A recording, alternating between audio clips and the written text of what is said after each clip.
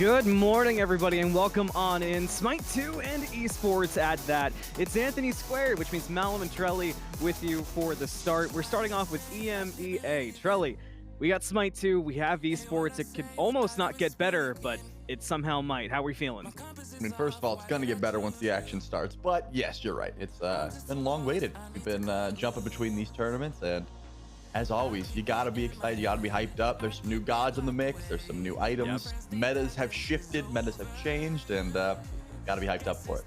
The metas aren't going to stop changing, and the shifting that you're talking about, it's kind of the thing that has me almost the most excited. The amount of new gods each time, the different feel of items too is kind of a big one for me. Like, we were just talking about the potential of seeing a combination of going big boy mode and then running forward as a pig, which was Piggo, yeah. I didn't know you're gonna. I wasn't gonna take that from you. I really appreciate that. You laying me up there. We might see it. I do have to give J-Mac the credit for that one. He did create the name, but if we see an actual strat where it happens, now he's fisted the air. Just furious. I'm at least giving J-Mac the credit. You gave it to me, and I'm gonna hand it back over to him. But yeah, if we see that create and a bunch of people are running big mode, pig mode, and if you've never seen that strat, trust me, you will. I don't know what to tell you, man, but I hope we do see it. Also, a lot of interesting changes. We've got the new relics. We've got Sundering Arc, which kind of fills, if you're familiar with SMITE 1, olden days of Hog existing, it kind of fills a similar void of that. But you've got to make your choice. Do you want to go Purification Beads? Do you want to go Combat Blink? Or are you more interested in Sundering Arc? So that'll be an interesting one. Plus, going back to the first Alpha Weekend tournament, we didn't see the invade meta that we were kind of all anticipating, but now with the addition of Sundering Arc, maybe that's a reason to bring it back. I can just imagine, like, Bacchus jumping over the wall, knocking you up to mess up your sundering your buff, and then just leaving while spam laughing. Like, that's the kind of things I expect. But something to remember. A desk smasher. Yeah, we've added Ares back into the mix, so not getting purification beads at the start can be rough. You have to balance accordingly and make sure you're using all bits of CC immunity to your strength, because Ares is also very strong. So things to consider. But I do hope that we see some Sundering Spear. And remember, at level 10, I believe, it does upgrade, and you can start stealing away objectives with it as well. So that could be pretty big deal as well. That might be the most terrifying thing. It feels like it's been so long since we've actually seen that be a component to a team fight. Yeah, especially at those objectives. And one thing that was really interesting in the very first Alpha Weekend tournament was, as the day was progressing, we saw more and more teams actually fighting over objectives early. Like, I don't think we saw an Ancient Fury be taken until it was starting to get dark outside. And then finally, everybody realized how valuable that objective was. And it was full on, oh, we've got to end, because we can just shut down structures. And you combine a relic that can take stuff away. It's a huge shift. Yeah, for sure. Because the mage burst is few and far between. Like, sure, you've got your cuckoo ults, things like that, but it's not going to be as easy to just walk up and confirm an objective, especially if you're able to just pressure out those mages. Putting it on a tank, so much easier, right? You're a tanky boy. You've got some movement. Something like Bacchus, like I already mentioned. Ymir can sort of get in, get out with the movement of his wall. So there's going to be a lot of exciting strats, and I can't pretend to know them all. The games that I've been playing, sometimes they're nice and competitive. Sometimes they're just one-ended stomps. It really just depends on what kind of lobby you're getting. Here, we got talent. We got talent in these tournaments. So it's going to be interesting to see what these teams cook up. You mentioned talent, and I think that's kind of the thing I'm the most excited about overall. We're starting with EMEA, and if you caught the first Alpha Weekend tournament, you remember Sack the Set running through and being dominant, but there's some potential for some shift-ups this weekend. Sack the Set still exists. You've got E-Chrome, I-Silenced, Gunter, April, and Deathwalker on Sack the Set. But one we were talking about a lot off air and kind of everybody's looking forward to now that we've seen it is the squad of the Rings. Yep, the Rings, we got the whole squad just looks so clean. Yep, you got the Deduin, Vaporish Coast, Kha'Zix, Angry, Adapting, and then, of course, they do have some subs just in case, but that's a nasty squad for sure. I mean, you already have some team synergy there. A lot of these guys have been around the scene for a while in SMITE 1. Coming into SMITE 2, I can't wait to see how they perform, and going to see Adapting on SMITE 2 is always a treat as far as I'm concerned, but that's definitely going to be a squad to watch out for as well. One thing that could be really interesting with the Rings is in the first one, we started to see a lot of Fenrir bans come through. Right. Adapting was definitely looking for the Fenrir, but we've got more jungle options now, which wasn't really as big of an issue in the very first Alpha Weekend tournament. So you can't really lock in and hard commit to a Fenrir ban because there's a lot of unknowns. You talked about the Ares over Hmm. for support, or we could even see that go solo or jungle. But Yep. Thanatos in the mix now, Sasano, the most recent addition as well, alongside Ares. There's a lot of routes you could go for jungle. And not to mention, Chalk was a sleeper jungler as well in the first tournament. Ended up being one of those like lights out picks when Loki and the Fenrir were gone. Chalk just ran shop. So I think there's going to be a lot of different options here. But it depends on what you've been practicing, number one, and what your team really needs. Are you trying to play for that hyper early? Are you trying to farm till late game? Only time will tell. Well, we've got our first bit of action around the corner, so let's head into picks and bans. We're gonna have Cat Gifts versus Spain without the Spanger team name. There will be some names you recognize from here, especially if you were just watching the Content Creator Cup over this past weekend. But already, I'm pumped because I want to see what characters get the prioritization of bans. Do you go with the newest picks, Trelly, or do you maybe consider just something in the jungle like a Thanatos? Well, that would be the question, and Cat Gifts will give us the answer. They're just going to take away on her. They don't want to worry about how much damage could come through, or they're trying to set up some sort of strat through duo lane. Either way, an interesting one. Spain without the S, though, they can counter back, and they're going to ban Soul. Wow, so it looks like ADCs Wow. are more so getting focused out here. That leaves open. I really like the idea of Ares. I think Hades is still incredibly strong. You mentioned the Thanatos, which could be the way they're trying to go. But Cat Gifts, I mean, they got the world on their shoulders, and it looks like they will go for the Ares. So just trying to get incredible amounts of damage and that CC. If you want to go Sunder, if you want to go Blink, you got to worry about Ares ult now. I like the call there of what Ares actually is bringing in terms of relic control, because you can't hard commit to going, oh, everybody just buy combat blink and we'll give the support sundering arc. Because if you do that, you're going to run into the problem of getting pulled by no escape and you're just dead. I mean, I've seen that happen in the few games that I've gotten to play as well, where it's just everyone's kind of forgetting what Ares does, it feels like. And you've also got control over the kind of ridiculous mobility that Sasano can bring as well, which is another unknown. Lots of unknowns this weekend. Yep. And Neath Chalk is going to be the answer here for Spain without the S. We already talked about Chalk's ability to jungle if you so choose. And of course, Neath, you can build her full strength, full crit, or you can just go that intelligence build and just absolutely blow you up with the combination of the weaves and the ultimate. You've got options there as well. So probably mid. That's where Neath tends to go in these tournaments, but can still flex over to the duo lane just fine. Cat Gifts, though, have two selections here. I think you got to try and grab your jungler in this slot just in case. Loki is always a good choice. Doesn't really have too bad of a matchup, especially when you have Ares to deal with Fenrir. You don't really have to worry about that Brutalize, which could be the call. But maybe you're just sitting on the Thanatos. You've been playing him a whole lot. Susano is still an option. Those are your junglers, your quintessential junglers that you would like to grab in this slot. But maybe they want a counter matchup as well. Cat Gift just sits back, says, we want to see what you go for. Maybe that Chalk's not going jungle. Maybe it does go towards the solo lane. And we're not going to lock anything in just yet. There's still certainly options. And you got to see where Cat Gift's head's at, besides looking at, Cat Gifts. Besides looking at Cat Gifts. Right. I pulled up Cat Gifts during the Content Creator Cup. At one point, I was like, I got to lock in. I need something to kind of up the vibe, and Right, it worked. It was that and Fluffy Cows. That was the main play. Were they gifts or just pictures of fluffy cows? I tried to find gifts. There wasn't enough options, so I ended up locking in on a couple pictures. There was one in particular. It was so smiley. Well, I mean, Looks if like we you, do if actually you have have a our, fluffy cow out there, please make gifts of them. Please. That's all I can tell you. More. I need more. Well, the lock-ins are actually in for Cat Gifts. We've got Thanatos and Hecate were the selections for Cat Gifts to go alongside the area. So you were right on it with Cat Gifts saying, all right, let's grab our jungler up. I was sort of on board, though. I was looking for Loki because in my mind, Loki is kind of being forgotten about, but he hasn't been negatively changed, and he's just not a shiny new toy. But he's still got the invis resets. He's so good. Yeah, I think that's the key. He's not the shiny new toy. You kind of forget about him. He goes invisible, so maybe they can't see him.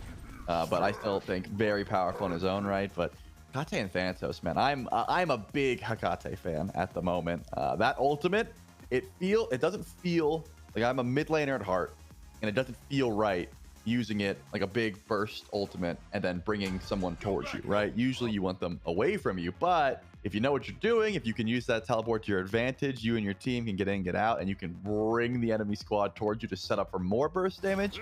It'd be ridiculous if you are, actually playing that character to its full form. And of course, Odin Zeus combo getting locked in there at the end. A tried and true for quite some time, for years among years, and it has not changed much over in Smite 2. It's as simple as it gets. Drop big circles on each other, you're going to get good results.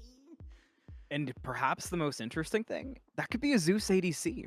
Kind of likely with Hecate and Thanatos, again, being locked in already for cat gifts in those 2 slots, which makes me feel like a Zeus ADC, which was one of the things that I was kind of looking for in the first alpha weekend. I was really looking for somebody to go all in on the Zeus ADC, grab crit, go crazy, and we didn't see it. Zeus was prioritized, but people like Paul were just playing it the way we're kind of more accustomed to seeing, which is just blow you up damage. Yeah, going intelligent Zeus, while it's strong and good, with quotes around those things, we want to see crits and we want to see attack speed, right? I want to see you stun people with your detonate and then one-shot them. I don't think that's probably going to be the play. You can always just play in the ADC role over in the hunter lane and then just, change it up, and you can just go intelligence anyways. Doesn't matter too much, especially when you have tanky boys in front of you, right? You got Ares, you got Odin. Zeus should be relatively safe in that backline until you see the Loki and the Ymir at the end of Spain without the S's draft. The wall gonna be a problem, the Loki gonna be a problem, and of course throw the Neath snipe in the mix. If you just send Loki on Zeus wherever he's hiding and then get a world weaver from across the map, that's one shot capable for sure. So Zeus is gonna have to watch that positioning, whatever role he is going to be taking here. It's not easy to keep Zeus alive, even with the extra movement speed. You gotta watch out when Thunderclap is down. You talked about movement speed just now with Zeus, and that brings me back to one of the selections for cat gifts. They've got Thanatos and Hecate. Thanatos and movement speed right now is just one of the most insane things you'll ever see. It is so fun to watch a Thanatos get rolling in the current state of Smite 2. It's so fun, and we haven't really gotten to see that from a competitive perspective. And I was going to bring up the same thing about Hecate Ultimate as well, as you had talked about, Charlie, where we haven't seen what it can do in a competitive setting. I mean, we've seen the fun stuff of, everybody just got brought into the fountain in arena and they're all dead now, but we haven't gotten to see it as let's reposition everybody from deep into mid lane to, surprise, now you're in Odin cage with Zeus on top of you, and you think you live that? Well, look in the sky, there's 1,000 movement speed Thanatos coming for you.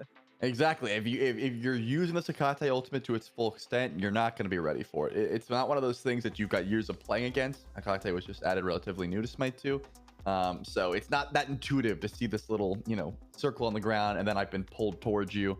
You're worried about the air results. You're not going to bead. You're not trying to use your movement, etc. So I think there is a lot of combo potential here for Team Cat Gifts. But same without the S. I mean, they've got just some simple abilities, right? Tried and true. Yeah, Shock Ult is just going to be, you can't really mess that up. Big AoE does a ton of damage. The silence is going to hurt. Ymir has so much viability, whether you want to go for a little bit of damage, if you want to go for some strength, or you just go full tank and just set up for the squad. And then you got double ADCs. Like, again, Neath usually does build full intelligence, but those auto attacks still do hurt. They're certain to the mix, and they are going for just, let's lock someone down, and then just shred them with auto attacks and move on to our next target. There's plenty of options for both of these squads. I just want to keep my eyes on the big shiny ultimates, though, because that seems to be what's going to be driving these team fights. Ultimates and maybe even objective secure. But let's stop waiting. Let's stop talking picks and bans. Let's head into game number 1. Smite 2 in game. Every time we go in game, Charlie, it feels just so... It feels surreal almost. But Malum, Charlie, Doug, with you in game, and Kernanos, spectator. We can see. No Air Doug at the moment. I kind of miss Air Doug. Air Doug is always a pleasure, but you're right. Oh, he's back. Let's go. He is so back. Just flying through the map. I want to take a look at the relic suggestion as well as the class passives that you can lock in right as you spawn in. That's something that can be quite important, of course. But it looks to me, I mean, you got 3 blinks on blue squad. You don't have to worry too much. On the other, you got 3 blinks as well. Like, there is no Sunder. That's only going to be on Blue Squad, but you know, I think Ares is going to have a bit of a field day being able to play around some of these ultimates. Already first blood coming out. A bit of a wild start to this game. And for Cat Gifts on that order side, it says good of a start as you could possibly hope for. And Lycane on the Ares already doing Ares things, already forcing out a blink from the Loki as well. We'll see how that works out. Dutch Whisperer rooted, and there's the combat blink for safety, but look who's here. It is the Thanatos, and the damage okay. Can Kami catch up to get more damage through for Kuda? Not quite, but still damage done in that duo, and Cat Gifts have established presence. Yeah, you have to respect the damage. With Thundering Spear and Ares Chains, like, you can easily find a kill at level 1, as just shown, and already getting off to a great start over in that solo lane. I mean, Seagull's going to have to watch his back, right? You're giving over first blood. That side of the map is going to be a threat, but already showing some presence over towards duo lane. I was wondering how the junglers were going to try and, you know, circle the map, how they wanted to go for their starts. And it seems like duo is where Blue Squad wants to put the majority of their pressure. And I think that's a smart call, especially when you have this Zeus. You're going to be able to clear very quickly. You're going to have plenty of damage if you can get online. Pair that with the Odin in lane, you don't have too much to worry about. Looked dangerous for a moment, but it does work out. Kind of across the map already. It feels like everyone's getting their footing. It's the first game of the day. You know, it is still an interesting experience and just different playing competitive with SMITE 2. You've got to lock it down, and being run down is Seagull by Lycane. This Ares solo is already proving to be problematic for Seagull, and it's tough to deal with too, especially when you combine it with what we saw the choice of aspect be. Barbarian for Ares. Not one I would have thought maybe going more Archmage, but I really like the idea of how Barbarians could flow. Oh yeah, I like Barbarians so much, and that's the thing. The auto attack, like, you expect Ares Chains to do a ton, but you don't expect to just get chunked by those auto attacks when you're weaving in the chains. That's probably where that first blood damage came in. A little bit of a scrap here. You can see Kuda shows up. Once he gets some damage, hits the Typhoon. Getting low and he falls down. Aim Blue gets the credit for that one. Massive to get a kill onto your Neath. And especially with the kind of damage that Aim Blue is going to be able to bring forward later in the game. More gold, the better, especially in this case. And perhaps more importantly, the rotations we're seeing from the junglers, you already got to keep in mind. We've seen them get aggressive. And there's a lot of stuff that makes you feel like you can. The addition of being able to blink through, which is still being held onto, actually, by Raze on that Loki. So worth keeping in mind there. But just the feel of Loki and Thanatos right now, it almost feels inviting to go and get hyper-aggressive.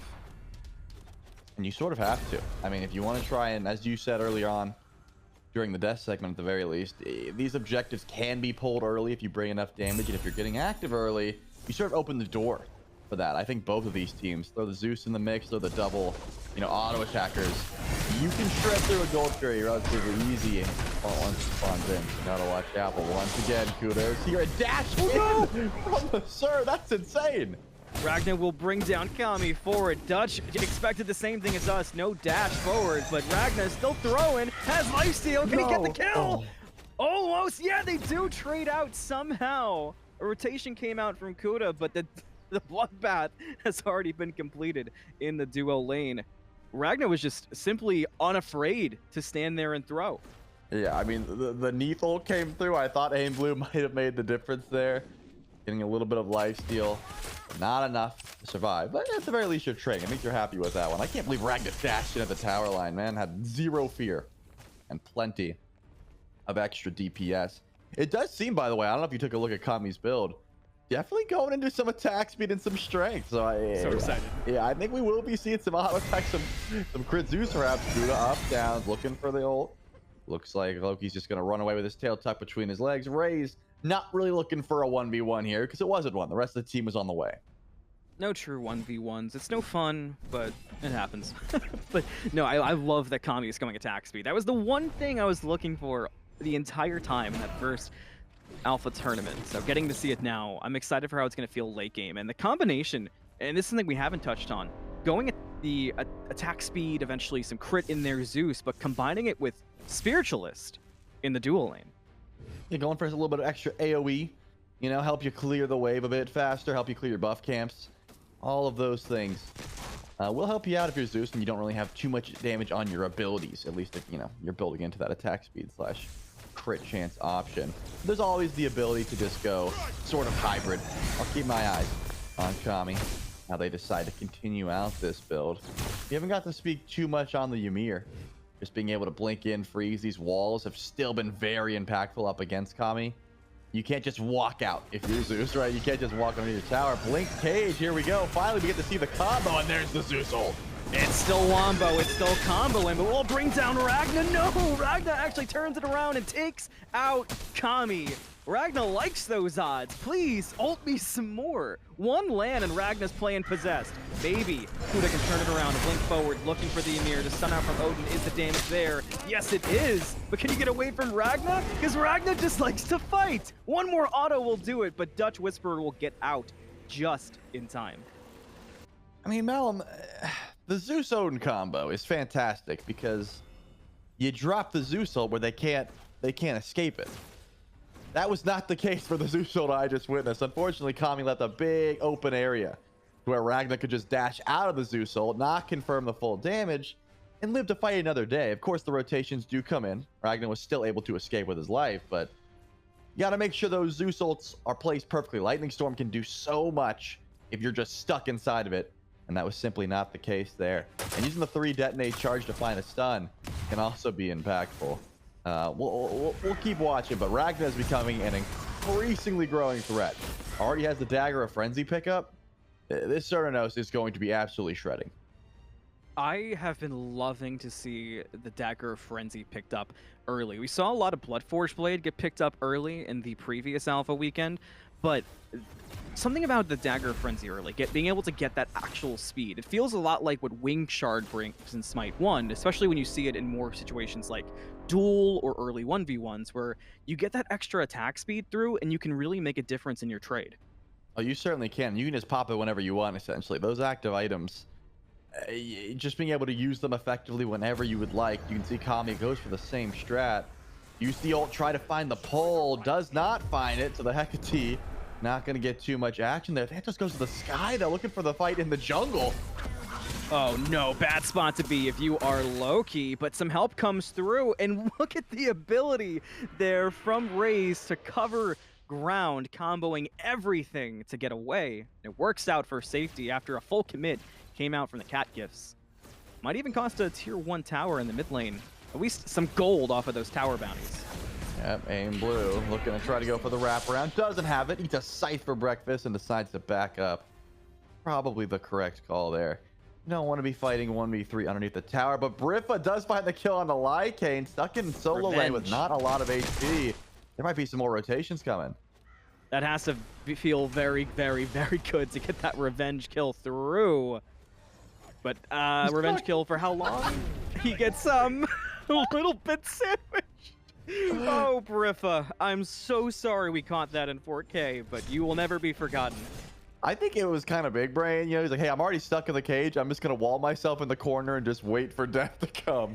That's a yeah. Look at this. That was a very Ymir Hero moment. They're pulling gold. They certainly are. And it's done. Aim Blue gets the credit for it. That's how quickly you're able to shred through a Gold Fury. Get that Dagger of Frenzy online. Doesn't matter. It's going to be an easy Gold Fury for Spain without the S. You know, talking about those active items, Bloodforged Blade picked up for Ragna right after that Dagger of Frenzy. So being ahead, going 2 actives, can only get you further ahead if you play it right. Unless you waste them, then it can get you further behind. Unless you accidentally pop them in base like I do sometimes, in which case, not going to work out. But I do like the pickups here, like we already said. Just shredding through objectives with that Dagger of Frenzy. And of course, Bloodforged Blade can help you tank some objectives, or just get you out of some sticky situations. That health shield can end up being very impactful. Look though, Seagull trying to get as tanky as possible. Looks like a little bit of scrap in mid lane. There's the Hecate. Oh wow! Blink rune! That damage was insane. Briffa's just having a tough time across the map. Yeah, this Ymir, you don't have as much movement as you would like. hi-rez finds the gank onto Lycane. At least picking up a little bit more action here. Just a gold lead, a slight gold lead, thanks to that Gold Fury that was picked up, even in kills. But Kuda goes to the sky, finds the ult onto Ragna. Damage online now for sure, and Ragna gonna pay. The double active item's not going to help out too much that time. You know, it's funny. I was just looking at Kuda, and I was gonna ask you about Tekokagi, the item selected for Kuda, and Yeah. I feel like it's such an underrated item. I feel like a lot of people are finally starting to see the value of getting movement speed on characters who can already flow well with it. But Right. Kuda is putting it to work now. Yeah, absolutely. It's been one of the best pickups you can get in the jungle as an ability damage dealer. A little bit of damage coming the way of Kami. A beautiful wall. Oh, here comes the rotation, though. It should be a dead Zeus. Just depends on who gets in raise. Picks that one up. Kami, just way too far forward, man. I mean, as a Zeus, you don't want to be going for tower, especially when your tier 1 is already down. There's nowhere to run to. And when you see the Ymir turning and going for the stun and doing a damage check, maybe not the greatest move when there could have been a Loki lurking, and lesson learned, hopefully, for Kami and for Cat Gifts. It's now a matter of kind of trying to get this game back. The gold is kept pretty even. I mean, it's been no more than 400 a swing either way through these first 12 minutes. Could swing now, though. Rippa brought back instantly into the ultimate raise will follow the another all the way through to bring him down. But now Kuda here, but gets stunned out and can't get the damage across. No way. Whisperer now trying to help out, but Thanatos to the sky on the landing. No execute gonna be there. He's got to back up. Is this rotation from Lycane, though, going to be too problematic? It is for 1. It is for 2. It might just be for 3. The fight falls apart for Spain without the Aswell. They're feeling all the pain from Lycane. He'll bring down another one. Kami will handle Briffa. An absolute disaster in the mid lane for Spain without the S. Wow, I mean, what a rotation. I really thought Kuda made a mistake by going in on that ultimate. It seemed like Ragna with the rotation could have been a problem. Raze could have been the target for that ultimate, but ends up just going for the tanks, playing it slow because the rotation in was massive for Cat Gifts. They had plenty of damage and health was on the way. I was worried about how Kami was going to be able to, you know, transition into late game here because of how rough of a start this Zeus had. Showing up right on time was exactly what the squad needed. Now, I think this put Cat Gifts into the first real lead we are seeing so far. I'm thinking, as far as I'm concerned, there's going to be a little more team fight presence for the rest of this game, because you can't be going for these 1v1s anymore. Don't get caught in the jungle. Don't get caught, you know, where you're just thinking there's a 1v1, like this, for example, like where Kami is right now. This is what you don't want to happen. The wall will bring him back. Now he's stuck, stunned out. Ragna on the way. Raze, excuse me, not far away either. Here's the commit, looking to bring down Kami. There is backup on the horizon, so the damage done from Kami might have been huge. There's a jump from Dutch Whisperer in the sky. On the landing, the execute hits on Briffa. The damage on Ragna, is it there? Yes, it is. Double kill for the Thana. Doesn't have to worry about the Neath ult. Now he goes big mode and runs down Raze. Does he pick the right side? Yes, but Raze a bit too fast. Oh, Scythe off the mark. You gotta love popping that avatar when you're trying to pop off, and that's exactly what happens. But Kuda could not chase down. Gold Fury has spawned in here. The squad on it immediately, but same with FPS. They're nearby. Aim Blue wants to go in for the steal, but Lycane's behind you. You have to respect the Ares, the damage too much, the ult to bring you back. You get pulled, you get gone. You get gold if you are Cat Gifts, but they did take some time away. There's a chance here. This Spain without the S can be quick enough. Gonna be close. Raze nearby. Does have time for the steal, but it goes to Cat Gifts with Kuda securing that final hit. Now it's just a chance for Briffa and Raze to get away, but can you do it? Look at the damage coming out from the Ares. That's the problem with Ares right now. Oh. Hold him in. Lycane didn't want to be there. Wanted to be back with his squad. Doesn't seem like there's any more kills to pick up.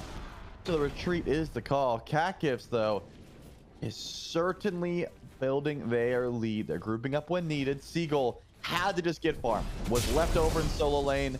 Didn't really have another option, because when you're this far behind, you gotta just try and farm up. I think that was the correct play. Give up the Gold Fury.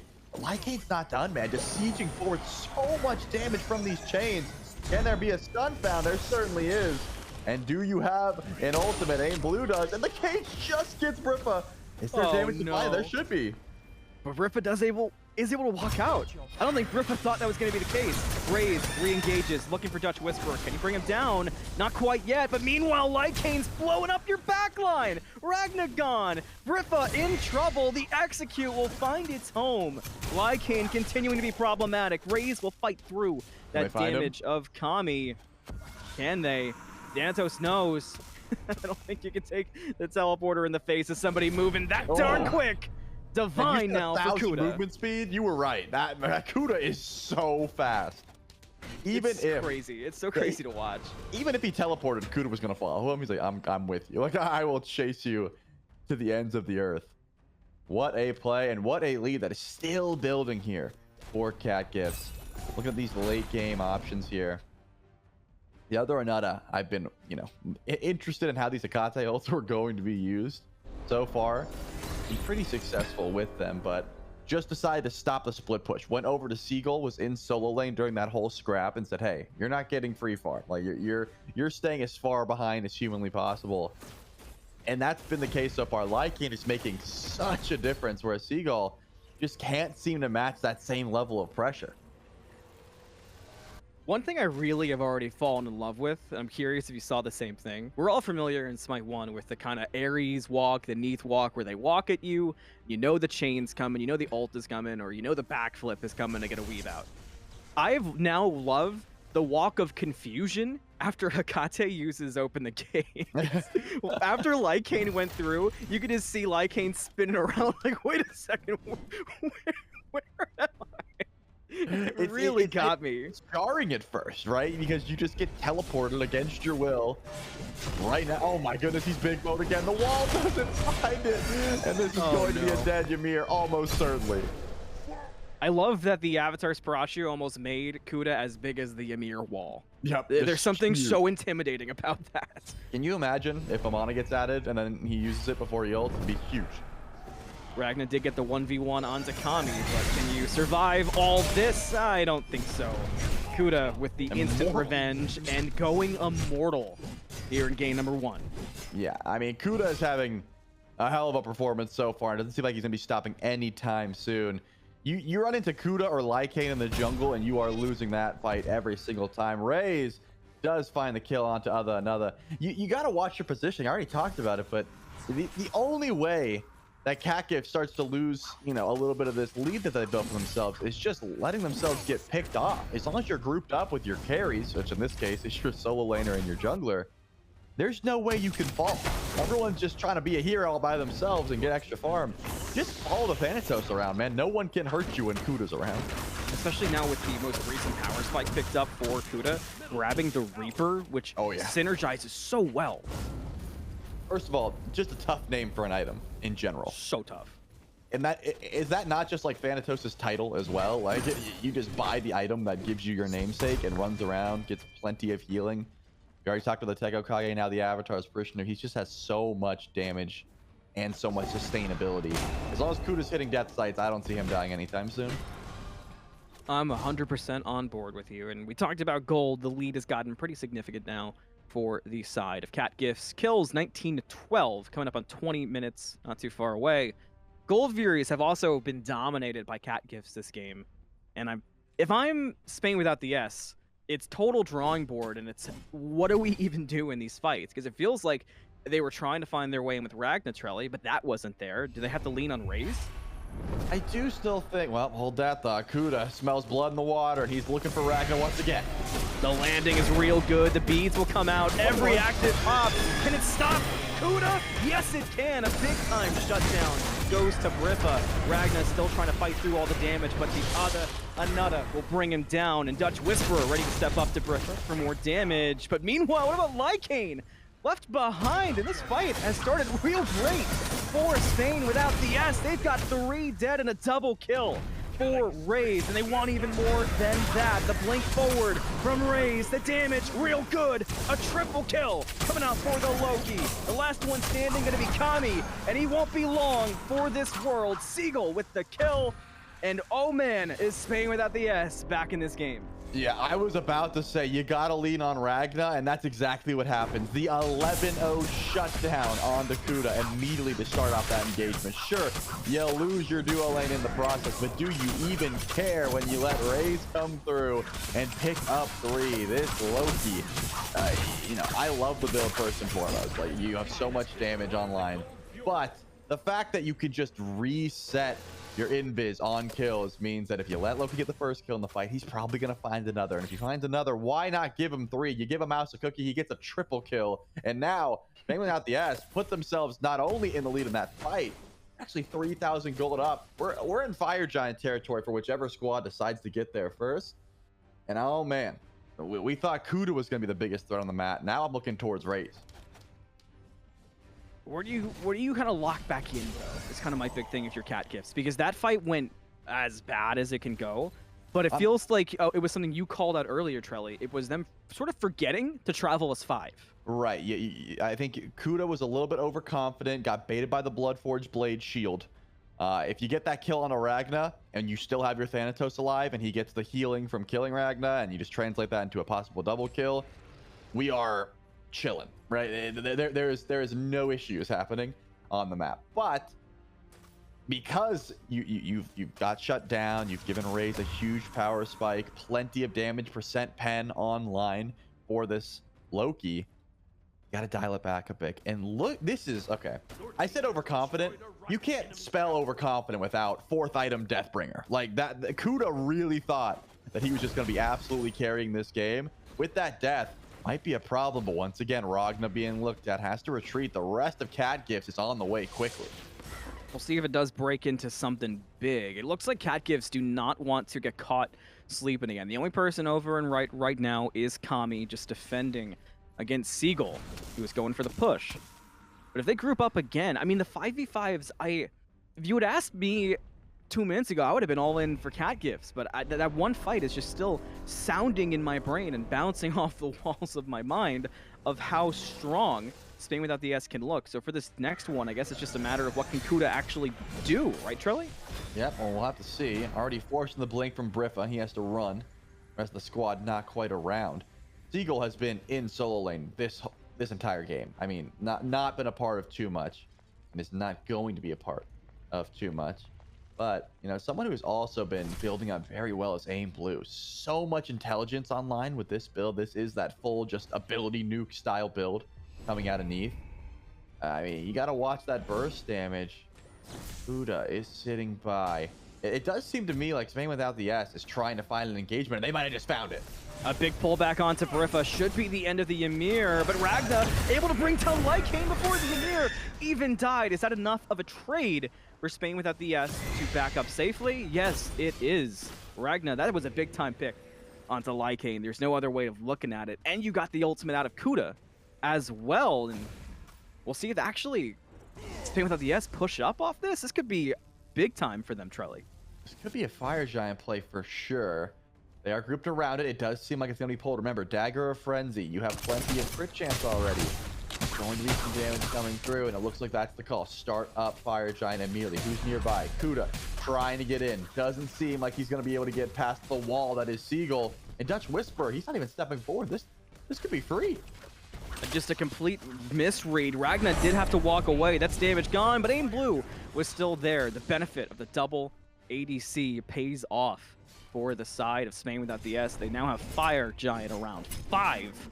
And Cat Gifts, they're probably still scratching their heads saying what went wrong. And the more they're doing it, the more the game's getting out of hand. I mean, the gold has gone up to 6K and growing for the side of Spain without the S. Like Cat Gifts, they're now in dire straits all of a sudden. Yeah, it seemed to me like the call was, let's just go on farm. I mean, Kami was level 17 there, was close enough to where you could have tried to contest Fire Giant, but you'd rather just get a little bit more itemization online. With Musashi's dual swords finished up, there will be some good damage coming from Kami, but I don't think enough to really want a war and stepping forward. When you look at your opposition, when you look at what Ragna's been able to do, when you look at how much damage Aim Blue has online, I can see why the call is, okay, let's retreat and let's just defend our, last tier 2s and possibly even the Phoenixes. As you saw, that was the 3rd Gold Fury killed by Spain without the S. So Ancient Fury will be coming next time. Tommy's pretty far up here. Lycane's on the other side of the map. I don't think you... Was he lost? Later. Enemy missing. Was there a Kami there? Did he know? I'm just... that was crazy. We have the benefit of the bird's eye view. So we know you're surrounded by 4 right now. But your Ares is in right lane. Just hide under Phoenix, man. Fire Giant's down. No reason to step forward. No escape. Will grab 2. Gonna get pulled back. They will both be able to get away. Oh, so the S can continue to push. I like the call here, Trelly, but can you actually push in and make a play off of it? Ragnar's got to be the one to watch. Yeah, that was the benefit there. Getting that Ares out, Ares ult out early. Briffa says, group up. I've got the squad purification. You don't have to get pulled, active item down, but you get to hold on to your CC immunity and now begin the siege. Like jumping forward is the call, and there's the case. I love the big time blink there coming out from Seagull, and that's opened the gates for Spain without the S to pour through. They get the Phoenix, they get a pick on the other Anuda, and now it's not gonna stop, but Kami actually with a big time pick onto Raze. That is not what you wanted if you were that Chaos team. You kind of needed to keep everybody up as you fell back because the initial fight was so good, but we're still fighting. Lycane stuck in the wall and gone. Ragnar will lock down a killing spree, but perhaps even more important, buys time to continue the siege. Yeah, you gotta watch out. Whenever Briffa's nearby, man, you get walled off so effortlessly. And yeah, why not siege forward? You got the 1-man advantage for at least a little bit longer. You have plenty of time. Grab the bird, get out. Should be the play here. Not Dagger Frenzy to go a bit slower, but you still get the bird nonetheless. 2 Phoenixes down and a retreat call for Spain without the S. And, you know, that's about as good as a Fire Giant, a first Fire Giant that you can have, right? 2 Phoenixes down. Fantastic. Retreat. Spend some of that gold that you just picked up. Or grab the last tier 2. You have a bit of freedom here. A little bit scary that Lycane and another are back on the map, though. You don't really have that 1-man advantage. If anything, you're a man down because Raze is still coming out of base. There's the tier 2 gone. 1 Phoenix will be left standing for Cat Gifts. I've been wanting to ask you, Trelly, with Kami being somebody we were looking at in picks and bans on that Zeus, running the ADC build as the sort of go-to point for damage inside of Cat Gifts. Clearly, so far, it hasn't been awful, but it has not been the case of being that hyper carry we're looking for. The build's almost completed. Is there a saving grace in that build that's coming online? The Kin's Blade was just done not too long ago, or is just kind of, is the Zeus ADC what you're getting now? I mean, I think it's more of a positioning issue as opposed to a build issue. Like, Kami has been able to do some great damage when given the opportunity. When there's a tank in front of him, when there's CC coming through and he's able to get those auto attacks off. But when you find yourself out of position, too far up in the fight, when you're getting caught out by walls and things of that nature, it's very difficult to free cast as a Zeus. So I think there is still plenty of damage to be had with the Zeus ADC. It's just, is Kami going to find the opening to do so? I mean, Dutch Whisper, I think, has been playing fantastic on this Odin. These cages have been on point.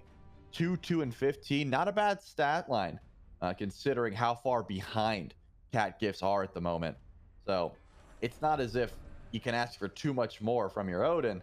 I always want Lycane to get a little bit more tanky. That might be the big difference maker for me. This Ares cannot really perform the same way.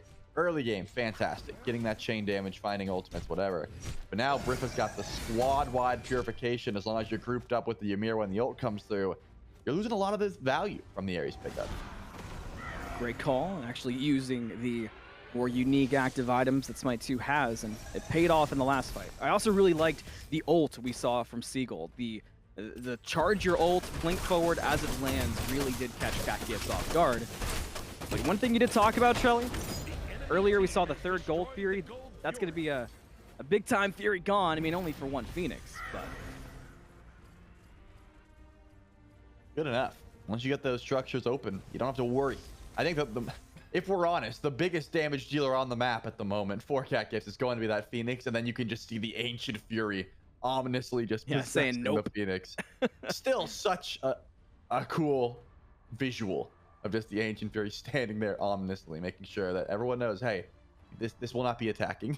You are locked up. So should be able to walk up and take the last bird relatively easily, but Fire Giant is still available. EFG gonna be touching down here any second now.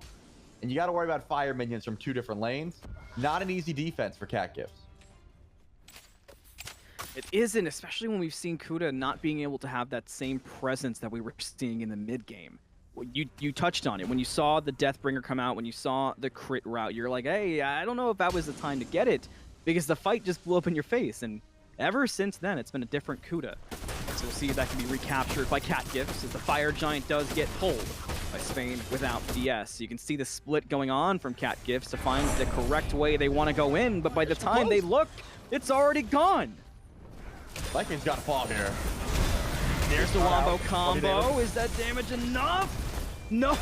Ragna turns it around. We saw that earlier, but history repeats, and it's a double kill for the Kern. Raze has the back two. Triple now for Kernanos. They all get run away. It's a triple and a double. A deicide, and should be a game for Spain without the S. That Fire Giant call was a great call, but the fight was nearly perfect. And that's what I'm talking about, Mal. You either defend the Fire Giant or you defend your base. I do not understand. What's the point of being so close to EFG as it falls if you weren't going to contest it, right? You'd much rather be underneath your Titan. You'd much rather be under the safety of your Phoenixes. Sure, they don't work, but you feel a little bit safer. Doing the little half commit to an EFG is just a recipe for disaster. Unfortunately for Cat Gifts, because they played a heck of an early game, but when it comes down to these games in SMITE 2, you got to have those ADCs pumping out damage like Ragna. And of course, shouts out to Raze. Getting to the backline consistently on this Loki. I mean, could be a threat. Could be something to consider taking away for yourself or just banning in game number 2. You read that game from the very beginning in picks and bans. You said this double ADC choice, going the Neath, going the Kern, is going to matter so much at these objectives. And you even pondered the question of how much is that wombo combo going to come into play when you've got stuff to just maneuver around it. And all those things came to fruition. And somehow each time a new thing happened, it felt like it got progressively worse for Cat Gifts. And it all, the Deathbringer isn't the fault. That's not the reason. But you can use that item purchase as the turning point of the game, it feels like. Right. When you're 11-0 as Thanatos, I think buying a huge power spike like that can work out in your favor. You get some lucky crits, you get some more one-shots. But as you're working on it, when you get shut down, and then you give Ragna like so much extra gold, Raze gets a triple kill in that fight. Now you almost have a useless item in your build if you're not getting that double crit chance, and you've given so much gold over the enemy team. And that did start a snowball effect. But Kuda played fantastically. Like, the rest of his team was behind, and he was still keeping his team ahead just by nature of snowball. So I'm not going to fault the Thanatos for trying to snowball the game. Definitely not. But ultimately, game 1 does go to Spain without the S. We'll be right back here on SMITE Gaming with more of the Alpha Weekend Tournament. Don't go anywhere.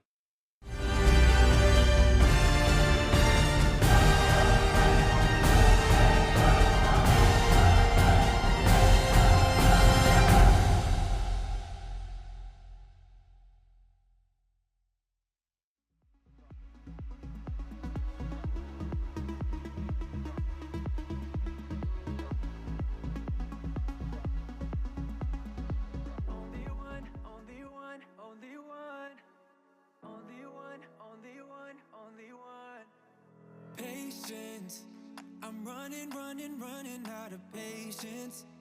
There's gotta be somebody who can save me. Gotta be someone who feels the same. Cause I've been all by myself, got nobody else to help ease my mind. I feel so lonely, so goddamn lonely. Can't be the only one. No, I can't be the only one, only one, only one. Only one, only one, only one. I can't be the only one, only one, only one. Only one, only one, only one. Only one, only one, only one. Only one, only one, only one. I can't be the only one, only one, only one.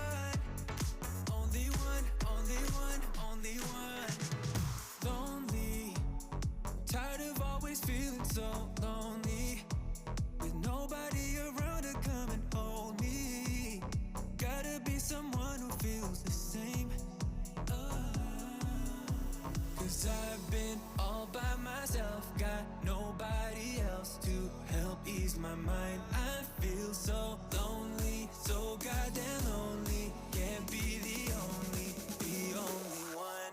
No, I can't be the only one, only one, only one. Only one, only one, only one. I can't be the only one, only one, only one. Only one, only one, only one. Only one, only one, only one. Only one, only one, only one. I can't be the only one, only one, only one. Only one, only one, only one. 'Cause I've been all by myself, got nobody else to help ease my mind. I feel so lonely, so goddamn lonely. Can't be the only one. No, I can't be the only one, only one, only one. Only one, only one, only one. I can't be the only one, only one, only one. Only one, only one, only one. Only one, only one, only one. Only one, only one, only one. I can't be the only one, only one, only one. Only one, only one, only one.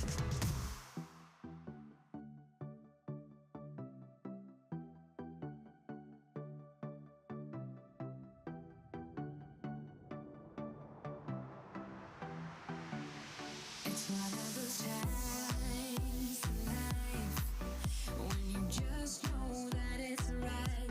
It's one in a lifetime. For the first time in my life, I'm right on the edge now. I'm looking down. No matter how hard I try, can't see the ground. I'm on the edge now, taking the lead, taking a chance. 'Cause all I need from you, my angels, to catch me when I fall for you. All I need from you, my angels, to listen to your heart. 'Cause all I need from you, my angels, to catch me when I fall for you. All I need from you, my angels, to listen to your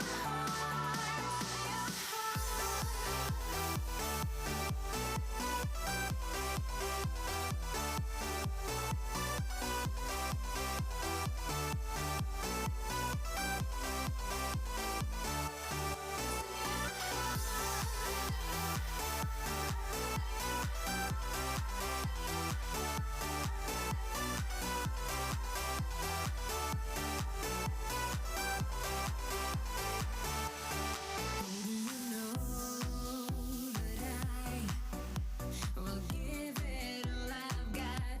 I'm losing control tonight, but I hope you'll do us right.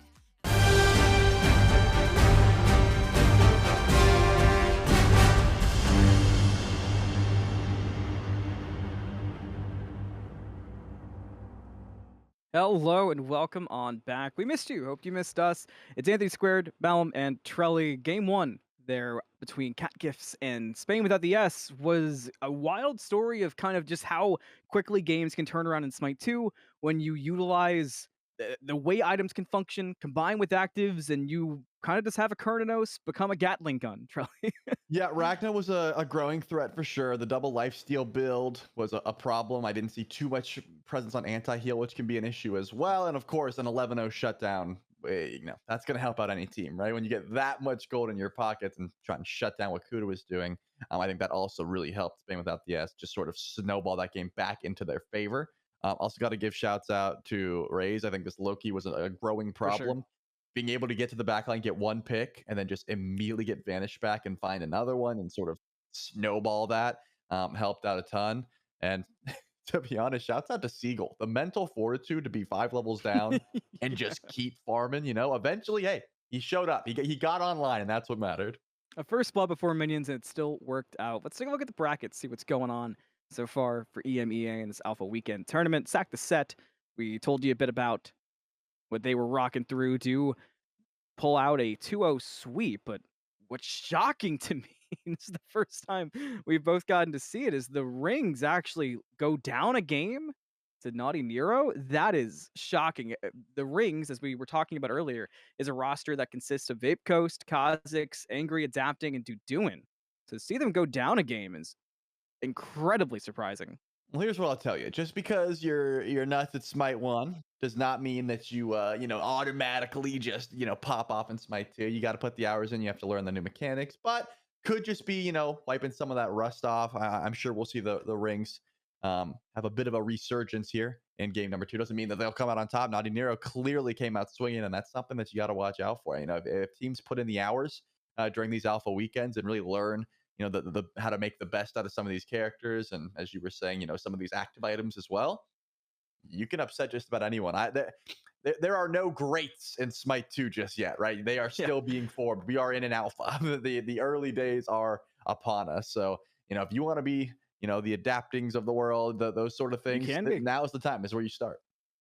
That was something I was talking about a little bit, sort of just between all of us earlier on this morning, where I was looking at the NA rosters, which we'll see later today, and I was saying, these are teams that I could really see pulling off a Cinderella story, a bit of a dark horse. But even then, it's like you said, is it truly that? Because in Smite 2, it is different, and those names could play a bit differently. But time for picks and bans. Game number 2 here between Spain Without the S and Cat Gifts. In game 1, I think a problem that reared early was there was a focus on ADCs in the 2 ban slots, but it didn't really help any.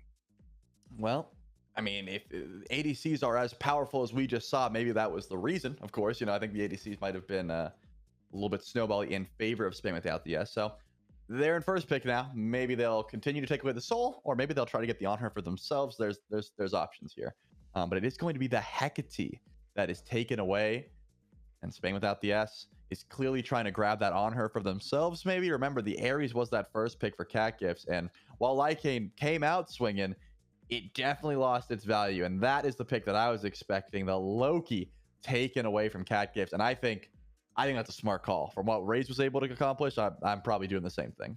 It is really, really smart to get rid of it. Raze, it felt like there was a flow. You see Loki's kind of get into a flow state in Smite 2 where they're really locking in on getting their invis reset, they're diving a backline a certain way, they're able to combo things like Combat Blink to just be untouchable. And Raze certainly got to that point. But Spain Without the S, you talked about Seagull and the mental fortitude, and we touched a little bit on... Sure did. We touched a little bit on how, at the end of the game, Seagull was able to make some really good plays that set up Spain Without the S. So we're running back the chalk full confidence for Spain Without the S, and I'm kind of with it. I mean, it does show a level of confidence when you can, like I said, be 5 levels down, completely ignore your team and just solo farm, and then show up and make it happen late game. And they said, hey, we want that again. We want that first pick, and they certainly do. But the pick that Cat Gifts were so worried about last time, the On Her does get through, so they're able to pick that one up on top of the CERN. So they said, Ragna, you're not getting your hands on this, and we're grabbing On Her. How do you counter? I wouldn't mind Aim Blue taking the Neath again. Athena is going to be the option. Honestly, in my opinion, one of the best junglers in the game currently. If you get crit strength Athena online, it can be disgusting. But they don't care what I think. They're going to swap that one to Soul, another pick that was taken away in game number 1. So might as well get your ADCs, and they do just that. Grab the Neath, grab the Soul. You got your auto attackers online. Neath usually flexes more towards that mage style role with the strength / intelligence builds. But either way, you're going to be able to shred through objectives. No problem there. Looks like Cat Gifts were like, hey, we like that idea. Let's grab the Athena. That looked cool when they hovered that. Did you guys think about that?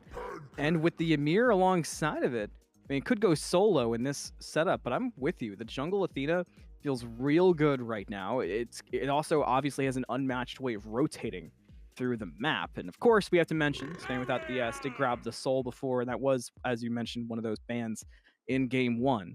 So the double ADCs proving to be something that's already coming to the forefront of the second Alpha Weekend tournament. But hey, chills. One of those 2 new gods, Sasano, getting locked in for Spain Without the S. And the Cadgas have already committed to two very tanky characters in Athena and Ymir, so they could go Ares for the cripple, This but shall be a day they will long not. They will go remembered. Bologna instead. Okay, so it's going to be either Athena or Ymir jungle. Both are completely viable in their own way, and I wouldn't be mad at either. Prefer the Athena just because that global presence can be a lot more effective in a jungle and a full damage roll, but either one works just fine. Bacchus and Chalk as the engage here for Spain without the S. I mean, I love Bacchus right now. I think there's a lot of different ways you can build him. You can go a little bit of intelligence, make your ult and your burp do effectively. You can get a little bit of strength, make the belly flop do a little bit more. But early pressure, remember, we saw like pre-minion spawn first blood in game number 1. Bacchus and Soul as a lane can certainly find that as well. But if you're comboing either Ymir and on her, or Cern, or Athena and on her, or Cern, like there's a couple different ways that duo lane could pan out. You've got the tools to try and fight back. So I want to watch duo lane at level 1, level 2. Because remember, in game number 1, we saw Kuda head over there like right away, right at level 2. Junglers could be putting their pressure over towards duo as well.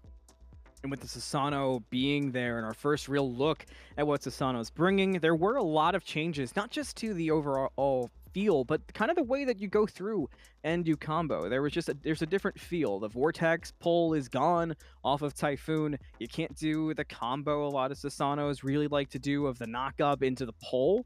So there's a different way of playing Susano that I wonder if we'll impact those early rotations. Because when you go through, if you're comfortable doing a certain style and min-maxing certain parts of your kit, and you get there and it's different, it's sort of a toss-up for me on if it'll actually work out, and maybe Cat Gifts can take advantage of that. It's certainly possible. Anything that I've learned from Spain without the S is that they're okay with fighting early game, but they're probably more so leaning towards that late. They always are confident yet, chill about it. They're not gonna freak out. Ragnar just like standing his ground, even if he's a little bit behind over in lane. For often than not, he was ahead over in that lane, but still taking on pressure from Kuda, taking on pressure from, so like the Blink Odin cages, things like that, still was hanging in there. So late game on the mind of Spain without the S, whereas Cat Gifts, they've got the double ADC, they've got the Cern, they've got the on her, they've got double Guardian, so plenty of CC. I don't think they're mad about waiting till late game either, right? Their comp is only getting better with time. It's like a fine wine. And I think both of these teams, they're going to come out swinging, but you're not going to be sweating, like worried about how far you're getting behind when you can just, play it slow, look around the Gold Fury, ward up, and just try and get your carries items online. One thing too that's kind of drawing my brain, and one thing I'm trying to kind of think about how it's going to work out, is everything in Smite 2 sort of pushes you towards playing a little bit more aggressive and being able to make more aggressive types of plays. But as you've mentioned, both teams have compositions and seemingly strategies where they can take their time and they can play that EMEA style we're all so accustomed to, and you hear all the memes about they play slow and they play for late game and the kills are low, the objectives are high. So when those two things clash, I'm really wondering what's actually going to pull through at the advantage. And one thing that was the turning point for Spain without the S was the double ADC. That's now been matched. So I don't know. It's hard to really... It's one of those things where the more I try to complicate it, the more I realize maybe I should just think about it simple. I don't know. It's messy for me, Trelly. It's messy. It is a bit messy, but I can try and simple it for you a bit. Yeah, and save me. the save my brain. Yeah, I want to lock in on the Athena because I said already the Athena jungle, disgusting. If you're not playing into it correctly, there is a way to deal with Athena, and it's quite simple. Just fight where she's at. Her global ult means nothing if you are where she wants to be, right? If you just shut down that global presence and say, if we see Athena, we fight, she loses a ton of that value. If you let yourself get split up, Athena can just run rampant. Don't let her run rampant. That's the call. But let's get in game and see if she can run rampant or if it goes a different route. Game number 2. Hey, it's Dougie. I missed the crab. I really like the crab. Boy. I got so excited when I saw it. It threw off my whole brain. Malum, Trelly, Doug with you. Spain without the S and Cat Gifts. Spain without the S took game number 1. There's one there too. Yep, I showed him last night on stream. I love this guy. The mid lane one's the one I always find. You know about any other ones, Doug? Or is it just those two? I've only found those two. Okay, he said no. I like the nod, yeah. I feel so dumb now. Like, one of the first things I did in Spectator was fly around the map and look for the little Easter eggs. Yeah, I mean, saw that, goated, of course. I spent some time cosplaying as the Gold Fury.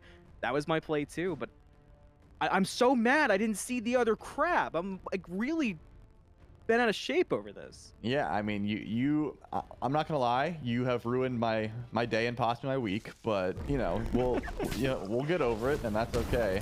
Just gotta keep your eyes open, man. There's Easter eggs all over. We need some frogs. I would love that as well. We know there's mushrooms. You can spawn them. You can be pigs with your Xerxes. So there's options. There's plenty of animals in SMITE 2. It's like a whole petting zoo. Yeah, for sure. Anyway, game at hand. There was trouble for Dutch Whisperer from the beginning. Did get poked out. Saw very early first blood in game number 1. It fell onto Seagull with Lycane really running aggressive early. Speaking of Lycane, that Ymir is the one hanging out in solo. It's actually Athena's support and Kuda bringing the Bellona to jungle. So a bit off kilter what we were expecting. A little bit, but hey, you always have different play styles, different build styles that can open up here in SMITE 2. Every character, you can use the most of them elsewhere. It does mean, of course, that Dutch Whisperer is going to be confined to that duo lane till level 5, but shouldn't be too big of an issue. Once you get access to that global presence, you'll be chilling. I do like the idea of the on her mid. I want to see how other Anata decides to build, whether it's like just your typical auto attack, dagger, frenzy rush, or if we're going to see more just like full strength builds to try and get that ultimate to one shot. There's options there as well. I do enjoy just seeing the SMITE 2 on her ult absolutely popping up. And Blue will not let that gold cash go, defending it. Pillar. And he finds the wiggle room. They can't get it. Oh my goodness. I would be so tilted if I was, yeah, I was waiting for the impale. Still can't do it. Aim Blue's willing to in for this, and I respect it and I support it. Yeah, I mean, it goes down. At that point, like, Kuda could have taken the auto and they would have been able to grab it. Take a look at the relic situation, though. Never mind. Take a look at the first blood. Life. Take my gold cash, we take your first blood. Straight up paying for it. Lycane will also repeat history and find the first kill of the solo lane of Solo Bolo over Seagull. So 2 kills for Cat Gifts. But remember, in game 1, they also popped off in the early game, and things got rough the later and later we got. So I'm sure they're looking to fix that here in game number 2 in this best of 3. I mean, name something more iconic than Seagull and just getting soloed and still being fine. Like, I'm sure that's on the mind of Spain with FES, but you definitely didn't want to lose Aim Blue. And I was going to bring up the fact that you got some mobility and those relics. Kuda has the blink, and that's exactly what happens. Immediately just blinks underneath that tier 1 tower and punishes Aim Blue for taking too much damage trying to defend the gold cache. But I do respect it. We do see a little bit of action here. Looks like some damage coming, and Dutch Whisperer falls down. Ragna gets the credit for that one. Kami just has to sit there and watch as the support was taken away from him brutally. Those ganks can be impactful. That's the other thing. You get free wards here. So you only get one little angle that you're going to be watching from. If you don't, I think it actually gives you like a false sense of security. If you use your ward on like one of these patches of grass, you think you're invincible, and you're really not. Seagull almost dead. Did get ganked out by the on her over there. So pressured out, but survives this one. So massive for Seagull. And one thing that was interesting in that team fight, in that gank, was Briffa used Sundering Arc offensively. So cool to see that relic actually get some play. I was going to point out too, the supports were not the ones to lock in on Sundering Arc. It's actually the support Briffa for Spain without an S, but Lycane went it over in solo, and it's interesting to ponder how much it's been affecting the farm situation for Seagull. I mean, you see that Lycane can hang out in the blue buff and look to take a fight. 2-man stun does set up Kuda there for backup, but Lycane's gonna pay for even considering that 2-man stun and gone instantly. Now the chase on to Kuda, the Typhoon with a knock up. The auto is gonna be there. Aim Blue finds the other one. It looked cool as a setup. The execution, not as cool. Yeah, I don't think Lycane expected the rotation in, and that's Sunder. Yeah, Lycane's been going to. He went to in game number 1. Sunder, Ares Chains, First Blood. I assume something similar happened in this game. Wasn't First Blood, but Seagull fell down. Not expecting that much damage. And it's gonna slow down your early game just a wee bit. Wow, first item, Sunream Bow there for Kuda. Help out a bit. I do love the idea of just getting, as much attack speed online early on Bellona jungle as possible, but not usually the start. I think even with a character like Bellona, like Tekko Kage rather, can still be a fantastic start. Oh, Raze, does he have the jukes? He does. Just barely makes it away from the Desert Fury. Man, the other thing, this on her has been Mr. Worldwide. Like, the other Anutta just rotates all over. Everywhere. And you talked about the ultimate earlier of other Anutta and what could be pulled off from it. And it does, on her ultimate, feels, I mean, obviously it's different. I really like it in Smite too, but it feels different to use. It brings a different dynamic to how you play out a fight with it. So we'll see if that continues to be the case. Sundering Arc used there from Briffa, looking for the stun. The dash from Dutch Whisperer, good, but you forgot your ADC. A bit behind, but Cern's still alive. Supernova committed, but they all miss, thankfully, for Ragna. The auto hits, so we don't get to bash on it too harshly. I mean, I'm gonna bash on it. You got 8 shots. You missed all of them? I mean, you didn't need the auto hit? Yeah. You're telling me you could have just used the auto attack? I mean, it works out. If I wanted anyone to get fed on this team, it would be Ragna, considering the performance we just saw. Oh, look at that impale, though. You saw a little bit of a dive attempt from Raze, immediately just shoved into a locker by other Anutta. You got to watch out. Without that CC immunity, Raze obviously didn't start the beats as the blink. You do have to respect how much CC on her can provide, and other Anutta lives to see another day. Items-wise, we talked a lot about items in the previous game that might have to hang on for a second. Lycane, the shield, enough to survive. Dutch Whisperer, the hero. Those changes to Defender of Olympus, big time, but unfortunately was already gone by the time that Raze arrived with the Typhoon. So after all that chaos, anyway, I was just going to say the Reaper on Ragna was pretty interesting, but, egg on my face. I mean, lifesteal is lifesteal. That's what I've learned. And no one seems to be valuing anti-heal, or at least not realizing how much the healing has been impacted. So I don't mind it one bit, especially on a pickup like Soul. Like, you're going to have so much healing in kit as long as you're able to get your auto attacks off. So why not continue to just farm as much as possible? 2 Bloodforged Blades picked up on the side of Cat Gift. So extra shielding. And of course, that ever so impactful healing that we've already been discussing is going to be available. But same with the S. After, I'm not going to say getting stuffed early, but definitely had some, some step ups early. Continues to push their lead. I love the aggression, especially, shouts out to Lycane, man. He said this solo lane will not be, it will not be a weak lane. It will not be a boring lane while I am here. I'm going to W key Seagull. And he continues it. Here goes the game. The stun, the blink rune is the response. Whoa. The wall will catch. Seagull not out of dodge quite. Yeah, the Sunder committed from Lycane, but there's just no kill to be had. There was actually a kill over in mid. The other Anutta did go down. Will cost Seagull their blue buff. So Spain without the S, not getting away from these situations for free, but also not as bad as it might be. I'm with you though, Trelly. The W key from Lycane needs to continue, if anything. It's been exciting, but hey, Spain without the S, they continue to have that map awareness early on. They pull the gold, they get it for free. And that's what happened last time too. Even when Spain without the S was behind, they were pulling the gold Fury unknowingly, just because of how quickly they're able to burn through it. And you think of solo lane as the traditional, like, oh, this lane's going to be boring, there's not going to be any fighting, no action. Not the case. Lycane has just been W keying with that Triton's Conch start, which is traditionally more of a team item, right? It gives strength and intelligence to your squad when they're around you. He said, I'm gonna use it for myself. I'm going to use it to go in and just scrap with Seagull. Mirrors the same build, yes. Other Anutta has to watch out. Does find the stun. The Intoxicate, not enough damage. The impale was real good, but you gotta get it. Oh, that hurts. I'm sure Other was like, wait guys, I hit a great impale, follow up, but now the blink forward from Raze has to turn right around and get out of dodge. There's too much damage in response. The stun coming out from Kuda. The knockup is there. The Typhoon sets up Bane Blue to get the kill. So a chaotic one in mid. What a timing! Oh man, the timing on the defender of Olympus was perfect to save from that Neath ultimate. And now it sets up Cat Gives to take the fight, and Kami will bring down Briffa under the tower.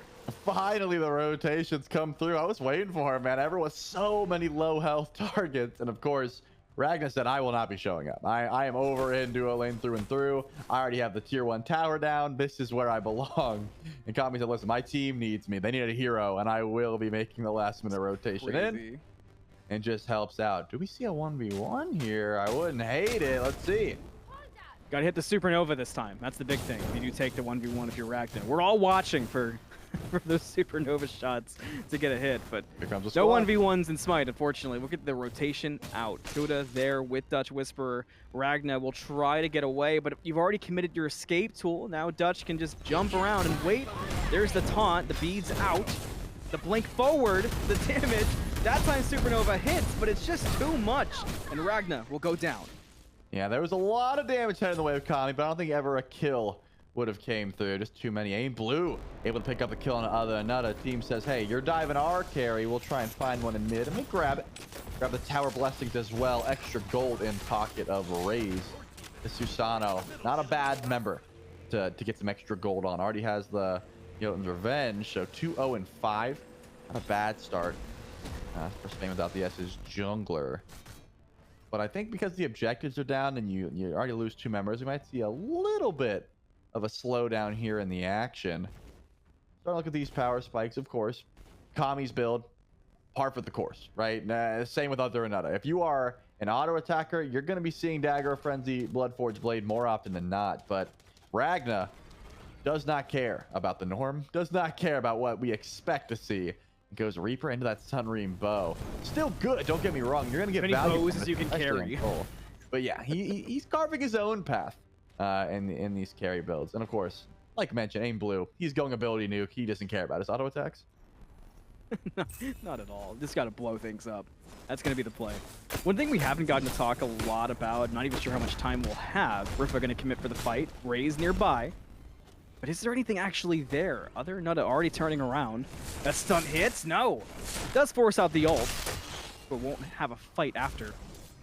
I was looking for Barbarian, or even I tried Archmage on Susano, and that felt okay for the Susano, but instead Spiritualist. Is there a world where Barbarian could have been a better play? I mean, we haven't seen much of the actual jungle farm, but I think it's just, yeah, damage v jungle farm. What do you value more? And Smite 1, I think speed of jungle clear is so impactful and so important. Smite 2, the map's bigger. You think that speed of clear is more impactful. You think there's going to be some action happening, and there certainly is. Raze needs some help, though. 1v3 has to retreat.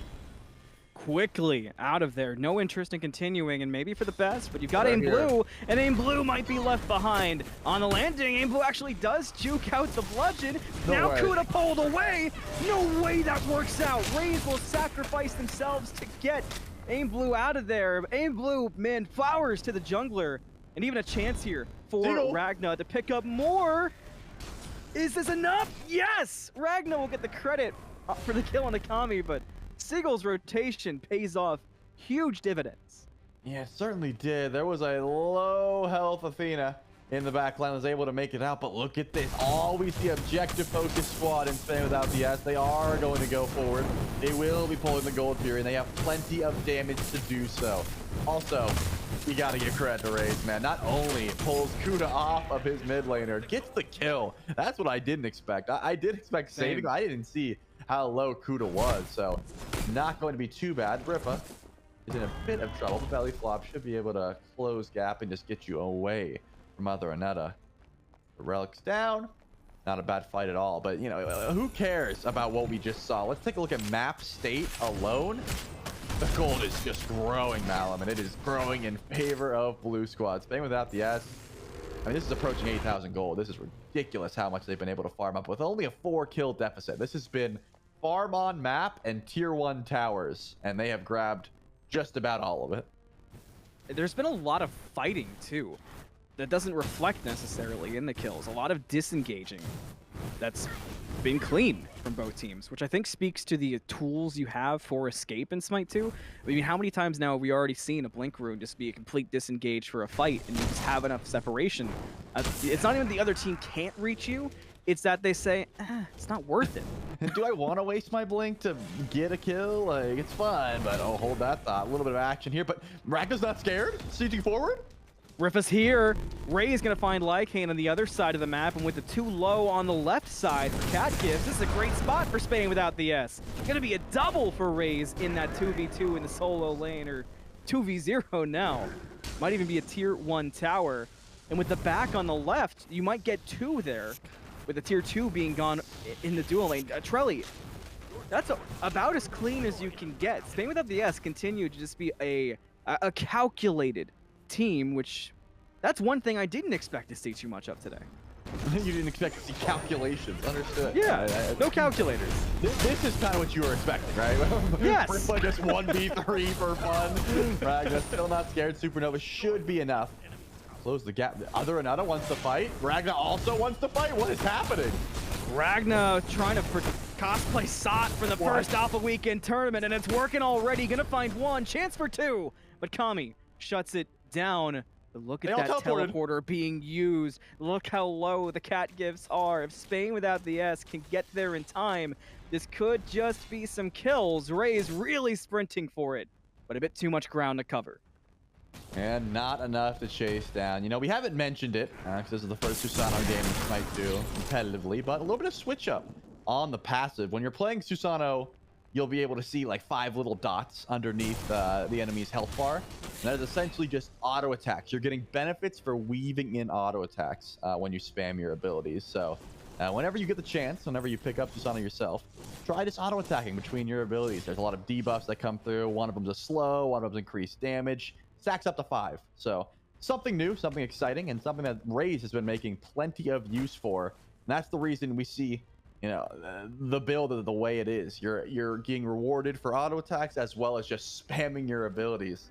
That's what Susano does best, and it's been working out so well for him. Huda, a little bit different with his auto attack. Jungler, you know, the Bologna doesn't really get that same benefit.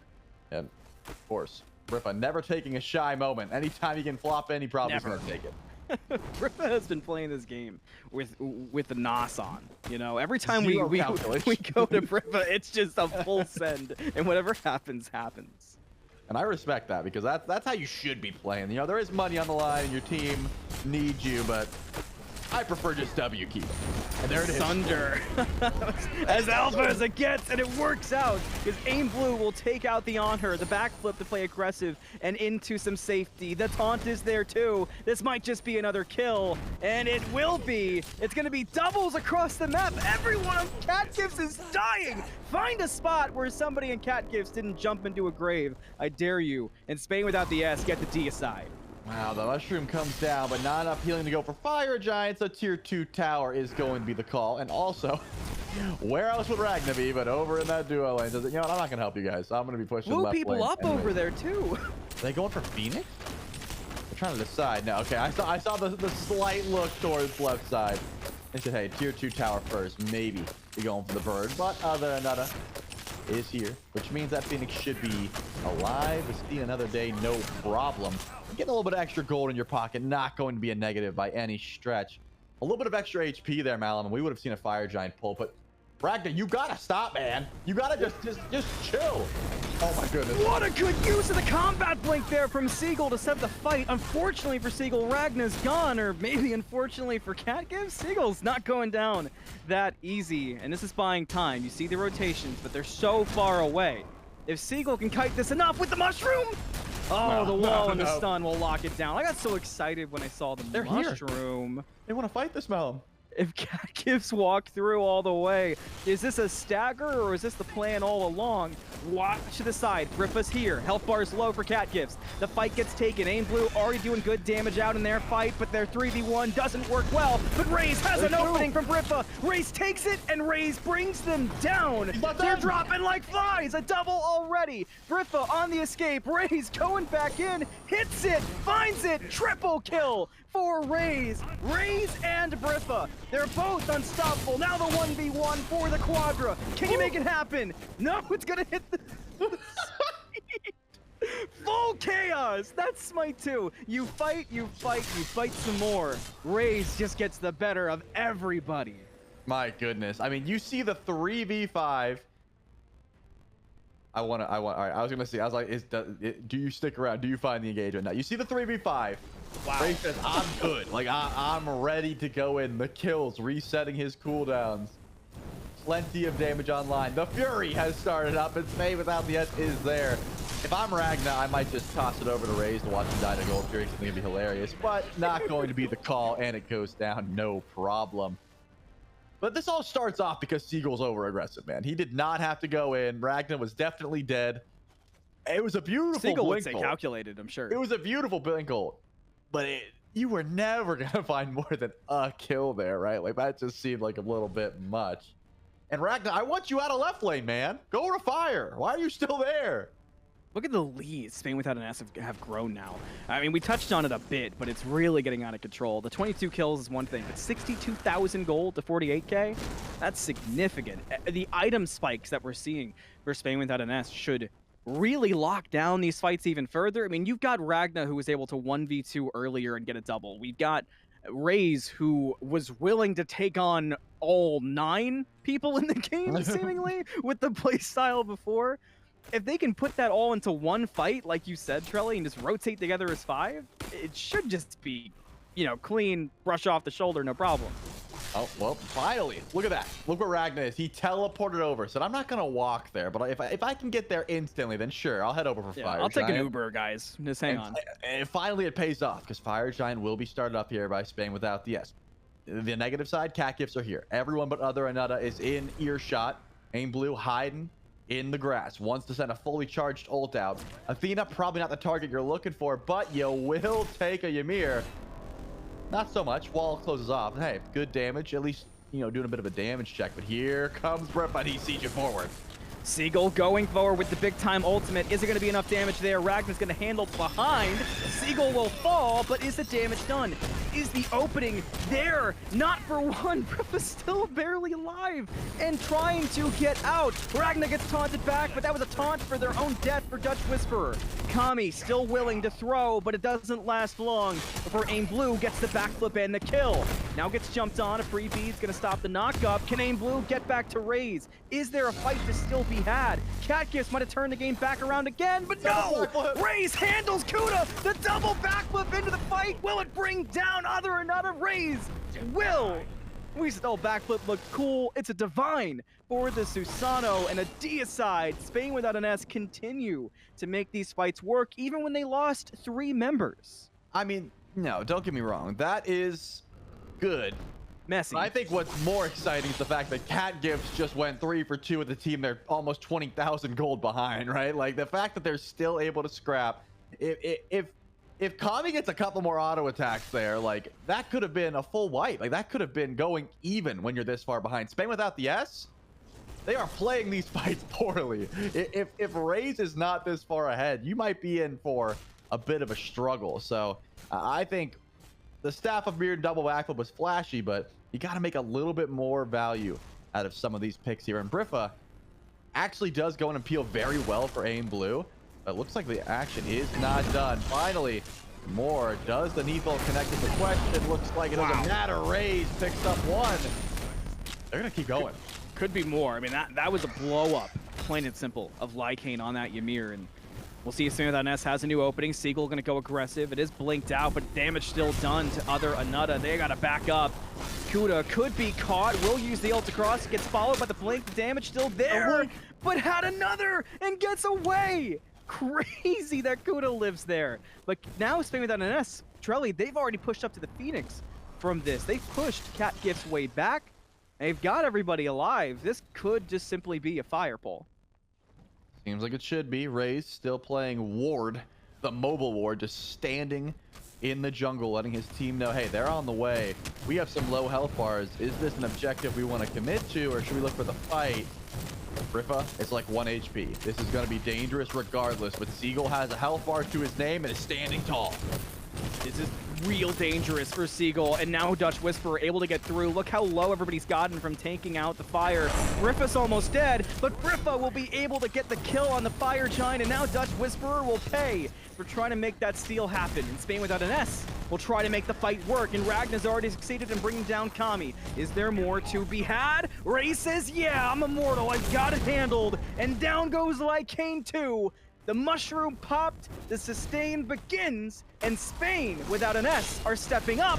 Maybe even bringing down the on her? Yes, they do. That's a deicide. That's going to be a set.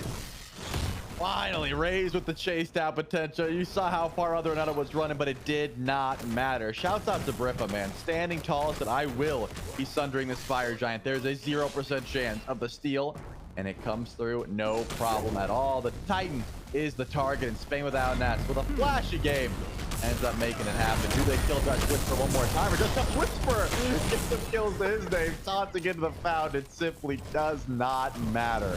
Man, well played. If this meta that we've seen form so far is any indication of how the games are to go, I love seeing the double ADCs. I love the W key play style that both teams have adapted, and these are high kill games, man. 34-16. That's the kind of action we love to see. It all flows so nicely.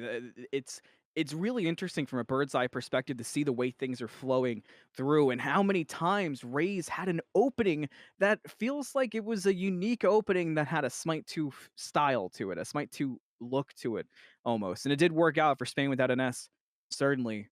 I mean, there were moments I was starting to doubt them, though, Trelly. I mean, listen, was it clean? No. Was it perfect? Of course not. Did I say that was dumb? Multiple times. A few times. But did they get a massive lead, a massive kill lead, and were they styling? Of course, and it was entertaining to watch. And I think that is the key. They do need to like iron up some of those misplays if they want to make it the full way to this tournament. That's game number 1, man. That's the warm up for you. And I think, to your point, these wraparound plays that Raze is able to make, the Smite 2 map, we've already mentioned, it's bigger. You have more ways to make your rotations. You have so much mobility as a Susano with a combat blink. You know what I'm saying? You have to always be watching out. So ward coverage is a big thing to note. How you use your active items is big as well. There's ability. There are items that can just CC a Susano that can keep them away from your backline. There are items that can just peel for your team so well. The teams that figure out how to use these to the full extent of their ability are the ones that I think are going to be real strong in this event. Taking a look at the bracket, taking a peek season how other stuff has been going on. The rings tie up that best of 3 against Naughty Nero, and the only set that's gone 2-3 so far in EMEA side of the bracket. Same without an S, who we just watched, will take on Sack the Set, who did win the first Alpha Weekend tournament that we had. Very strong roster there as well. Deathwalker was a big standout for me in the first tournament, Trelly, but there's 2 things I want to ask you about. The first thing, simple bracket. How are we feeling about Spain without an S's chances against Sack the Set? And the other one, I was just going to ask you how you like Susano, because it was cool to see Susano. Just cool. No, I'm a big fan of the Susano. I think definitely very strong and has a lot of opportunity to get in and out of the backline, which is pretty much what a jungler wants to do at this point. I do like the chances of Spain without the S to give us a good game, but I definitely have to lean towards Sack the Set.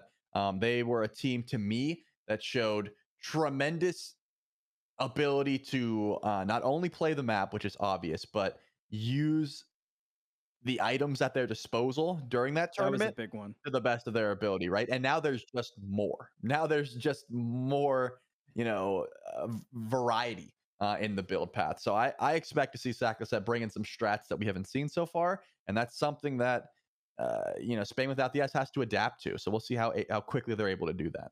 Adapt to indeed, maybe adapting around the corner. We'll be right back after a short break here in Smite Game to check out the rings, including Adapt King on the roster. Don't go anywhere.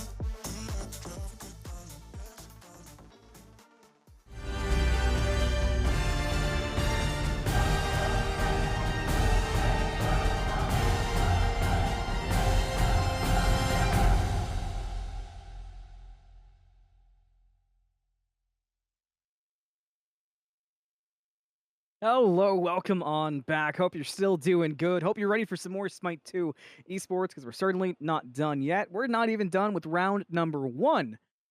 I'm Malum. I got Charlie with me, Anthony Squared continuing to rock through. And we're going to be taking a peek in at game number 3 here soon between the Rings and Naughty Nero, which will finish up round 1 of the tournament to this point. Charlie, we were just talking about the style of that first set we got to watch between Spain Yep. Without an S and Cat Gifts is just so fun. Yep. I mean, high kill games, very action packed. Early kills, solo lane wasn't boring. It wasn't just 1v1s. It wasn't just No. like farming. It was high impact all over. A lot of objective control as well. These double ADCs weren't farming till late game. They were getting active early. So all of that, I think, makes from an exciting tournament to watch. At least if that's the trend for all of these games so Yeah. far. So excited to jump in and see exactly what the Rings are playing, how they're trying to go. Because again, it's 1-1. So this could be do or die for either one of these squads. Not could be, it will be do or die for one of these squads. So excited to see exactly what sort of compositions these teams are bringing out. And if you are Naughty Nero, how could you not feel the pump up of potentially taking down the Rings? Talking about rosters, the Rings we talked about a little bit at the beginning of the broadcast, but it's a stacked roster. You've got Vape Coast, Kha'Zix, Angry, Adapting, and Doin. But Naughty Nero, while there is a couple of names that I expect will be recognized, Yeah. doesn't quite jump off the page the same way. It doesn't, but still a team, that is formidable in its own right. I've been seeing Game Hunter stream a ton of Smite 1 games leading up to this moment. And of course, once Smite 2 came through, you got to imagine putting the work in as well. So a team to look out for nonetheless. And taking a team like this to 1-1 is not an easy feat. So I, again, can't wait to see exactly what kind of strats they pulled out to do just that. I really do think we talked about active items a ton. And I think there's still something that is going to be a driving force for all of these engagements in a tournament like this. It could just be that these guys understand exactly how to use and get the most value out of those active items. And that's something that you can't really prepare for until you're in the heat of battle. Items, active items, aspects, it's all been a choice, but gods have been important too, so picks and bans will decide who goes where. We saw a big emphasis in our previous set of ADCs, and you want double ADCs. You want to bring down objectives. We don't have the same knowledge of what's been going on so far between these two, and a different route taken Chalk off the table. I mean, we did see Chalk in 100% pick rate from our set. So hey, at least at the very least, that's taken away here. And Ares is going to be the god taken away from the Rings by Naughty Nero. And I can see the value in that one as well. Again, late game, lose some of that value, but this is a god that I'm surprised went untouched in our previous set. This Hades pickup, man, I mean, dominated the very first tournament, still extremely impactful in multiple different roles. The Rings show that they like this god as well. I'm not going to be upset about it. I think Hades just brings a ton of utility, damage, sustain, CC. What more could you want?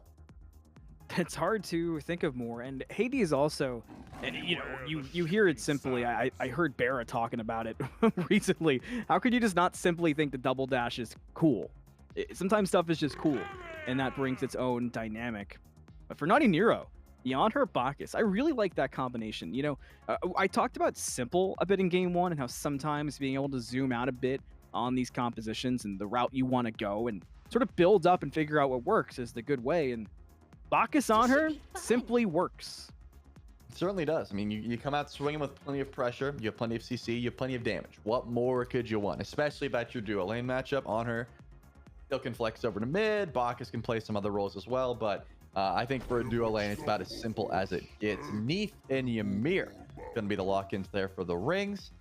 This could be a duo lane, Hades in mid. You could throw Hades over to solo. That's usually where we see him, and then keep, Neith in mid lane, and then just assume you have your Ymir locked in. There's just so much versatility as far as these gods to roles go. And this guy pointed at it perfectly. That was clean. That was good. Be extremely impactful, man. The Loki, I think, inching up the tier list even higher for me after seeing the way that Raze was able to perform on him, and letting Loki get late game is some scary stuff. I mean, how could you not really up Loki after that? We talked about it. Loki hasn't been bad. It's just one of those things where shiny new jungle toys kept coming out. The previous Alpha Weekend, we saw the introduction of Thanatos, and we didn't really get to see how that would play in a competitive setting. But we've already seen Sasano can certainly look really good. But with Loki, don't forget about me kind of vibes coming through. But all right, now I'm even more pumped up. What we have yet to see, at least in the games that we've gotten to watch, is the Morrigan. We've got double everything coming out. And something to consider is the fact that, the Morgan has some great transformations here. You have your Loki, you have your Thanatos, but you also have Hades. You get the person's relic when you transform into them. So in theory, you could blink, mark them with Dark Omen, stun them, turn into Hades, ult dash, there's so many different ways. Throw a Staff of Mirrodin in the mix, and you can do even more with it. So a good Morgan player is going to be extremely annoying to try and deal with here for the rings. I'm looking at Naughty Nero's, Tom. I mean, they've got plenty of dive, they have plenty of CC, they have plenty of lock-in, a great composition through and through. But I think the biggest outlier, the biggest wild card on this matchup so far is how this Morgan decides to play, who she transforms into, when they decide to ult, things like that. It can just be so impactful. I'm really excited to see how that's going to work out. I feel like the Morgan brings something, and we just touched on it. The amount of options, that's already a thing in Smite 2, is the options you have are crazy. We saw it earlier when you saw Ymir Athena, and you're looking at it, and neither one was going to be the support originally in our brains. I mean, that is as Smite 2 as it gets. When you add in characters like the Morgan, who, while yes, they do slot in a bit more to what we're used to seeing, where it's, mid, there's some jungle potential there, the versatility arrives in a different form. And even in build, there's a lot of different stuff you can go that can work. And we might not see the simple Eldritch Orb, Soul Devour thing that we've seen so far. I liked the Staff of Mirrodin call out from you in particular. And, even looking at the other side too, one transformation that could be interesting is Hecate as well. That's a good point. Yeah, we haven't seen Hecate and Morgan be able to combo with each other, so it could be an option as well, using that ultimate to just traverse the map, bring the enemy team towards you, bring your team in. A lot of different options there as well, but options are the entirety of this conversation for the rings. Notably though, not going with the double ADC this time around. Again, that was all we saw in round number 1 in our first matchup, but here just going to be Neith and on her. And of course, Neith more so leads towards that mage role anyways. So we are looking at a very low objective damage composition here from the rings. You can always transform with the Morgan into something like Loki or on her if you really need it. But it seems like they're going more for like a pick-based composition. Their team fight is nasty in its own right. But if you're not getting someone low for a Thanatos execute and the Morgan isn't transforming into someone like a Hades with a big team fight ultimate, it seems more like the rings are going for picks. Yeah, and the picks could set up for objectives, certainly, because there's nobody to contest you if they're all seeing in black and white. And there's still a lot more to it. Another sort of thing that we can think about and lock in on, too, is when you look across the board, when you look at changes and how things feel, there's a lot of unknowns still, right? And for me, the biggest unknowns are Thanatos. We saw it be great. We saw it go crazy. We still haven't seen Thanatos late game erasing people, but I don't know. I guess we'll have to wait and see on how that actually goes down. We're going to head into game number 3 between the rings and Naughty, Nero, Malum, Trelly, and Lewis spectating this time for us. Game number 3, and those are scary, and I'm sticking with it. Thanatos adapting. It's a combination that you could dream of and how it could go down. But it's got to work. It's got to shine. Sure does. And I'm already taking notice of the builds. Not going to give too much away early on, but they Porsche Coast, not going for an intelligence start. Seems to me like going for that Bloodforge blade if I had to guess. I mean, guessing from a tier 1 is a bit absurd, but I'm assuming that's the route that Coast wants to go towards. So I'll keep my eye on Coast to see if he just does commit to a full auto attack based mid lane option. There is still plenty of different ways you can, change up some of these builds. There went on the Hades Archmages as well. We didn't get to see a lot of those in the previous set. Oh, look at this as well. 5 blinks from Naughty Nero. Or sorry, I think I think the game's Oh a yeah, little the bit swapped there, rings yeah. are the rings are Yeah, your the chaos rings, I'll side. take their 5 blinks either way. Yeah. They're 5 gonna be rings, moving. 5 blinks. They've got a theme, a team theme going on. I'm gonna see There's a lot exactly how they that's really tried. grabbing me. I'm looking through so many things. It's a different look for archmages. The barbarians are back.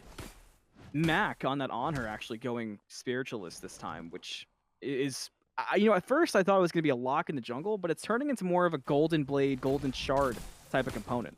Yeah, I'm guessing that's that's going to be where it falls at this moment. It's just these ADCs over and duo are realizing, hey, we can just build this and sort of speed up our clear and save our abilities for scrapping, and that's exactly the call here, right? Just use it or lose it.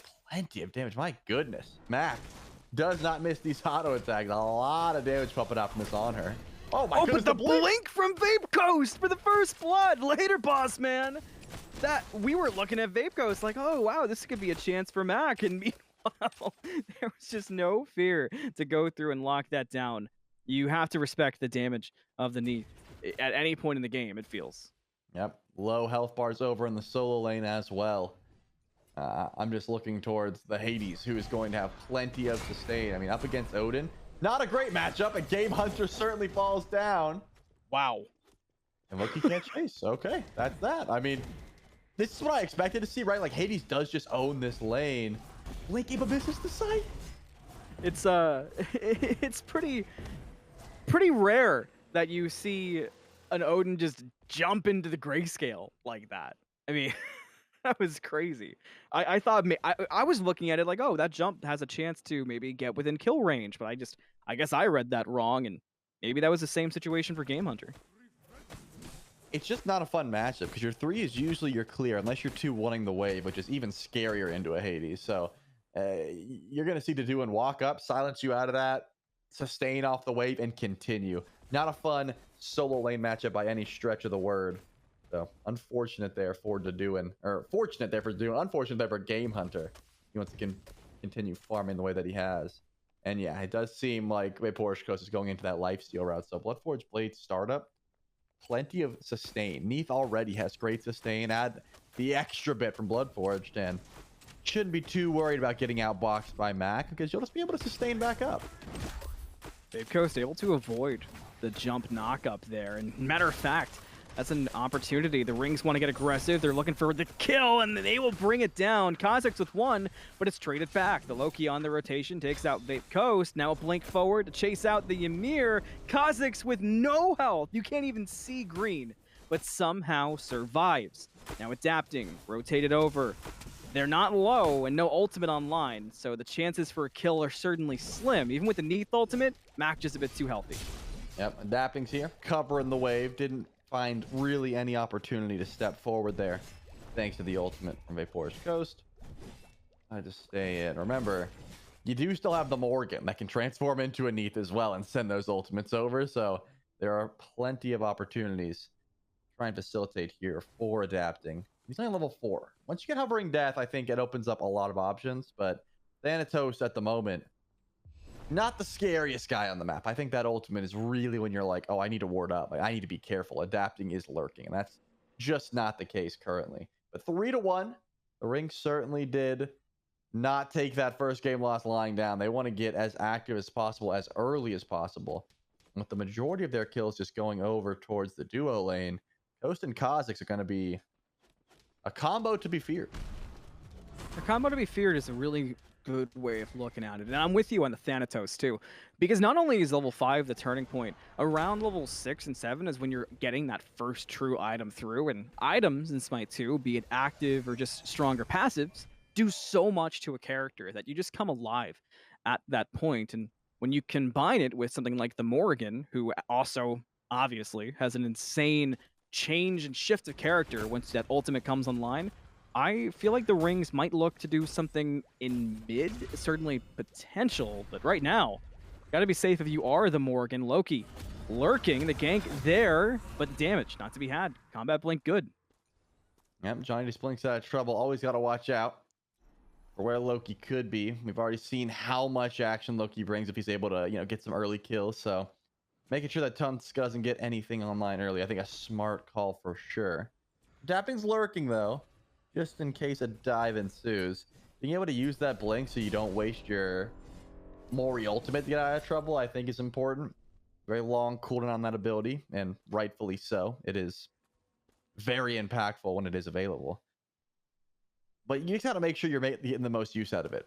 Options aplenty is what we talked about. That was the theme of this matchup so far.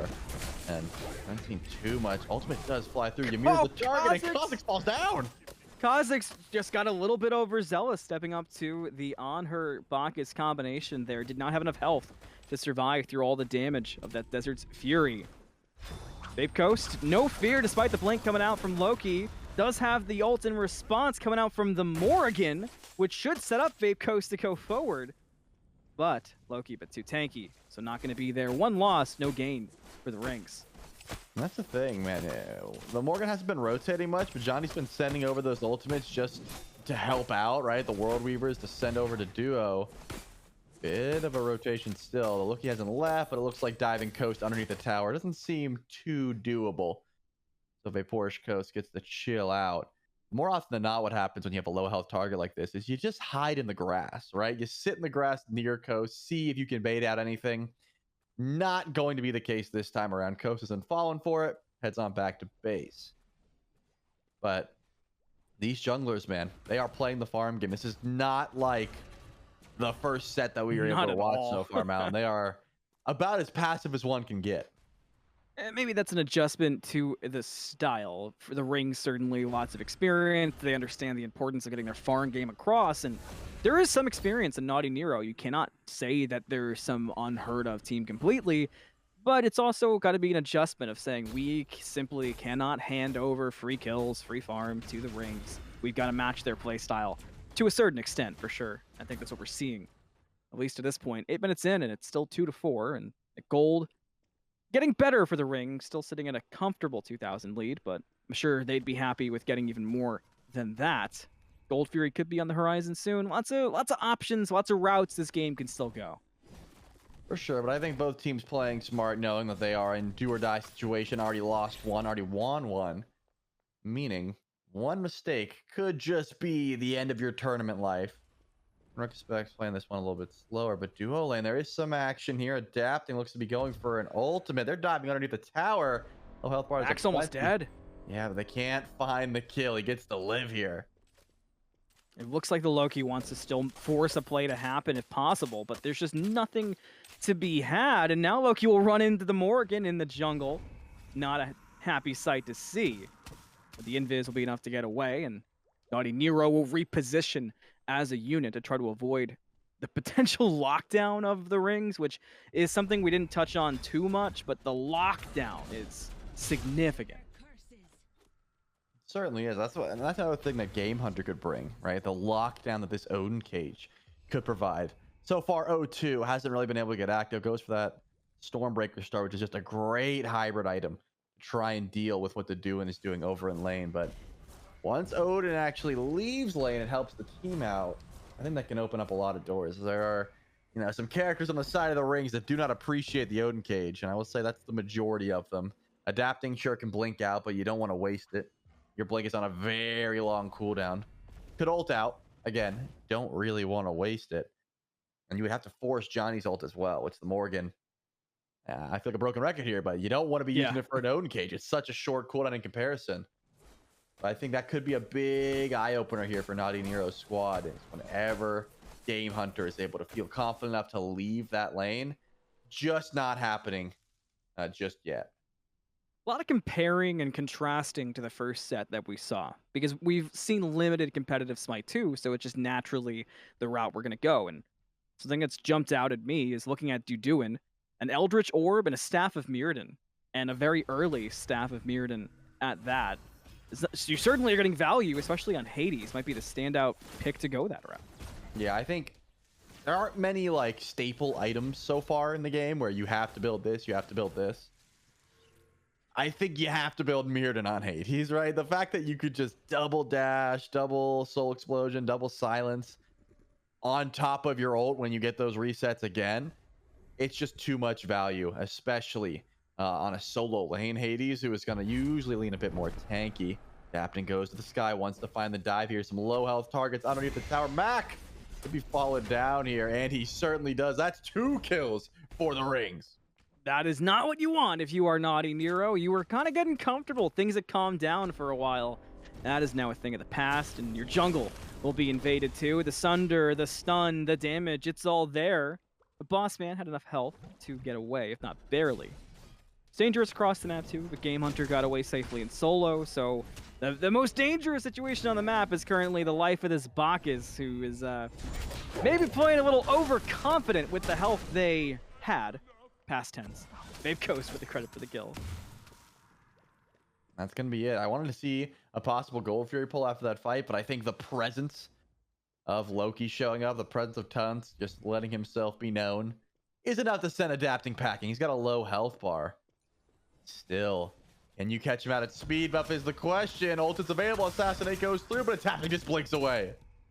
What a perfectly timed blink to survive. And now with Ymir there for backup, some sustain off the Pathfinder buff. This is problems for Loki if he can't get out. Happening's on the hunt. Ooh. Scythe, wide left. If that had hit, totally different scenario. But now adapting back to the yellow buff. Loki back looking for the fight once again, but won't full commit. Didn't feel confident. Now adapting to the sky. The invis is the response, but he got him! There's no way. No!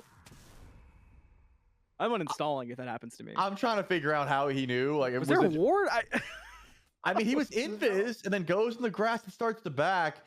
It was either a feeling or he saw and we just missed it. Either way, adapting's clutch. I don't know, man. Like, blinks away from the ult, sticks around just long enough, chases him to make sure Tunsk is still aware, and then hits the ult in the grass anyways. My goodness. Well played by the king, but that's what we've come to expect from him.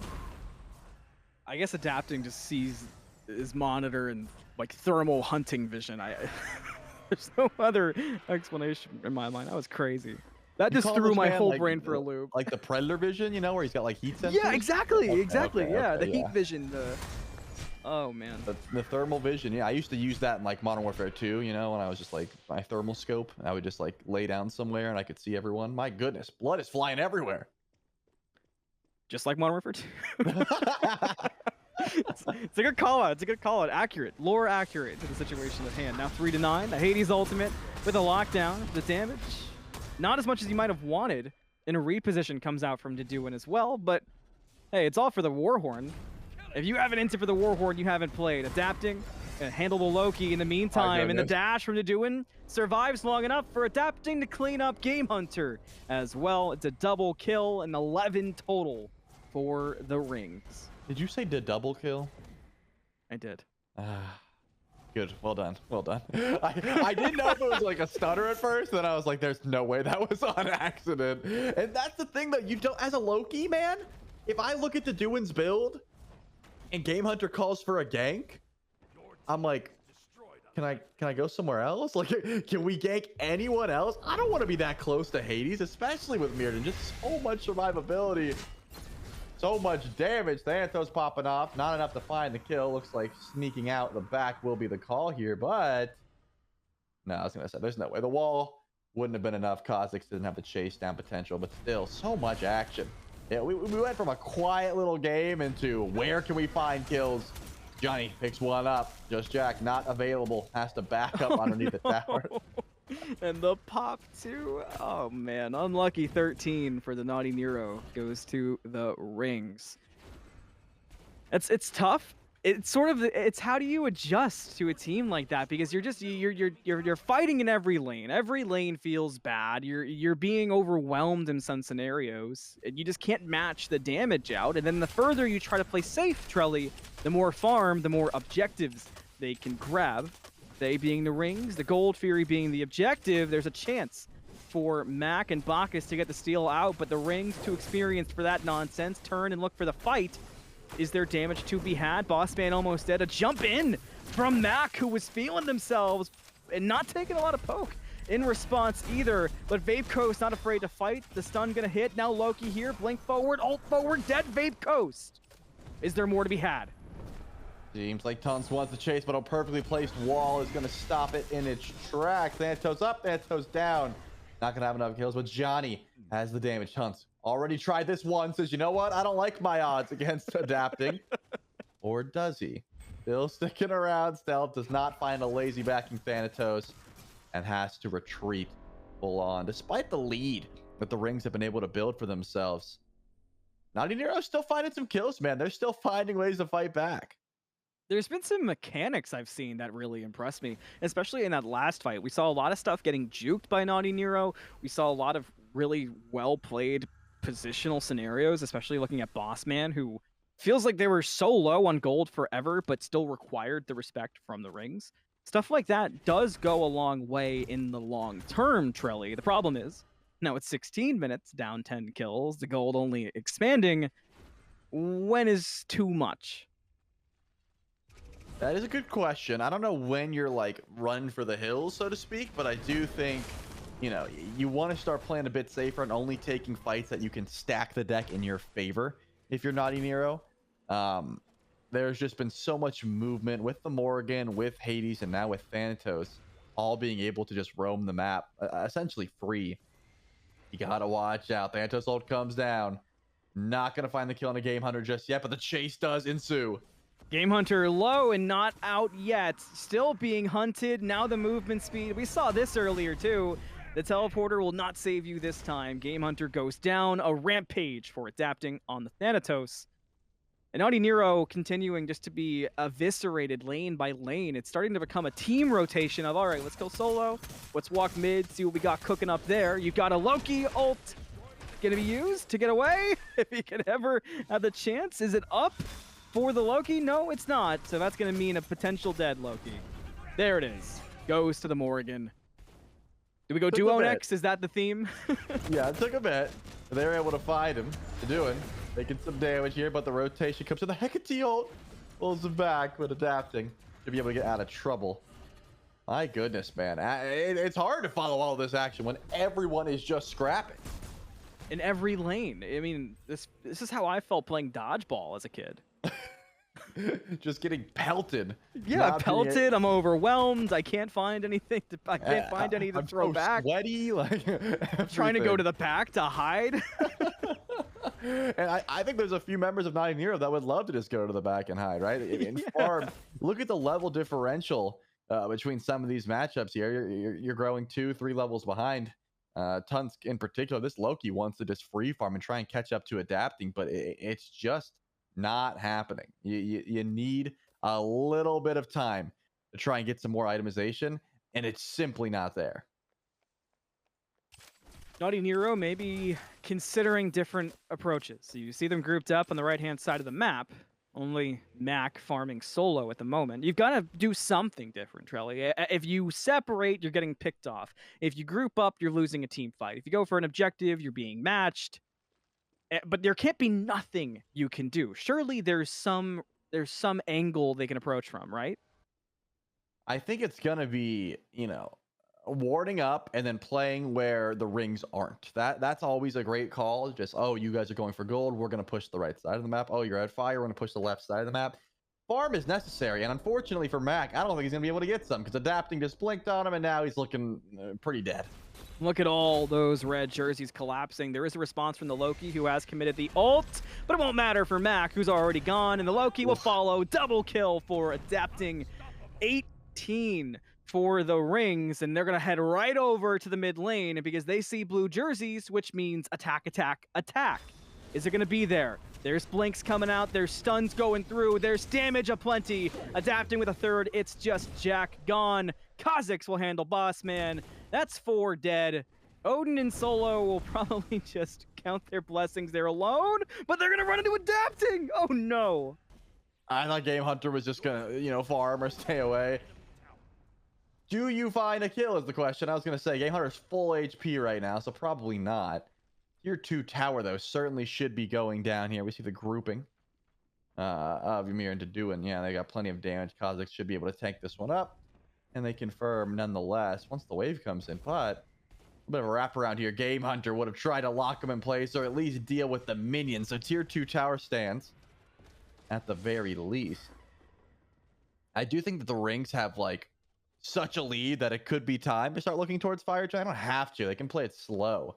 But we're getting to that point, right? Where you're just playing with your food if you're not trying to push this lead even You further. are completely, yeah. I agree with that. It's just a matter for me of Naughty Nero. It's supposed to be a frustrating situation to be in because you can't not fight. I mean, we see that all the time when you see a matchup that's a little bit unfavorable of, I don't want to live in my base. I can't farm there. But if you step out, you're erased, and there doesn't feel like there's an answer. And for the Rings, they're pushing it really well, and there's a lesson to be learned there if you're watching, trying to pick up things to put into your SMITE 2 games. Is when you've got a lead, press that lead as far as you can. Yep, and do not let any big shutdowns come through. Notably, Johnny, Adapting, both have plenty of gold in their pocket. Kha'Zix getting low. Kha'Zix will fall down. Game Hunter gets to pick that one up. No reason for a Ymir to be that far, but does not matter anymore. He's gone. Will the Rings back up without their support? I'm thinking no. If anything, Deduin I'm thinking no. I'm He's on the other definitely side of the thinking map. no. He's dashed in. Deduin is 1v2ing right now. Adapting, gonna combine with the Morgan to bring down Mac. Now to the sky instantly. Looking for damage. The land down, gonna be good for the stun, but has to back out with the blink. Goes right back in though to take out Tons and get Divine. Adapting. Not a step miss so far in SMITE 2 on this Thanatos. Trouble for Deduin on the Hades, stuck in the cage, but has combat blink and will get away. And Vape Coast there for backup just in case. I mean, they are just, again, they got to group over something. Like, I respect the scrapping, but you are too far ahead to not group up for either a tier 2 or the Fire Giant. Coast backflips in, doesn't quite have the damage to find it. You've only killed one. Oh my goodness. Big time pullback from open the gates, unfortunately, for Just Jack. They're just seeing gray. What you're doing, getting the response, but the ultimate was good. There's sparks of good for Naughty Nero, Trelly. We've seen it a few times now. I mean, that's the thing. They have options. It's just they don't have many chances to use them unless the Rings overstay their welcome, get a little bit overzealous, and that has happened a few times. Finally, grouping up towards an objective. A Game Hunter sieges forward. He's trying to help out Mac, but Mac cannot survive, and he falls down. And if the Rings don't want to stop there either. Deduin going aggressive on Game Hunter. Stuck against the wall for a moment. Gets the jump, but couldn't get past the Ymir wall and will go down. The Morgan will be unstoppable. 7 for the Morgan, 10 for the Thanatos, 25 for the Rings. And they have complete map dominance. They just haven't locked down the 2 tier 2 towers. Otherwise, the Rings have everything you could want. They even got the chalices. I want to see a fire pole in the next 2 minutes, or they're trolling. That's what I've decided. Like, if they don't feel confident going for Fire Giant with this lead, then they're trolling. And it looks like finally they will do so. Adapting first one in the pit, not going to tank it. He's the jungler. He shouldn't be doing that, but Deduin should be able to tank this one up, no problem. And I think Tunska's making the right call. Be on the other side of the map, just try and farm. Teleport over if there's a chance to kill, but it doesn't seem like a chance to kill is going to arise here, Malum. I'm with you. I don't think there's a chance to bring down the Rings. It's got to just be a simple pullback from Naughty Nero and say, well, we can try to defend, and we can see if we can get a wipe from the Rings playing overconfident. Maybe if they dive too deep, if Kha'Zix does what we have seen a couple of times and step forward too far, you get your pick. You try to fall back, maybe reset a little bit. I'd love to see a mushroom for the defense as well, which we do have from Bossman. I'd love to see that be put into play on this defense, maybe buy some time. I mean, it definitely helps out, and I think Game Hunter's ult could come into question here. If you're able to find a nice cage underneath the Phoenix, maybe you find a kill, and that stops the surge. But nothing but time here for the Rings. Finally grouping up, adapting, pushing up mid. Johnny is keeping that mid and right lane pivot, trying to decide which lane he's going to help out with. It looks like mid. Maybe you 1v2 with adapting onto Mac under that mid Phoenix. That could be an option, but Naughty Nero, all they can do is sit here and wait. There's no reason for them to try and siege forward and find an engage. You just got to chill back. The Rings looking for that opening. There's the cage committed from Game Hunter. Will just be dashed out of by Deduin. Is there a pullback? No. Kha'Zix will get away. Game Hunter willing to put the chase forward, and it works out for Just Jack to bring down Kha'Zix. Naughty Nero with one gone. Is there anything else Unfortunately, they're going to lose their Bacchus. So the Rings now have a new opening, and they're going to spread. They've got a 2 split right now in the mid lane, and the Rings are just making it work. Yep. 2v2, but Vaporshko is pumping out damage towards the Phoenix. Can't quite find it just yet. Plenty of sustain in play as well. I mean, call me crazy, but the Rings, they might have to back this one up. If they can't find another pick soon, their health bars are not doing great. And Naughty Nero, they've got their well right behind them. They can heal up no problem. If there was a bird dropping, it would be the middle one. And finally, adapting will put the finishing blows. Just enough HP being taken away from Naughty Nero to send them packing. Can they grab the right bird as well is the question. Hey, Huns falls down, so maybe. What can't you find? They get Just Jack as well. It doesn't stop. The land down from adapting to be immortal onto Game Hunter. And it's just looking real bad now for Naughty Nero. Bacchus will respond to watch Mac go down and then join instantly on a long graycation. The Rings, no surprise, dominant, effective, cerebral, and victorious at that, Trilly. They found their footing. They were able to, connect after a game 1 loss and make this one a pretty commanding 2-1 victory and ending up our round 1 matchups. But definitely a squad to be fearful of. As this tournament continues, adapting, not falling down. Johnny also not falling down. I mean, I'll give credit to the Duin, but he wasn't getting quite as active over in the solo lane as these two were. But essentially the double assassin squad. Like, again, they're not assassins. Then, of course, the Morgan doesn't have that play style at all. But that's the way they were feeling, right? Going undercover, just finding huge burst damage, and then getting out unscathed. And it just kept happening consistently.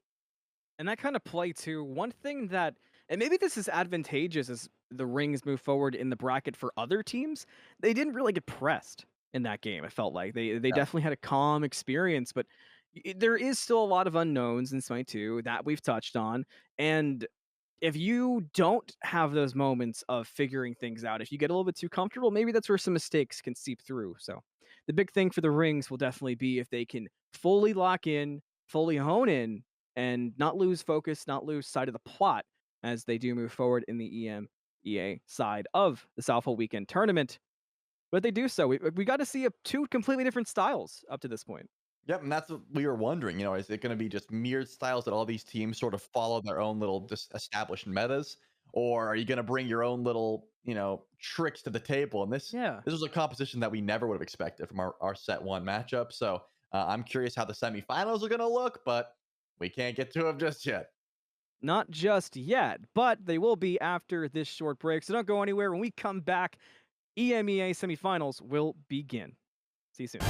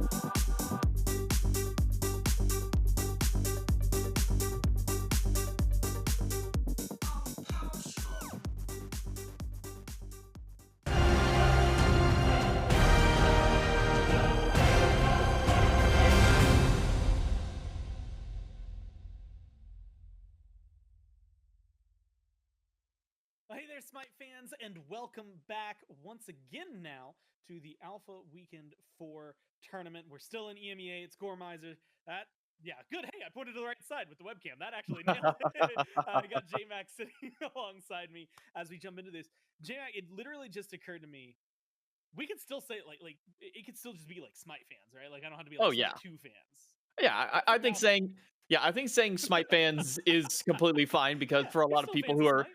coming to try Smite 2 right now are a lot of the Smite fans. I mean, that's a lot of the players who are coming in that's saying, okay, well, what have I been playing in Smite 1 for years and years upon time, and now getting to see Smite 2 at this point. So I think that it's safe to say that it is the Smite fans, but there might be some new Smite 2 only fans out there who have never seen Smite and are just kind of getting an idea of what Smite 2 is all about.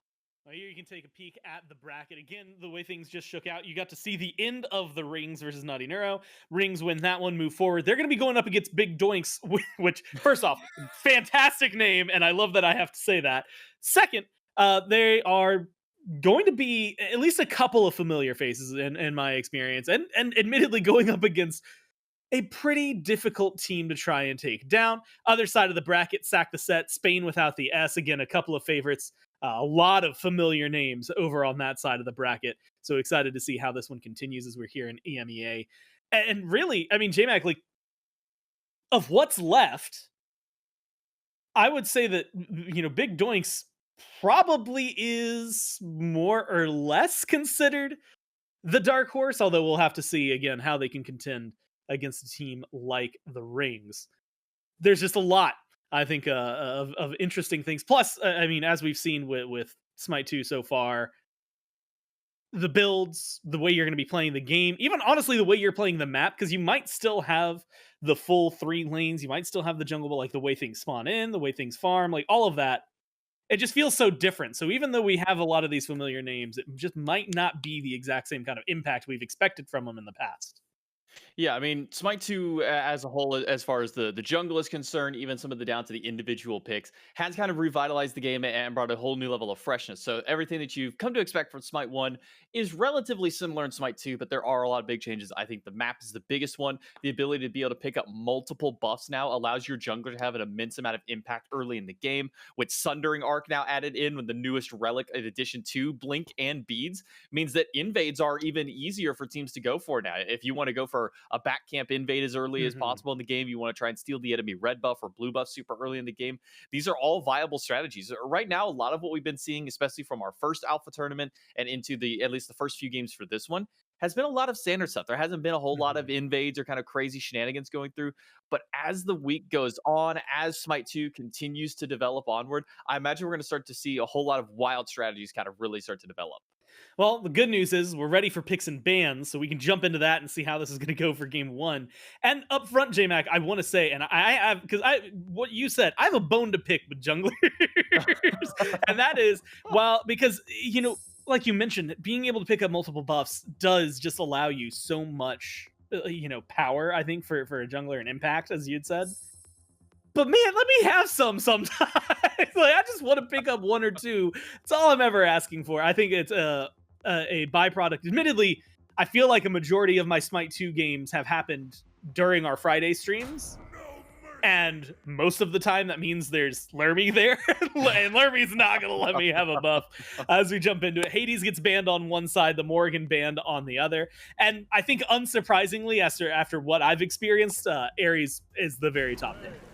Yeah, Ares just does an immense amount of damage right now. The change to his passive, what you were originally familiar with in Smite 1, you build a bunch of auras and you get a whole lot of extra power based off those auras that you pick up. Smite 2 doesn't really have that many auras, if any, in the same regard that Smite 1 had. So a change to his passive was necessary. Now, as you build protections, you gain more strength, which is the primary core of his damage. And as you build more cooldown rate, you get stronger intelligence rating, which means that you just build tankier, like you are probably already going to do for most of your Ares, and you're going to get a buttload of extra damage via strength, which is just going to make your abilities hit so much harder. I've seen people doing full tank builds and still ending up with hundreds of points of strength, just which allows them to do so much damage. And even just the way that chains initially do damage is they do a lot of upfront immediate damage and a little bit less on the tick damage. And the immediate damage that it does hit is that strength base. So because of the way that his kit has kind of been changed up there, just makes him so devastating. The cripple is also still just such a strong effect in the game because there really aren't many cripples in Smite 2 right now. I think the only one that really kind of stands out is Kernanos on his Bramble Blast, but even then, it's nowhere near as potent as what Ares is. I think it's no surprise that he is the top pick god. I'm honestly surprised he's getting through as much as he is. Yeah, that's the thing that caught me off guard. In fact, I think we even saw one earlier where he got through and didn't get picked, which was just baffling to me, considering what we've seen in terms of his damage output. If you're looking, like, again, going through like roster wise and maybe like who's standing up against who, Big Doinks, as a team, you're looking for an edge against the Rings, who as we have seen has a lot of name power behind them. I think the Ares is a great way to start. And then everything else, we've talked about it. There's like changes to everybody, but outside of that, there is a lot of familiarity, right, between gods, right? So you look at this, outside of Hecate, most of what you see on Big Doinks is going to do more or less what you expect. Again, a couple of weaving changes in and out between all of the gods, but it's going to be really fun to watch it. And with the Odin locked in towards the end, as well as the Thanatos, you've got a different assassin than the last time we got to run one of these tournaments, finally joining the mix and being able to kind of give the junglers a different edge. But then also that Odin cage, as we've already seen in a lot of these narrow corridors, like it can change the pace of a fight similar to the Ymir wall. Yeah, and with Big Doinks' roster as well, they do have quite a bit of strength-based characters, a lot of physical heavy damage, so I wouldn't be surprised if Rings kind of gets their tanks to prioritize a bit more towards that defensive early on. But they've also just got a lot of decent CC and lockdown with it. Odin Cage is going to be really strong, might force a Phantom Ring very early on in the game to be able to break the team out of there.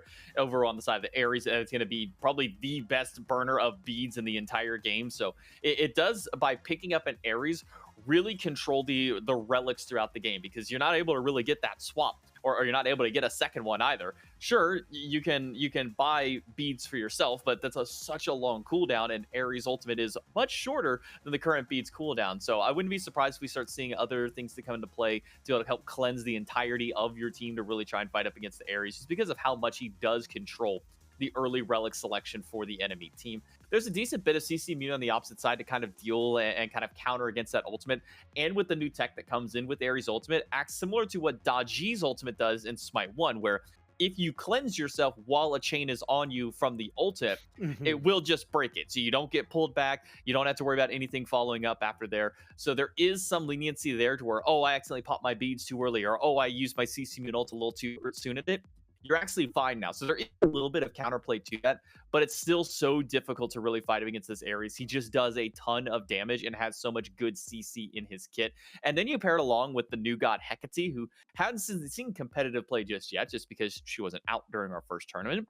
This god has a crazy amount of damage and one of the craziest team fight ultimates that we've introduced in Smite's lifetime. This is including Smite 1 and Smite 2. The ability to just teleport enemy players and ally gods and effectively swap their places or be able to move throughout the map gives so much area of play and so many crazy combo potentials that you could see. I wouldn't be surprised if we see things like Ares plus Hecate plus the Morrigan just completely displacing entire teams across maps. Now, luckily, they're not going to have to deal with all of that just yet, but they are going to have to deal with some of that here as we jump into game number 1. And again, a couple that I'm excited to see. Of course, Biggie Doinks is the one on the Odin, which is what I'm going to assume that Big Doinks is named for. Of course, a couple of other players, specifically Calvin, that stands out to me as somebody I know very familiar from EU, and the Rings, who we just got to see. And this is the other aspect right now, J-Mac. We've been doing this a lot in our own games. But this, hiding in the stealth grass, going into the enemy jungle, waiting to see where they're going to go. Where are they going to start? Are they going to fall for it? And so laying a trap, hunting right now are the Rings, are Big Doinks. And it doesn't seem like they're going to find anybody off guard, which has admittedly also been my experience. Not a lot of people are running into the jungle. But it's very refreshing, I want to say, to just see this 5-man death ball at the very beginning of the game before everybody scatters to the wind. Yeah, and if you even take a look at some of the relic selection that Big Doink's team has gone for, Double Sunder would mean that if you do manage to find somebody there, you can get a little bit of that extra dot damage on them. And if nobody shows up, you could just go for the invade. I mean, at level 1, that Sunder is going to kill the back Harpy camp with maybe a single auto attack need to be thrown after from your jungler there. I do like what Biggie Doinks is doing by going for the early proxy, but an early first blood for Big Doink squad, giving that one over to Merca, a crazy good start for them. Yeah, I'm going to guess, and unfortunate for Coast that he's the one that falls. I feel like Coast might have just got a little bit of Ares damage checked at the very beginning. I do like this pressure, and the damage as well from the Odin. Looking for it, the Blink Rune, though, just enough to get the chalk away and get the distance necessary to make sure Biggie Doinks doesn't get another kill for his team on board. But this duo lane, and I guess now that we've seen it, this solo lane, explosive. And it is going to be Calvin, I think, who my eyes are on, because we've seen what this Ares can do and what it can provide. And knowing that Merca got the first blood, they're both up a level. Now he gets a kill onto Adapting as well, who was a little too deep in the jungle. It is really opening things up on the left side of the map. Yeah, the Ring's having maybe a little bit too much fun, or also maybe just not respecting the amount of damage that On Her Ares has, because they're going for more for Big Doink's team. And I love this. Again, chains, burn them down. Merca with a killing spree. 3 on the board. The only kills for the team, but he's getting the job done. Kha'Zix is just standing back there like he has nothing to do. There's nowhere to go, no one to help. Just has to wait for the minions to come to him and hope for the best. But now, I mean, J-Mac, admittedly, there's less to farm up, right? And right now, as we can see, not a lot to steal. So luckily, it's not going to completely snowball. But this is not a start that you really want, especially depending on how this goes between Tom and the Neath on the other side. That's a matchup you're going to have to be careful with if the rest of your lane mates aren't really finding the pressure they need. Giving 3 kills to On Her early is not not good. ideal, to say the very least. In fact, I'd say that it might be the most unideal God to give 3 kills over to, because this is already such a hostile duo lane. I talked your ears off about how good Ares was. Well, now when you double that down with Honor, who can throw up the pillars, help reduce their protections via basic attacks as well, it just makes it so dangerous to fight into this early duo that they kind of learned it the hard way. You die in a first blood, you send adapting over to try and gank, and he falls short of it too. The Rings are going to have to slow down their momentum, be careful fighting around this on her, because he's going to get that first damage item online very quickly. You look at the gold lead so far, we're sitting at already 1,000 gold up for Big Doinks, guaranteeing all of that is on Merca right now with the on her. Finally, a little bit looking forward, at least for the Rings, getting at their first kill of the game. This one for Johnny in the mid lane on that Neath, and maybe even more in the dual lane. Yeah, good leap. Make sure that Merca can get out of there. Calvin might not be able to say the same thing, though, with a rotation. Not even the ultimate coming in from Neath, and of course the gank in from adapting. You have effectively a 4v1 at that point. Nowhere to run means you go down. Brings us back to a closer portion in kills, as well as making things a little lighter in the gold department. Now the Neath, Johnny, has to play carefully. Backflip's good. Loses out on his neutral gold, but overall, I think life at that point you value a little bit more. Yeah, the change-ups to Neath that came with her introduction to Smite 2 have really shown the potency of this god. Being able to drop weaves just with your second ability and then use backflip to now detonate them. You saw just how much damage it was able to do to the Thanatos there. So I imagine you have to play a little bit more cautiously around.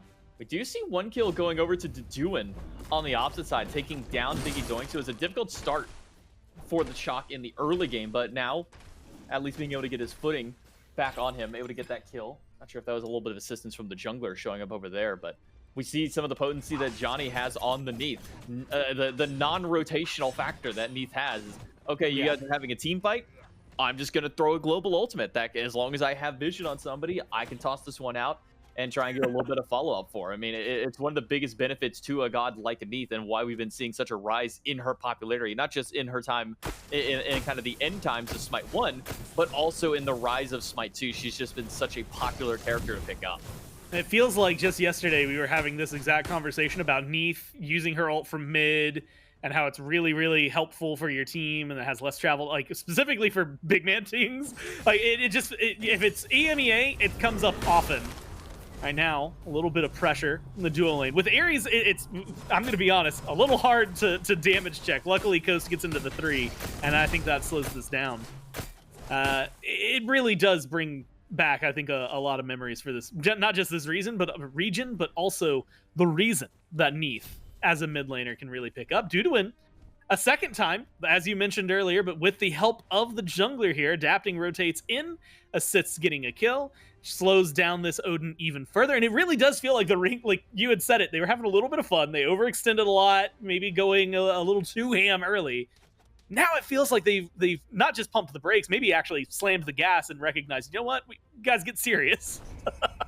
Yeah, the Rings have learned that as long as we're not fighting on her, we're probably doing pretty good. And I think this also comes to show the difference in the build styles of these two, gods over in the solo lane. Shock building in towards a bit more strength at Teko Kage. The cooldown rate also going to help get those abilities online a little bit more and make them a little bit faster when using those abilities.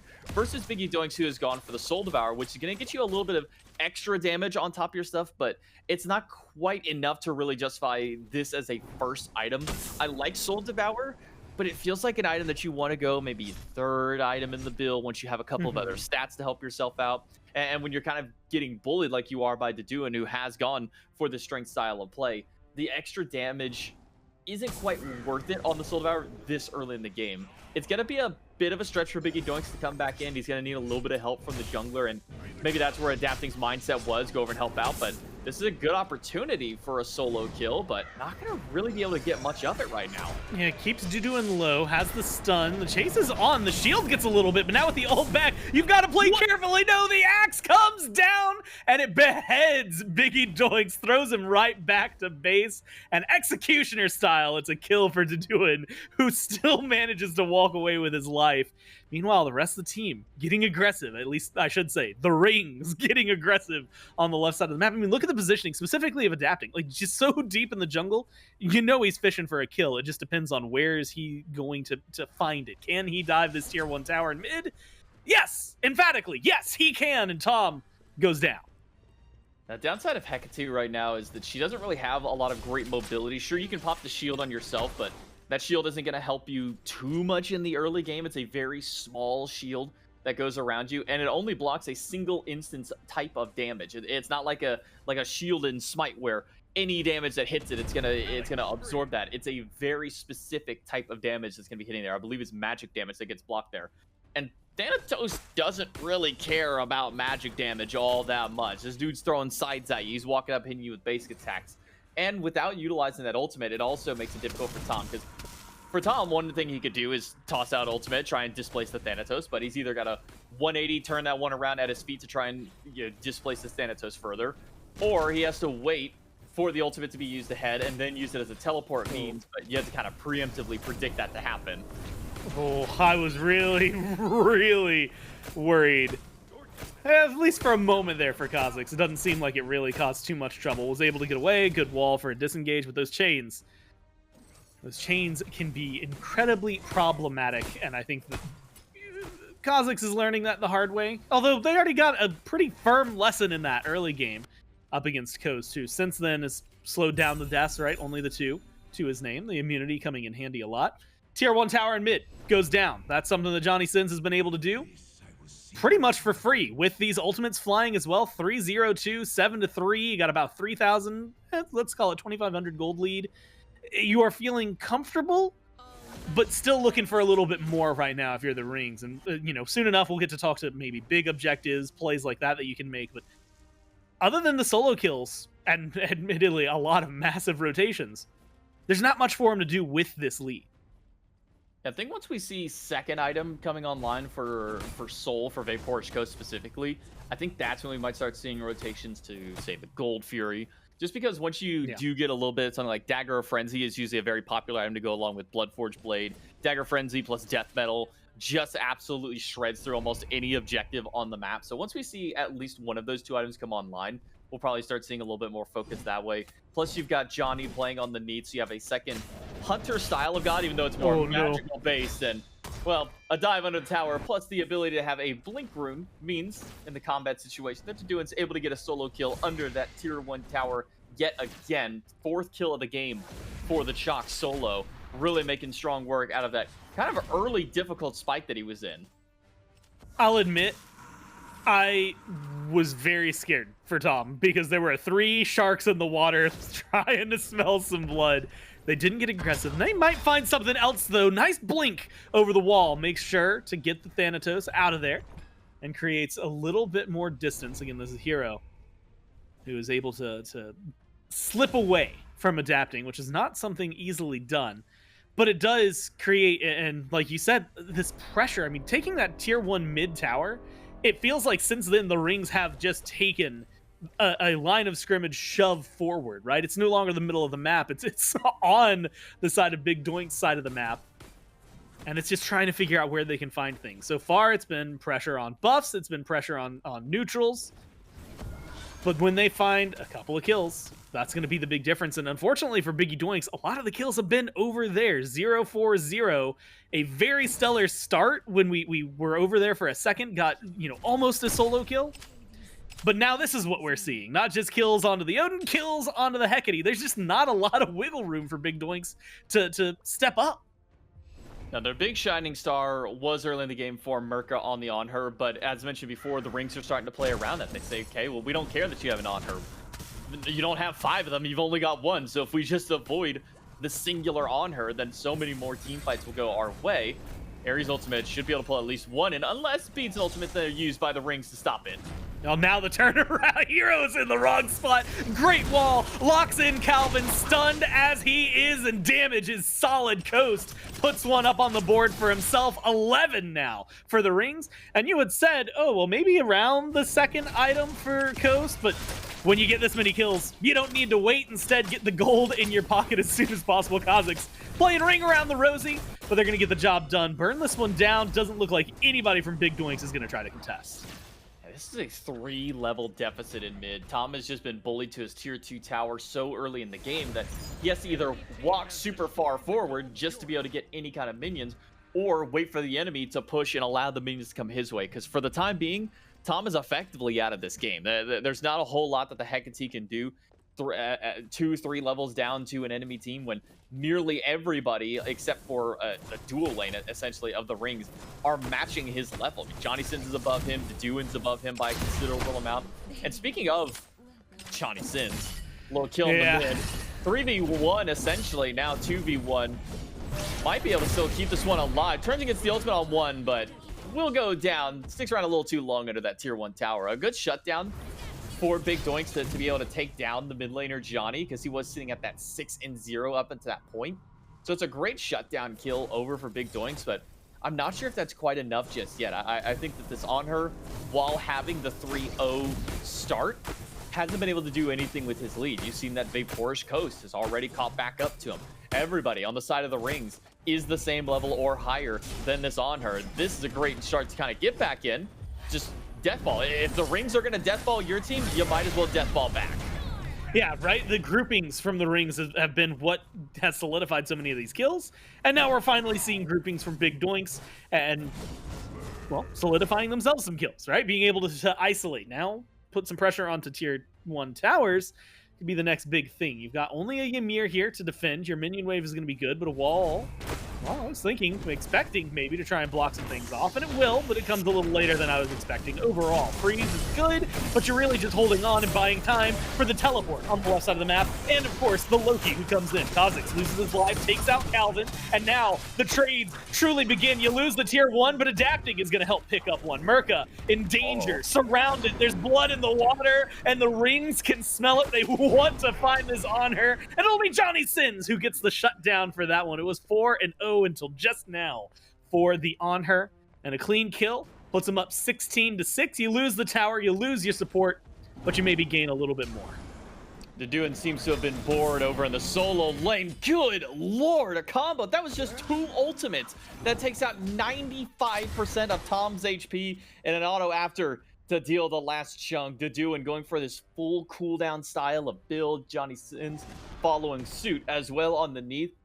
But whenever you're level 16, level 15, diving a level 12, yeah, you know, maybe that 95% makes a little bit more sense. Also being 3 items deep each, at least both in the build at this point. A 6-0 chalk.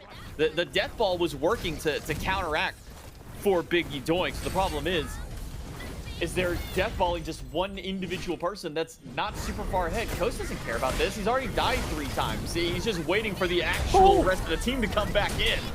That Blood Forge, man, look, it felt like it was going to be good. A little bit of shielding, a little bit of help, a lot that was going for him. Of course, it was a little bit of help from the support. Now you've got Johnny Sins to come in, and like you said, that's going to make maybe a big difference in terms of damage, but they're not going to continue pursuing this. No, the regrouping from Big Doinks has them second guessing. A lot of low health bars, but you need a little more help. Good root, good damage, good kill.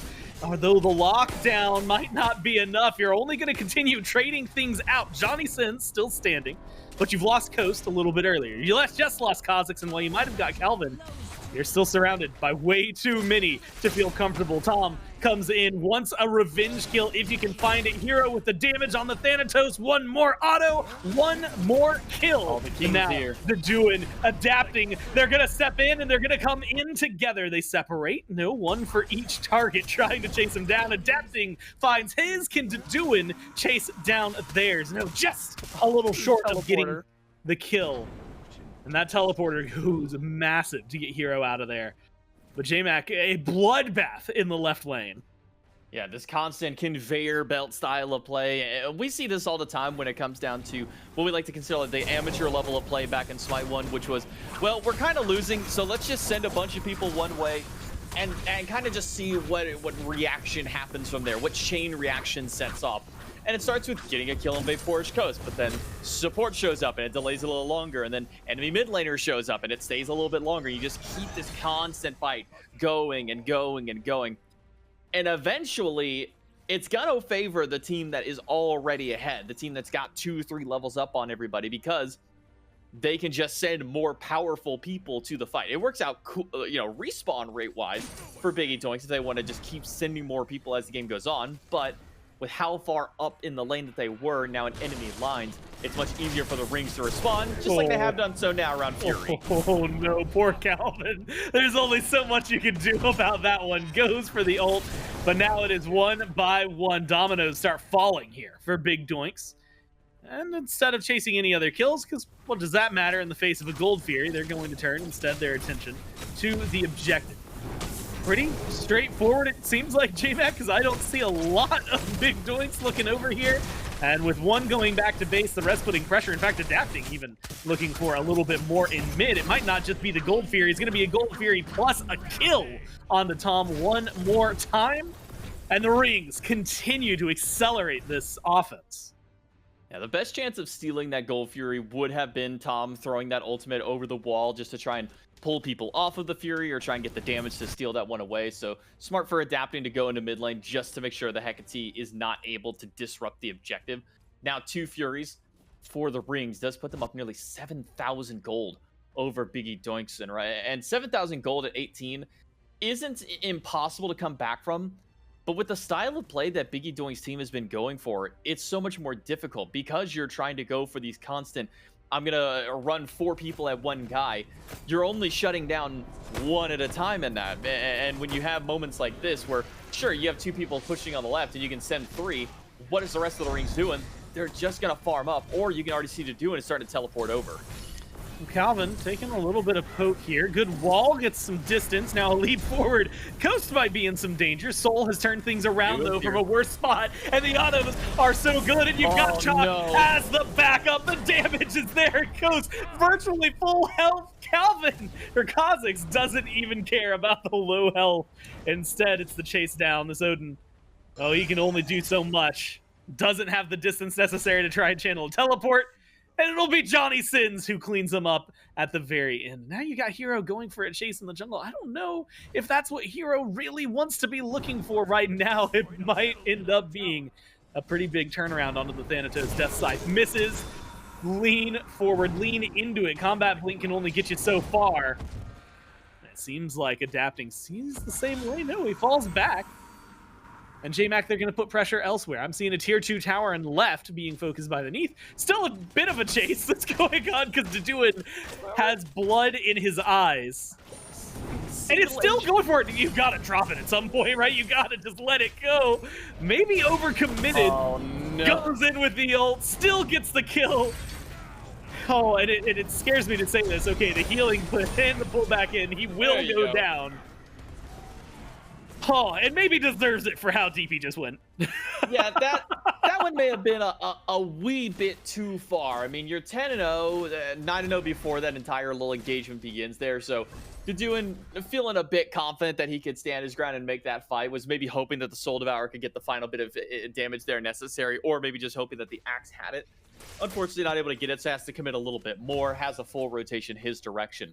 But that team fight before, where it started at the tier 2 tower in the left lane and transitioned its way all the way up and around to the essentially the tier 1 of the enemy side of the map, was already on a timer. The second that Deduin recognizes that there's a fight happening in left, he starts beelining towards his teleporter that would get him to the side of the map where the action takes place. You need to get 1 or 2 of those kills before Deduin gets his teleport and joins that fight, because of how far ahead this Chalk is compared to the rest of your team. Deduin alone is 4 levels up, well, 3 now with Merca hitting that level 16, and similar with Hero. But up until that fight, I mean, this is a 4-level deficit to anybody to Deduin on this map. So making sure that you at least give yourself the numbers man advantage versus the numbers XP advantage gives you a better chance of having that fight go through. But because Deduin's able to teleport and get there before his team goes down, it's just starting to go south for Biggie Doinks. And I don't think that their scrappy style of play is going to work for them much longer. Now, unfortunately, doesn't seem like too much. Great stuff, though. Turnaround damage. They get rid of Coast at least. Kha'Zix is low. You got to be careful if you're adapting. You get pushed back by the Impale, but it's a 3v1. The rest of the team scattered to the winds. At least 2 dead at this point. And with 3 left for defense, you could talk about the Phoenix. It seems like that's where the Rings, at least some of the Rings, have their mind. Adapting, turns his eyes, goes for a kill. The rest of them step forward, wait for a minion wave. or an opening. When your Ymir's this low, you don't really have a lot of wiggle room to try and step in. So instead, JMac, it's going to be a retreat. But when you've got 20 more kills than the other team and about 7,000 gold more, you've got a lot of wiggle room to do whatever you want on the rest of the map. Yeah, Fury's definitely the right call for the rings. Just try and get to that Ancient Fury stage as quick as possible. By killing this third Gold Fury will enable the next Fury spawn to be the Ancient, which will make sieging much easier this early in the game. Once you get to late game, all you typically need is 1, maybe 2 picks, and you can then start going for some of these sieges, start taking out some of the towers, the phoenixes. But early in the game, if you have the Ancient Fury, it makes it that much easier because, well, now the towers and phoenixes can't hit you back.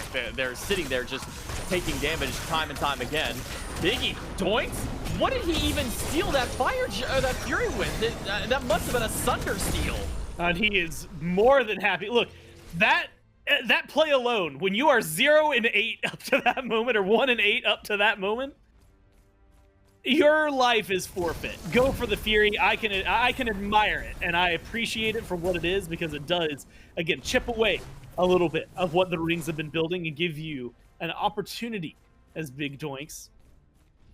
Try and get back into this fight. Now, how much into this fight you're going to be is a different conversation, right? Fire Giant potentially on the horizon for one of these teams.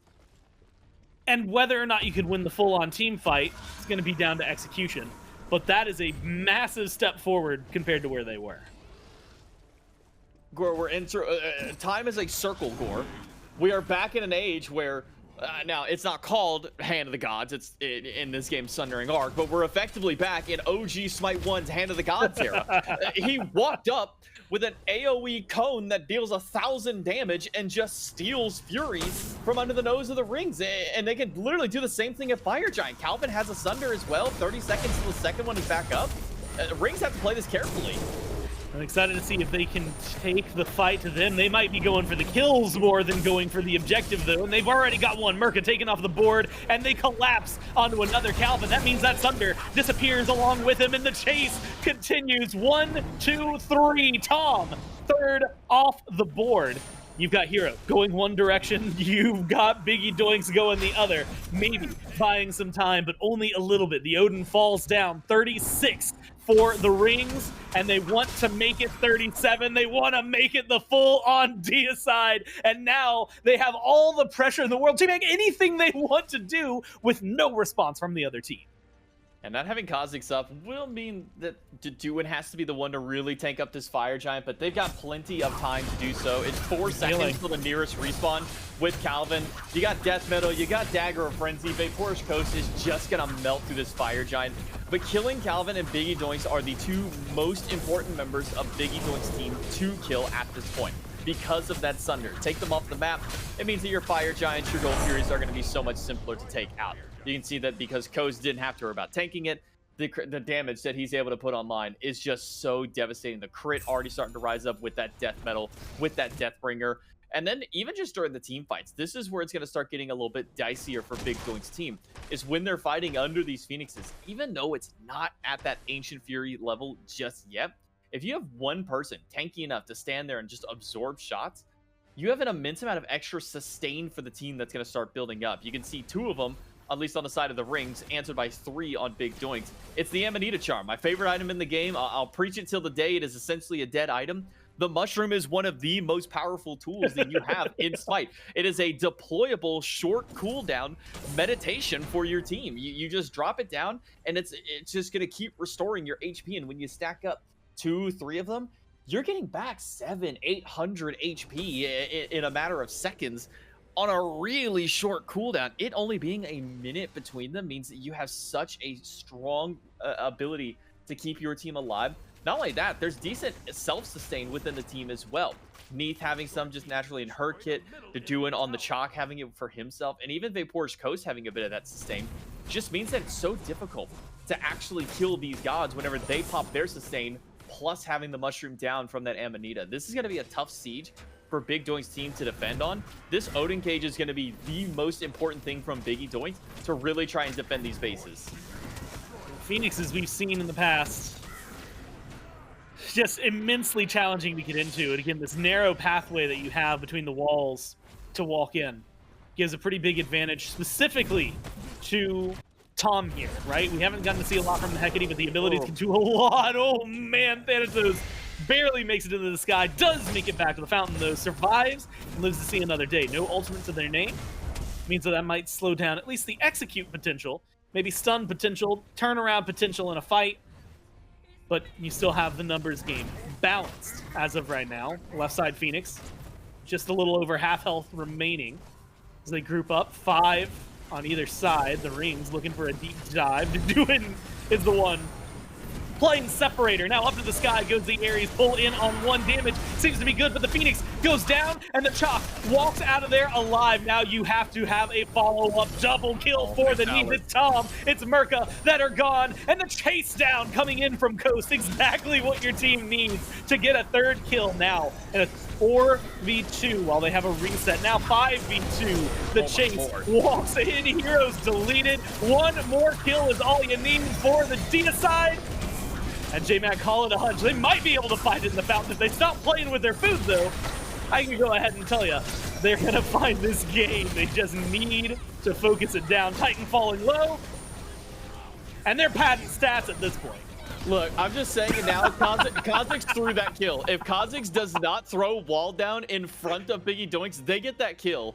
But unfortunately, the wall goes up. It blocks 1 auto attack that would have killed, and now they're sitting there with Vaporshko stat padding for the rest of the game, and it takes them a little bit longer to actually end that one out. So Kha'Zix kind of threw a little bit there, but no worries.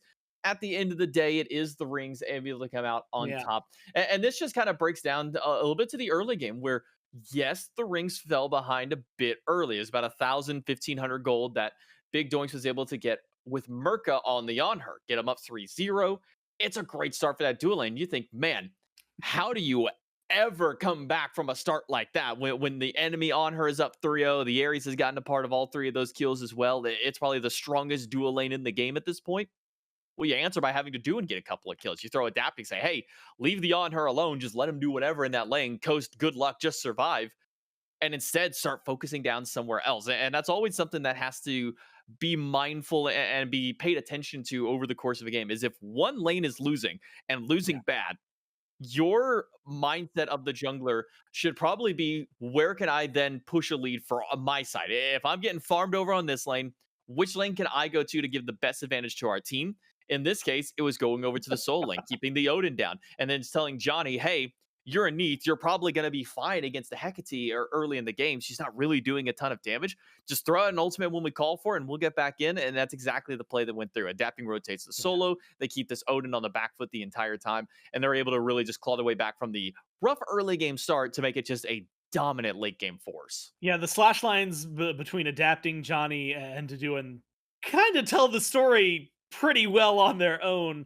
And of course, as we mentioned, they take game number 1, but we've got a bracket update as it stands. We just saw the Rings now up 1-0, but Sack the Set has taken out Spain without the S on the other side of the bracket. They're now waiting in the finals for the winner of this set. And that is, again, J-Mac, first off, massive deal for Spain without the S to get knocked out. But also, a very interesting prospect. 2 p.m. Just for those who are aware, we just crossed that here in the East Coast of the U.S., which means that the NA side of things in the tournament will be kicking off. So while we're watching this next game, then while we're watching finals, North America is going to be going on. So right now, I'll tell you, a lot of those dudes are going to be streaming their perspectives. You can watch that. But now I feel like we've put ourselves in a very interesting spot. We've got Deathwalker, April, Gunter, Silenced, Echrome. That roster waiting in finals for whoever wins this one, which means if you see the Rings, it's a bunch of big names going against each other. If Biggie Doinks turns things around, you get a Dark Horse really showing up in there. No matter what, it becomes a much more interesting finals here in EMEA, and we'll have to see how it all shakes out. And on the other side of this quick break.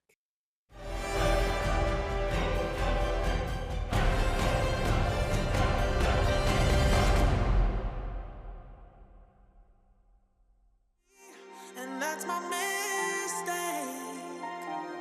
Some might say I can't get too far without seeing your face. Oh,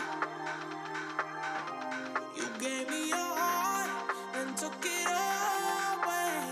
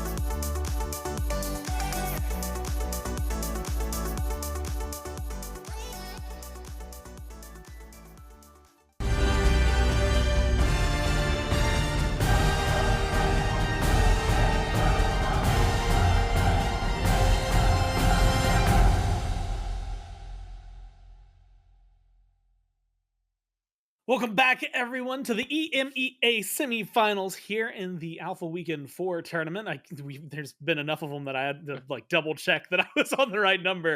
It's Gore and it's J-Mac, who just watched the Rings have a pretty dominant performance. Early game was a little shaky for him, but pretty much everything after that was absolute control and win themselves game number 1. We saw already on the other side of the bracket that we have a team that has moved forward into the finals.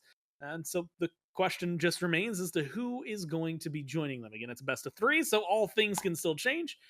And JMac, originally going into this, I was really ready to talk about like the Ares and maybe trying to rip him away, but I don't know if you need to after you beat him like that. Again, we can take a peek at the bracket, look at these two teams, and again where they're going. Sack the Set took out Spain without the S, and they are waiting for either the Rings if they can win this game, or Big Doinks if they can win the next 2 in the finals. That's a little bit of pressure on them. It's unfortunate that my favorite team name so far in the EMEA bracket has already been knocked out. Spain without the S. Fantastic, amazing name, but unfortunate falls to them to sack the set of 2-0 there. I think for me, Big Doink's team, the adaptation that needs to be made is playing with the lead that you have. They got 3 kills on the On Her very early, which is insane to be able to get. It's probably one of the best gods in the game to get those early kills on. But they didn't transition that anywhere because the On Her stayed in the lane the entire time. The Ares sat there, and it kind of essentially babysat him for a while. He wasn't able to really push that lead any further. Vapor's Coast sure got a little bit bullied during all of that. Adapting made his realization of, oh, I can't go to this lane unless I have the rest of my team along with me, at least throughout the early game. So for Big Doinks, what I'd love to see is that transition from we got these first 3 kills. Now, what do we do with it? Do we start rotating our jungler elsewhere on the map to really try and be able to help out there? I think some assistance to Biggie Doinks himself in the solo lane would have been a great answer back because just how much to do and was kind of bullying him over there. At first, I thought there's going to be, 3 lanes are just going to, or 2, at least 2 of the 3 lanes are going to start dominating on one side of the map. And the only one being that mid lane where Tom was struggling up against the Neath against Johnny Sins. But if you could have gotten 2 lanes with a lead, that would have been so much easier for them. But because they got a lead in one and then got bullied out in both of the other ones and then didn't push their lead in the one they had it, that was where the downfall really shined. Well, we'll have to see how they adapt to things, especially against adapting. So we get into picks and pans for game number 2. A lot of changes could be made, and this is always where it gets like, I want to say a little awkward, where you only have the one ban right now, right? So do you think it was God? Do you think it was execution? It seems to be execution in terms of what Big Doinks thinks, because they go for the same ban they had last time. Hades was what they opted to. The Morgan was what the other team, the Rings, had opted into. So now, Ares' first pick, he's still pretty good. Might be better not to have Kha'Zix control him, but yeah, might have also been pretty high up in the consideration of all the other gods. They still seem to think that it was great though, and they're going to go ahead and lock it in. Yeah, I don't think the Ares was the problem in that one, and I definitely wouldn't give that away to the enemy team. I really think a lot of the problem just came from not pushing the lead in the dual lane, and then your Odin falling really far behind in solo compared to the Chalk. Do you draft Chalk in that place? Maybe not necessarily to try and answer back up against that one, but I don't think that you want to give away Ares to the enemy team. I do think that these are probably the best 2 bans to go for. The Hades probably still being number 1, even from our previous tournament. Hades is just such a dominant god right now that having a good amount of lifesteal into your kill, that self-sustain that he already has, plus building it with your itemization, and just the change to his ultimate. Hades in Smite 1, he stands there, he takes a lot of damage, goes, oh man, everybody's hitting me. I hope I live through this and do enough damage. Oh no, I'm dead. Or you run into an issue where, oh hey, I've trapped 3 people in my ultimate and they've all jumped away from me, and now I sit here like a sad Hades. That's not a thing anymore in Smite 2. Somebody jumps away from you at ultimate, you jump underground and chase them right back, or you catch somebody and you want to stop them from being able to dash or use abilities against you, you silence them. Or if you just want an extra big burst of damage, you can use that ability as well. Being able to use any of your 3 abilities one time during your ultimate has given this god such a massive makeover and has made him one of the top picks in the game. Honestly, I'm really excited to see, I think, continually what we get, like, the variances that we've seen in some of these gods, but then also how the players are able to capitalize. I mean, you had mentioned a lot of the damage, and I think it's worth mentioning considering what we saw, but like, even looking towards Neath, where it's just like, oh, hey, now you're 2 drops a weave, and like that when you say it, like, it's just like, that's just a sentence, right? That doesn't seem like it's going to be too much. And then you start to add in like the added benefits of having a weave off of an ability that, you know, heals you, does damage, you can play aggressively with, etc., etc. Again, it just feels really good. So seeing what that's going to do for a bunch of other gods, something I'm very excited for. But we do get something a little fresh and happy, at least for me. You know, the Soul, the Honor, we've seen the Loki, the Ymir, the Neath, the Chalk, we've seen Bacchus, though, and the Fenrir lock-in at the bottom two for Big Doinks. J-Mac, I'm really, again, excited to see what these players are going to be able to do with these picks and how much it's going to open up for them. This was the secondary negative to Big Doink's team in game number 1, was they had this Ares, but they didn't really have anybody to capitalize off what Ares does best, which is burning purification beads or burning CC immune ultimates, and then having somebody follow up with their own CC or their own big ult to really be able to fight back. So now drafting both a Bacchus and a Fenrir gives immediate single target CC on the side of the Fenrir from that Ragnarok. You don't want to be picked up by it, so you just pick up beads and then you pull yourself away from it. And with the Bacchus, by going for the stun plus belly flop, that CC chain is so potent here in Smite 2. Even with the reduced CC timers, the reduced height of the knockups and whatnot, it's still a dangerous combo to deal with, and they both just do a lot of damage. Fenrir has received some nerfs over time to the amount of strength that he inherently gets from some of his abilities. Some of his scaling has been knocked down a little bit, but he's still a strong god that you can build a little bit tankier and still deal a lot of damage. So I like this switch up here for Big Doinks by taking this Bacchus and Fen, most likely pushing this Ares over into the solo lane, which I actually think is maybe where he's the strongest right now, because you can still build him the exact same way that you would have built him as a support style of god, but you're still doing a lot of damage compared to where if you were to build him in a previous iteration of himself in solo lane the same way as support, you're not doing a whole lot. So I like this switch up here. I think Ares is really strong in the solo lane. His damage is insane. His scaling is super high right now, and his passive giving him that extra strength or intelligence based off of how he likes to build gives him such a wide amount of diversity within his build. You can go this full cooldown and get a lot of intelligence to be able to spam your abilities and make your fire do a whole lot of damage and make those chain dots deal a lot of extra damage. Or you can just say, hey, I'm going to build super tanky and get a lot of extra bonus strength, so that by my initial chain hits deal damage. Or those sneaky auto attacks get thrown in there. Whenever you hit someone with a basic attack, you sometimes forget just how much that an Ares is able to do with basics when he's weaving them in. It's here's a chain, here's 150 damage from an in-hand, here's another chain, here's another 150, and you're like, whoa, this dude's supposed to be a tank. Why is this guy hitting me for like 900 damage in the blink of an eye? I don't understand it. So I like this change up for Big Doinks. I think it's going to work a lot better for their playstyle to make this kind of a swap up. I'm excited to see it just because, as I've learned, and I'll continue this as we jump into game number 2 here with these teams. Again, if the Rings are able to win this, they go to the finals up against Sack the Set. Big Doinks win this, we go to game 3. But the thing that you, or at least I've experienced and learned because of either playing with you, watching you play on your stream, and admittedly, I'm you know what, I'll give Trelly a little bit of credit here as well. Anybody can do pretty much anything that you want. I mean, J-Mac playing literally every god support has happened very, very often. And it has not controlled you once whether or not you could pick somebody. Like, if you were like, oh, all of the Guardians are taken, does not matter. I'll play Hecate support. I'll play Neath support. But then also Trelly, I believe, yesterday when we were playing. Real eye-opener. Turns out Ares, when you build him damage, and as a god who already does a lot of good damage, does even more damage. And so that's something that you might have to be wary of. Right now, it's Kha'Zix, who had a little bit of poke turned on him. Little, like, half invade in a way, at least showing face over on that side. It does seem like the duo lane wants to get aggressive. It's just trying to figure out where they want to be aggressive. And already, and this is actually something I think we wanted to see, but similar to the beginning of last game, Biggie Doinks with a health advantage, at least as of right now, over Duduin. It can only mean so much. That first blood, that kill, honestly, never even happened for the Odin. So we'll have to keep our eyes on both lanes as the players continue to hold themselves aggressively.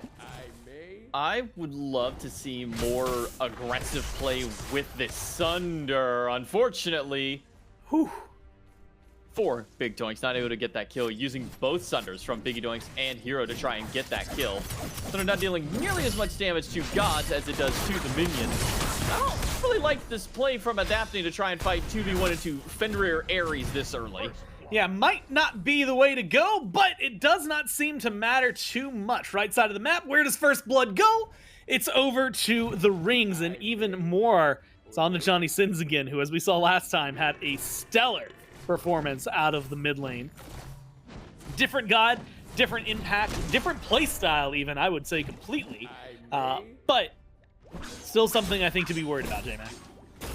Yeah, spend all early game bullying this god. Now Johnny taking the opportunity to play the Hecate. With the style of play that the rings have, I think this is a perfect fit to kind of slot in place of that Neath. Now giving that one over to Vaporish Coast, which won't have the same level of auto attack impact that something like an On Her, a Soul, and sometimes even a Cernanos might have. But there are two ways to play Neath. You can do the full intelligence mage style of play where you're just letting your abilities do all the damage. Or you can build a more traditional in-hand focus where you're letting your basic attacks really do a lot of the brunt of the work there. So still can play that same way for Coast. It seems that at least for early on, going to be building into that style of play, focusing it just like any other Hunter style of play. But for Johnny Sins swapping over to this Hecate, we didn't really get to see a whole lot of the god in the previous game just because of how much that Tom was getting bullied on the pick. Yeah. But there's a lot of utility and a lot of potential with this god. Game-changing ultimates if you can throw out and teleport one or two people who are just about to get out of a team fight, or to displace them to try and burn their purification beads early on in the game. And even just throwing out that second ability, if you can leave that on the air, especially early on where you think a team fight's going to break out, stacking up that extra damage up to 12 extra instances of stacks that can come from that second ability does a lot of sneaky damage if you're not paying attention to it. Right now, that sneaky damage isn't being applied anywhere just yet. The question of whether or not it's going to maybe manifest here soon, especially 2v2 in mid, leap forward from the Fenrir. There we have him with the brutalize, but not quite the lockdown. Instead, J-Mac, it goes about as wrong as it can. You go in, you think you have the damage, you think you have what it takes, and Adapting says no. Adapting stops you in your tracks, and Adapting, not only that, gets the kill on top of it. So now this Loki, 2-0-1. What we saw last game, this makes me worried. Yeah, Adapting had a rough start last game and was able to bring it back. Now that Adapting is ahead, and we'll even say even/ahead, in this case in his direct matchup, is leading over Hero, this is where it starts to get scary, because Loki is sort of similar to Neath, but maybe in a bit more of extreme of Loki really does have two different ways you can play. You can build a little bit more towards that ability style, get that Soul Devour online to get that dot damage really kind of poking, or you could just go full strength and straight up like 2-tap people within hand. So I'm curious as to which of those options that Adapting will take this game, maybe go a bit of that mixed scaling with it, to kind of get the best of both worlds. But for now, at least seems to be building in towards strength. While a gank on the Kha'Zix would be great, but they just don't have quite enough damage. But Hero's got it. Yeah, they get the kill. In fact, they don't stop there. They pick up Coast as well. Adapting shows up, takes down Hero. Don't know if he has what it takes to 1v2 at this point, but that's a great way to stall the progress we've seen on the other side. Just to put a damper on what the rings have been able to do. Yes, you still lose one, but realistically, you needed those kills. Oh man, okay, Adapting. It'd be brave. Stick around. Uses the channel from that third ability just to make sure he has the displacement immunity, so he doesn't get hit by the knockup from belly flop. So quick adaptation there from Adapting himself, and then ulting just to escape at that point. 3-0-1 for the King. Part of every single kill, 3 of them in his direct pocket, is going to be a great benefit and a boost to the Loki. What I was going to say, and one thing I'd love to see Big Doinks do, since they really aren't that far behind comparatively to the previous game, is utilize these Sunders more. As you get more levels in, the Sunder does more and more damage.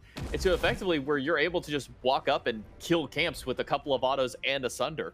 I would love to see more invades towards these enemy camps, these purples, these speeds that go over towards the blue and the red on the opposite side and just start taking farm away, because there is no Sunder at all on the Rings team. There's no Sundering arc to be seen. Meanwhile, having 3 of them on Big Doinks will give you a lot of pressure around major objectives, but start utilizing that to get some of this early farm and get some of these early jungle steals. Yeah, being able to lean into it and leverage that, that's going to be... I mean, we've seen it time and time again. That is just the way to play a MOBA. Like, you need to leverage your farm as best you can. And the neutral camps last time we saw, there's not as many of them all across the board as maybe we've gotten used to in Smite 1, but realistically, they have that much more weight because of it.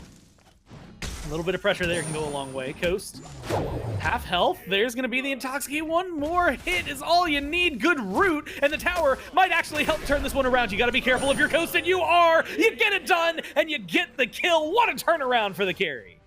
Wow, nice kill for Vaporous Coast under that tower. Keeps himself alive, gets the turnaround kill on a Calvin as well. And that's just going to start spelling a bit of disaster over in the dual lane. It was already tough for the big doinks to really fight into the Rings dual lane early, but now giving Coast that extra kill, keeping him still a little bit behind Merca on the Honor, but being able to fight back is super important for them. Now rotation over solo lane, ultimate used by Biggie Doinks, but adapting, man, gotta make sure he dies there. Really make sure he's dead. The last touch Druid got a kill over here. It started a long trail of things you didn't want. And it seems like Hero's thinking the same thing I am. Goes for a kill, has some damage. No! Yes, there it is! The very tail in the dot gets it done. Oh, and I'm going to say it now. I think they needed that kill. Deduin was an absolute menace in game 1. That was Caustic buff plus Sunder, dealing that dot damage after. Because once the Brutalize ends, that's the end of the damage. But there is still that extra lingering dot, and so it's a smart heads-up play by Hero to use that Sunder, while again dealing less damage to dots and being more overtime damage in this regard. It's still just enough. If you don't know you're going to be able to get the kill, especially knowing that the enemy solo has gone for Blink, you want to have that extra level of assurance. So having that red Caustic buff, having that Sunder guarantees they get a kill on to do it, and makes it a 1-for-1 trade on that side of the map. I do like this more aggressive play. Missing out on the Sundering arc for Hero, at least for another 60 seconds, but just having pressure. You've got 3 of them. Send any other player on your team that has a Sundering arc over, and just start stealing this farm. But don't die for it, though. Oh, we'll see if they can continue that or put a stop to it. I guess one will die for it, but then Hero will also die for it. Overall, 1-for-1 trade. Your jungler for your support not feeling as worthwhile. Has to ult out. Is adapting from the Ares chains. Flames go up. The ult comes out. No escape pulls 2. Whoa. You've got a little bit, but he gets pushed back thanks to the Hecate, and then it's just adapting, laying in wait. Gets the kill. Stunned out by the Bacchus. Has to play carefully. Has the backup. Has the damage. And has the kill. Again, it's just so clean from the Rings. And Johnny Sins continues the track in mid. 10-4. They are only up 2,000 gold, J-Mac, but the kills, the fighting, it speaks to a much bigger story. That's the big fun of Hecate that you get to see on display there. Throwing out the ultimate, max range, and then bringing them back to your side of the map. You thought you jumped away, you thought you blinked out far enough, and then Johnny brings them right back in, puts them out of position inside of enemy lines once more, and really showcases off that ultimate. And that's one that we need to see more of throughout the development of Smite 2, and really throughout just the general play that we'll be seeing. I imagine that Hecate is going to be seeing tons of extra play because of the change-ups that came from kind of the initial showing of the god to what she now exists as. The shield, it's kind of whatever. The damage that she has can be really strong, but it's that ultimate that gives her so much utility in mid. It's already got good damage on it, but it's one of the reasons, and I know you kind of were joking about it a little bit earlier on at the top of the game, where you can kind of just play whatever you want support. It's something that I've been doing. It's just, what god do I want to play? Cool, let's run it support. That ultimate gives Hecate that ability to be able to run it. Not only that, by having CC on that first ability, allows you to amplify your team's damage if it's in the blue form of it, or if it's that purple, have that CC. All right, now, seeing a CC immunity for Coast. Again, it only goes so far. Good ult lock, tries to lock him down, tries to get help from the tower. There's only so much you can do in a 1v3 like that, and unfortunately, Kha'Zix was a little late to the party. Everybody else, other side of the map. So a clean kill for Big Doinks. And again, one that I think is helpful, but 1-2, you know, the Neath right now, on parity in terms of level, I don't know if that's where you need to be looking for the kills. I'm not going to complain about getting a kill. I think they need them no matter where they can. But it definitely feels like this side of the map and these two are a bit of the problem. Hold in is adapting. We use the hope to close the gap. Biggie Doinks chased down by 2, and it's another kill up for the rings. Yeah, this is starting to get a bit dicey for adapting, or dicey against adapting, I should say. 6-0-3. And is so willing to dive these tier 1 towers along with Deduin on the right side of the map. We even saw a little bit of diving over towards the left end as well. Caught out inside of the jungle as the Boggins with the Fenrir doing a whole lot of damage for Hero. Now they turn things around. Hero with the pull, or at least the pickup, I should say, and brought back. But both teams had enough pressure, right? The bodyguard standing nearby to say, hey man, rethink this aggression, rethink this fight, get out of here. And both sides decide to opt and fall back, spend some gold, come back with items. And this isn't much, I think, I don't want to say slower pace because we're 16 kills in 12 minutes. They've definitely still been fighting. But you can tell the rings, if they're trying to match with what they did in game 1, they still need to get a lot more energy behind it. They need to get a little more momentum to push forward. Meanwhile, I have to give Big Doinks a pretty big commendation because they have been slowing things down every step of the way, making sure that the rings aren't able to roll over them the way they did in game 1. And I think some of this does come down to the change-up of their general composition by putting something a little bit tankier over on that right side of the map, allowing Biggie Doinks to have his own real form of self-heal. While Odin is great, Blink is a quick answer to an Odin cage in this day and age of Smite 2, where in Smite 1, you get put into an Odin cage, you probably got damage falling, and you're either depending on your leap to get out, or some form of phantom to be able to break down, or to break through the walls, or just to knock the walls down yourself. Smite 2, you just use combat blink, and you're out, and now you don't have to worry about anything that Odin cage has to deal there. So I like now the force up for Biggie Doinks to really make the enemy team have to commit to some form of purification to get away from his ultimate. Hasn't been enough to really keep him alive too much, sitting at the 1 and 4 right now, but has at least kept himself in a better spot than he had in the previous game, only sitting that 2 levels down to do at this stage, where in the previous game we were looking at 3, maybe 4 levels at this stage. I would like to see Biggie Doinks continue to kind of slow things down, but keep up this fight mentality in situations where you could win like this one. I mean, you find it, you chase down Kha'Zix and get the kill, you might just get this Neath as well. And it is a clean secure on that. The lockdown and the play. Coast, Kha'Zix gone. And I like the call you call out, gold. It's up, it's available. You've got the numbers, might as well go for it.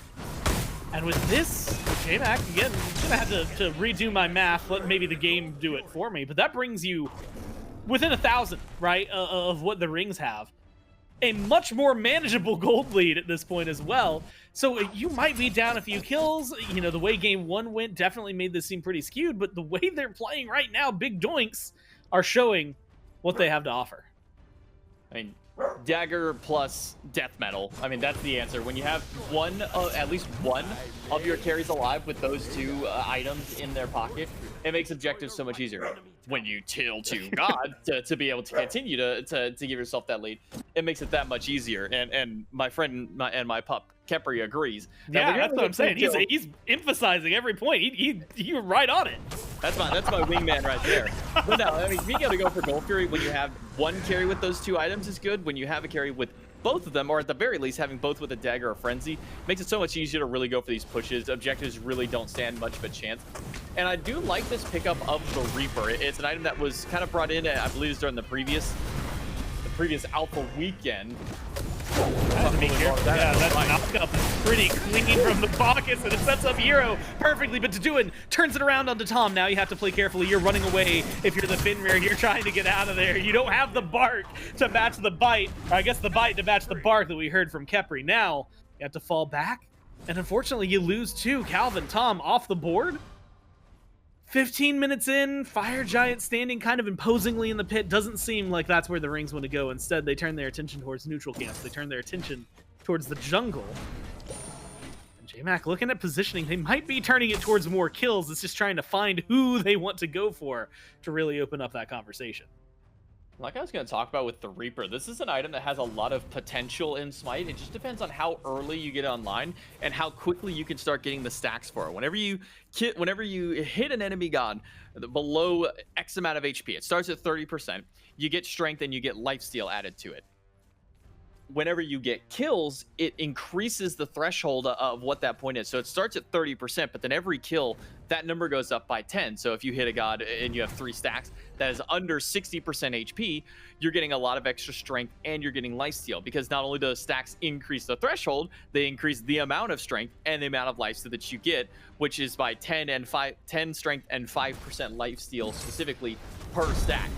This is a bold call by Big Doinks, but they've got the double carry to do so. Rings have to respond, but I don't even think they know what's happening. Yeah, based on vision that I see surrounding it, I don't think they're aware, and I don't think they have much to say about it. Calvin will be the one who gets the last hit, but it'll be all 5 strong on Big Doinks with a snuck out Fire Giant. And now a rebuttal needs to be made. You're looking at it. 3 tier 2s left standing. For the Rings, all their tier 1s have been knocked down. Other side of the map, got a 4th tower. That tier 1 and left still up and available. It's a small advantage, but one that opens up a massive conversation. Now, a new group up on right with Fire Giant. Big Doinks ready to start knocking down some of these tier 2s, and there's not a single person here to respond. Instead, the Rings pushing in mid. They're pushing in left. They're trying to get pressure elsewhere on the map. But I don't know if you can base race a full team with Fire Giant. With Fire Giant, with Dagger of Frenzy, with Death Metal, this is not a base race you're going to win. So wisely, you see the Rings back up to now defend their right side bird. Goes down to about 60% HP before the Rings are able to rally together and stop the offense there. But you do leave Adapting in mid lane. He's going to continue to split push that tier 2 tower, while the rest of the team is just keeping Big Doinks at bay at the Phoenix, which may or may not go well for the Rings. Now that Adapting is done with the bird, he can rejoin the team. Yeah, come back over, and you can see he's walking through the jungle, taking the long path over. Good pullback. Make sure the bucket stays in here. All you need is a little bit more damage to get the job done. Ult's being thrown out left and right, and Adapting is getting ever closer. You've already lost Calvin. You gotta keep the rest alive, or you gotta find something to turn it around. One more hit, and you trade out support for support. Ghost as well. Gone off the board. You've got Tom, but you've got Adapting back in the mix. Biggie Doinks goes down 4 for 2, and suddenly the numbers aren't looking as good for Big Doinks. They have to play carefully, but there's only so much you can do as a lonely on her, and Adapting with the rotation in after the tier 2 comes in, cleans up, and it's a deicide. What's wild is if Adapting would have just back to base, he would have gotten to that fight so much faster, but he decided to take a leisurely stroll to the jungle and just walk his way up to the enemy lines. And while a bit late to the team fight, they do lose a couple of players.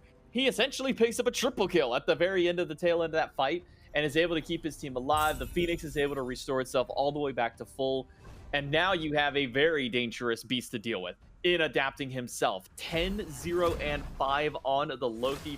Has gone in towards that high, just has that Tekokage as well. I mean, this is just such a devastating lead that Adapting has been able to build up for himself. And on top of that, going for that Yoki's Revenge means that Adapting gets a kill in a fight, or he gets an assist in a fight, in that case getting 3 of them. Every single one of those kills is resetting his cooldown, just putting him a little bit lower every time that he gets one. And it just makes it to where once you get one fight or one kill in the fight, you can really start to snowball it.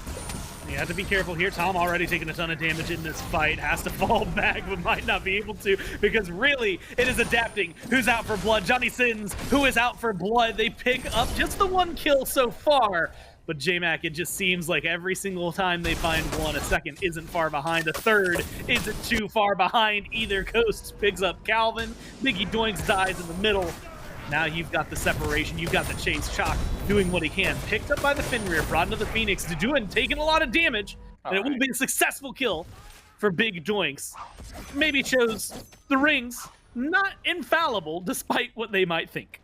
A bit questionable, to say the least, as to why Daduin was so far forward by himself. I mean, yeah, his team is able to get the Gold Fury. Yes, they're able to get a tier 2 tower. That's all good, but I don't think that Daduin needed to die there. They'd already zoned Big Doink's team away from the objective by that point. In fact, they didn't even finish the objective. They just went for the tower because of how far Daduin was forward. So still going to be able to get the Gold Fury. So it kind of just felt like Daduin's death was meaningless in a sense. I mean, you give a kill over to Big Doink's team. Not that it's going to bring them immediately back in the game, being 7,500 gold down. It's just a questionable moment there by Deduin. We'll be fine, 5-2-9 on the chalk, still going for a very defensive style of route in his build, getting a bit of a mix of scaling there, having that strength from the Tekokage just to be able to really fight in during the team fights, and then having that Soul Devour, the intelligence to give him the extra sustain, but also a lot of extra just overtime damage in the midst of a fight. But with the Fire Giant still down after that great play there by Big Doinks earlier on in the game by grabbing that, the rings have to be wary. You got to hit that tab. You have to see that there are 3 Sundering Arcs. That is 3,000 damage that is available to them to kill objectives. And it's why Fire Giant is so easy for them to do. When you have 2 gods that are going to be building crit, or going to be building just a ton of attack speed and shred, objectives are going to melt under the hands of Big Doink. So the rings have got to pay attention and keep the ward vision up for this next one.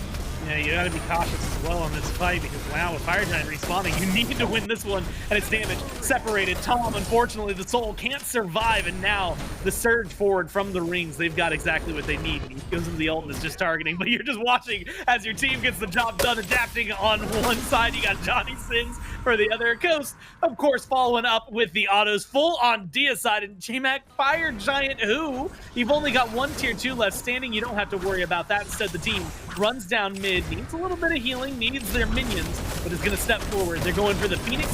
That one is going to be simple. You got 20 seconds left before anyone respawns. They will and should walk into this Titan room and push themselves forward. Not just a game to win, but a trip to the finals here for the Rings. Now the Rings pull out all the stops in this set just to make sure they get the win. An early spill in game number 1 leads to a devastating late game.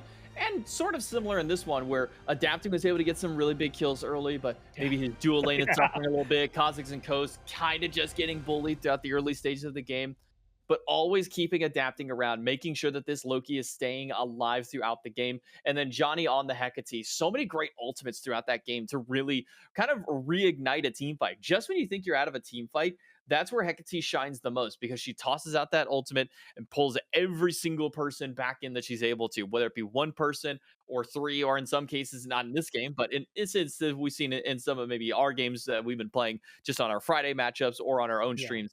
That Open the Gates ultimate can bring back so many people. And really, it's not only that, it's a twofold. You open the gate by pulling the enemies back to you. Okay, cool. Maybe they've got their blink. Maybe they got their leap. So they get pulled back and they jump away. Your team can also teleport to the other portal. You can just follow them right back. So they think they're out. They say, okay, no worries. I can jump away. Wait, now why are they all under me again? I just leapt away from them. There's so much potential with this ultimate. And I think that we only saw the tip of the iceberg from what Johnny was able to do with that god in this game. Yeah, there's a lot more that can be opened up. And honestly, John, what was it we said? He was 2-0-2-0-1 at the very beginning, and we were like, this is a better start than he had last time, and we saw what he just did with a bad start. So now, 12-0, not too surprising maybe to see him go just absolutely insane in that one. And speaking of 2-0s, at least 2-0 starts, now the Rings, who lost that first one, and we had kind of already talked about that against Naughty Neuro, find themselves 4 games in a row, and JMac not only in the finals, but up against a team that I think is going to give us a pretty entertaining finals at that. Sack the set. With a lot, again, E-Chrome, Eye Silence, Gunter, April, Deathwalker, up against the team we just saw in the Rings. This one's going to be a finals.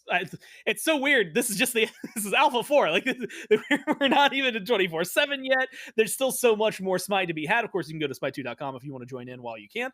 But also, the fact that we're getting a matchup like this, I think, so early on in like the life of this game is man, it's just a treat. Yeah, I mean, we saw some really good matchups in our previous tournament, whether it be on the EMEA side or the North American side. I think for EMEA, we had a bunch of world champions and top level former SPL players on those squads. Even see an upset against the Sack the Squad team, or Sack the Set squad, I should say, in this case. So I think that all eyes are going to be peeled in for this match for EMEA, and these are going to be the 2 teams that are just going to constantly be keeping eyes on as the Smite 2 esports continues to develop. I imagine we'll be seeing a lot of this talent continuing to kind of bolster itself up. But yeah, make sure you don't miss the finals, because this might just be one of, if not the best match of the entire event. For sure for EMEA, I think this is going to be the biggest match you're going to watch, but definitely be tuning in for this grand finals. That's something I'm excited to see, and I'm sure pretty much everybody at home is excited to see it as well, since it's what we've been waiting for the whole time. And, well, we're going to have to do a little bit more waiting, but finals will be coming back right after this break.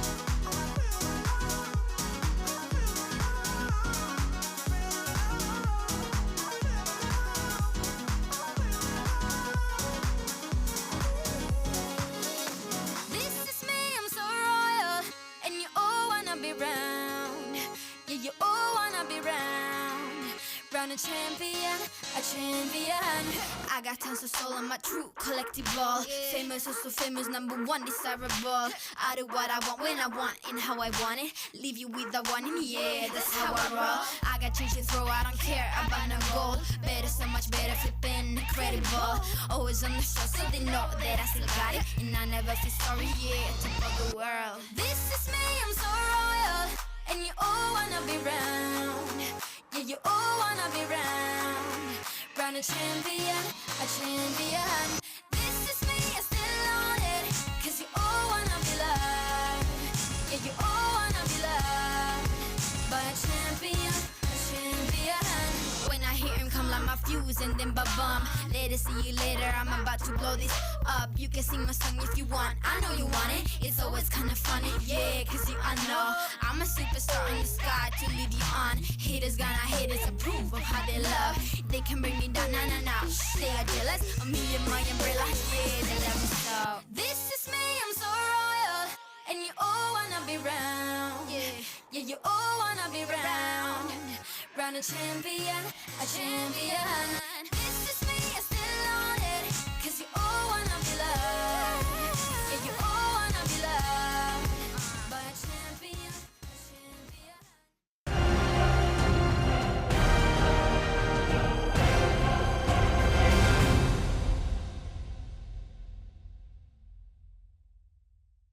Hello, welcome back in Grand Finals time for EMEA.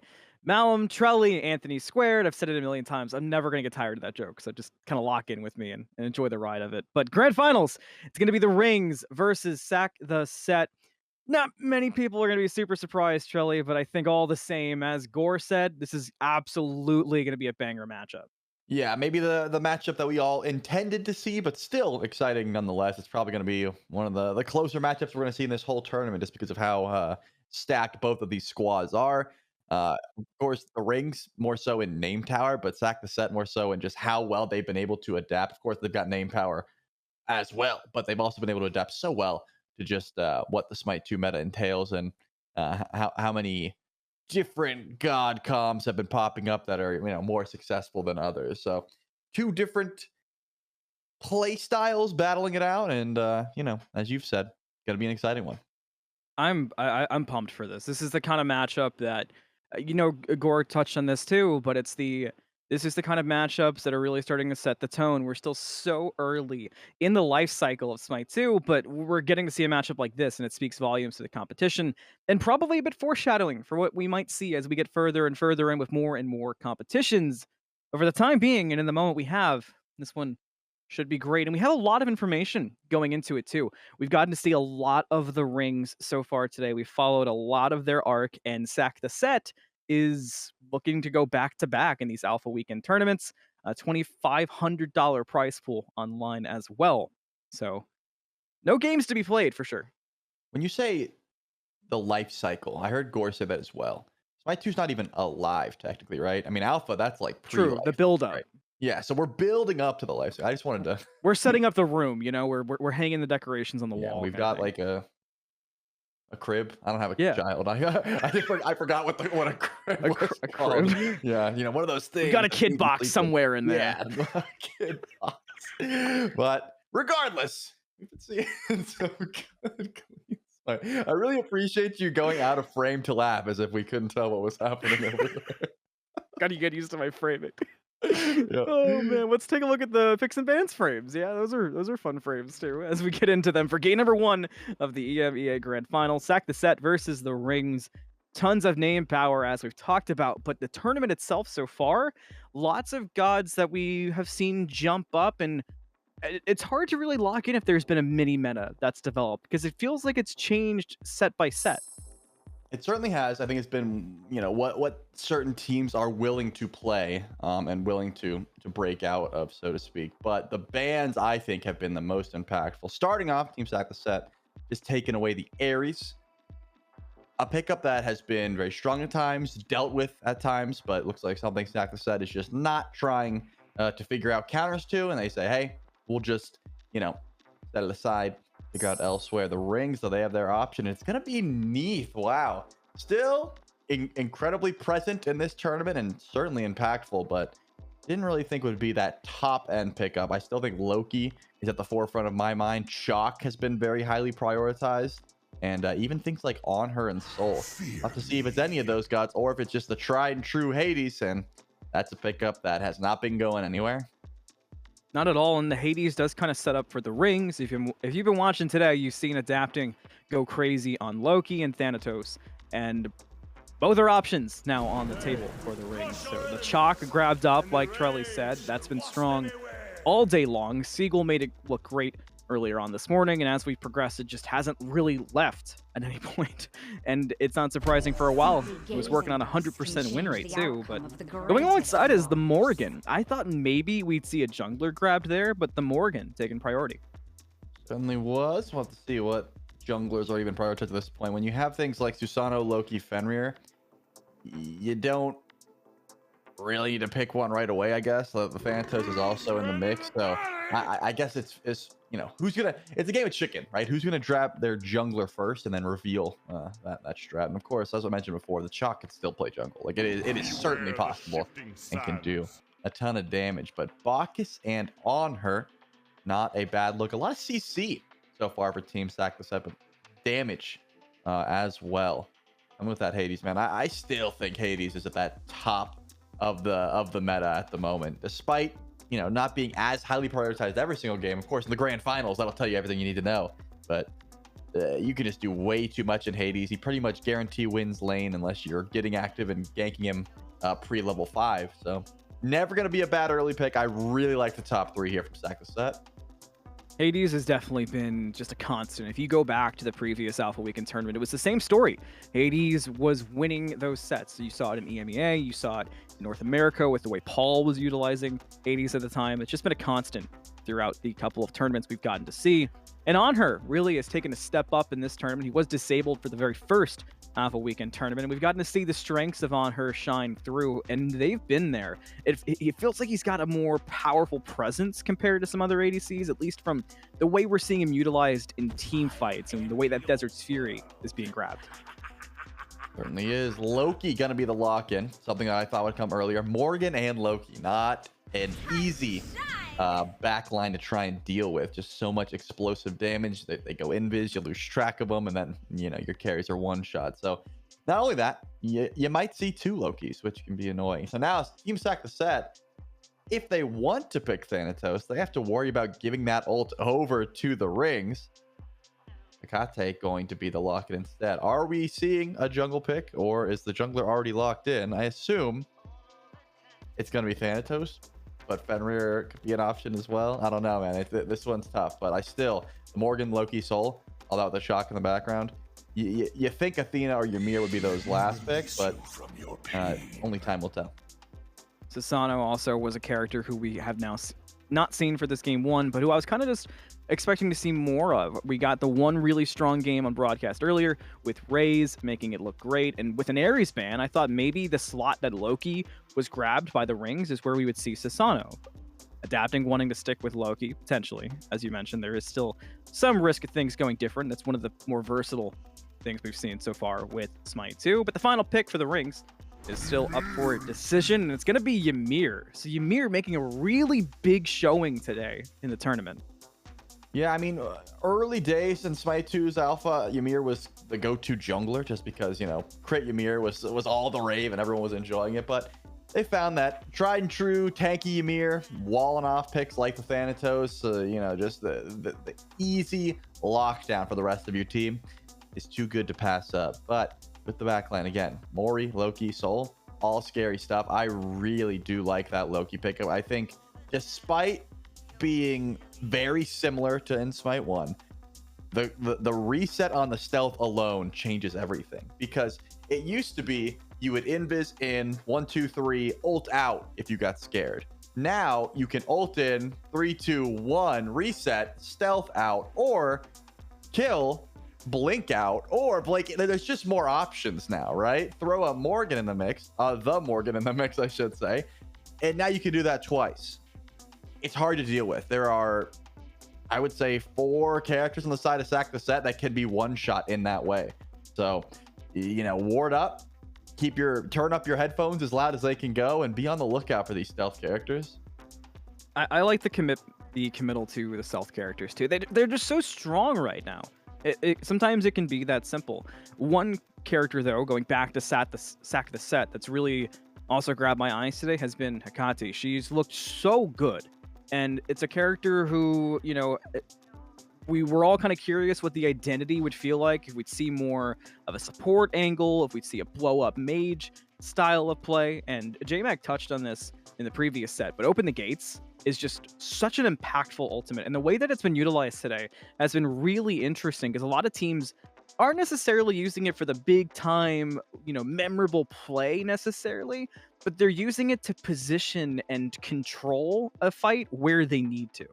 Right. I think it's Hecate at her best is when someone has used all their escapes, is running, and you say, "Get over here!" Right? It's like a pseudo Ares ult in that regard, but bigger. You can throw it, and you don't have to commit your actual body to try and pull them back in. You just yoink them back. After that, your team's usually grouped up. You can use the teleporter to continue chasing. You can do whatever you would like. So I'm a big fan of how we have seen Hecate played so far. It's just going to be, how safe can she be realistically? She's got a bit of CC to herself, but remember that shield that she has is magical damage only. That's something to keep in mind when you're playing her. Sometimes you don't even really register that. I've died to minions before with that shield on me, so I think I'm safe, but I'm not, because it's only 2 that magical damage. So, you know, sorry that I just leaked that information. Hopefully no one ever has to see that clip, but he's very strong. I hope I can see it. Well, more importantly, I hope I can see gameplay. Let's get into game number 1 of the grand finals for EMEA. Sack the set, your order side. The rings, your chaos side. Lots of names that you are familiar with. Lots of names that have gone crazy today. But Malum, Trelly, Dog bringing it to you. And oh man, I've been anticipating this matchup since we looked at the rosters this morning. You know, I was there was a chance for a Cinderella story, and I would have been happy with that too. But what an exciting finale that we have at our hands. No doubt about it. Lots of blinks, 4 blinks for both squads, as well as 1 set of beads for both squads, which means that CC is going to be getting essentially full value here on app. But take a look at where everyone's starting. You can see Adapting is hovering around his speed buff just in case anyone decides to walk up. But having your jungler on this side of the map this early does mean that duo lane can easily be cringe ganked. Like, I'm talking wave 1 is certainly a possibility.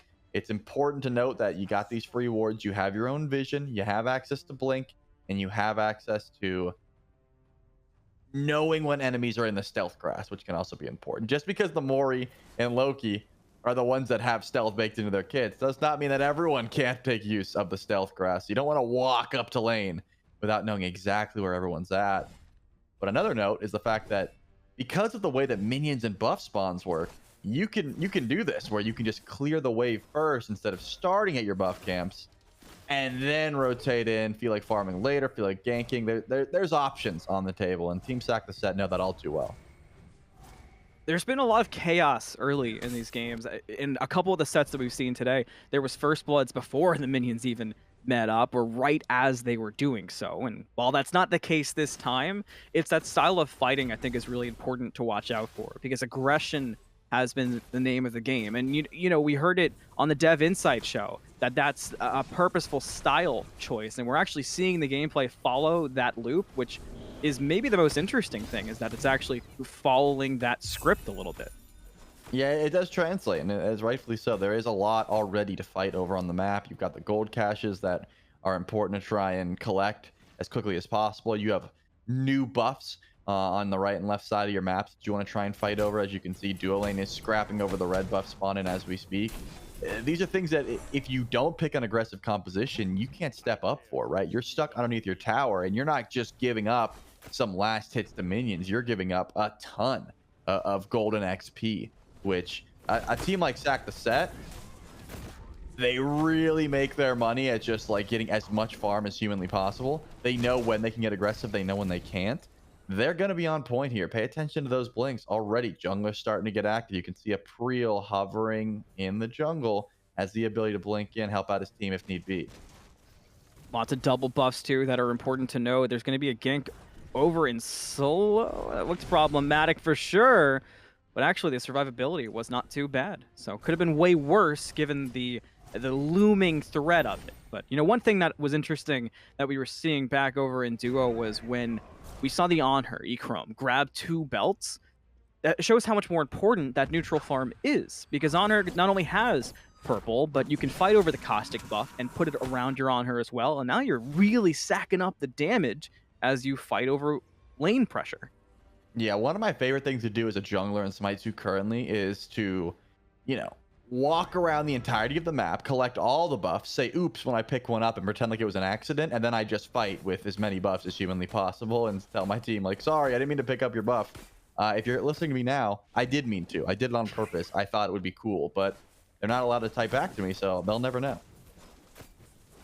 I'm always down for a good confessional, especially 3 minutes in. It's always fun. I mean, I'm just letting you know, if you see me with multiple buffs, and I think that as a jungler, like April and adapting should be picking up multiple buffs. You can see adapting does have the caustic. Oh my goodness. You see this? You think April did this on accident? No, that's on purpose. He's trying to cook. 3 belts, a chalice too in pocket for the team. When those chalices pop up, there's 2 things that get me pumped up. The chalices get me pumped, but the Warhorn is probably my biggest one. Of when I get it, it's just it's a total morale bump for me and my team. Did you know that the Warhorns that are on the Warhorn actually play? Like, I knew that there was a sound, but there is a literal effect that the Warhorns go, like they make an effect when you capture the Warhorn. I've been in solo lane many a times and I never noticed it. Well, I have something to sightsee next time, so thanks for distracting me. My teammates won't be happy with you, but I mean, I'm ecstatic. When the Warhorn gets ready, if Doug will let us, we can check out the Warhorn, and trust me, it's worth it. Ooh, we can cosplay the Warhorn. That's kind of exciting.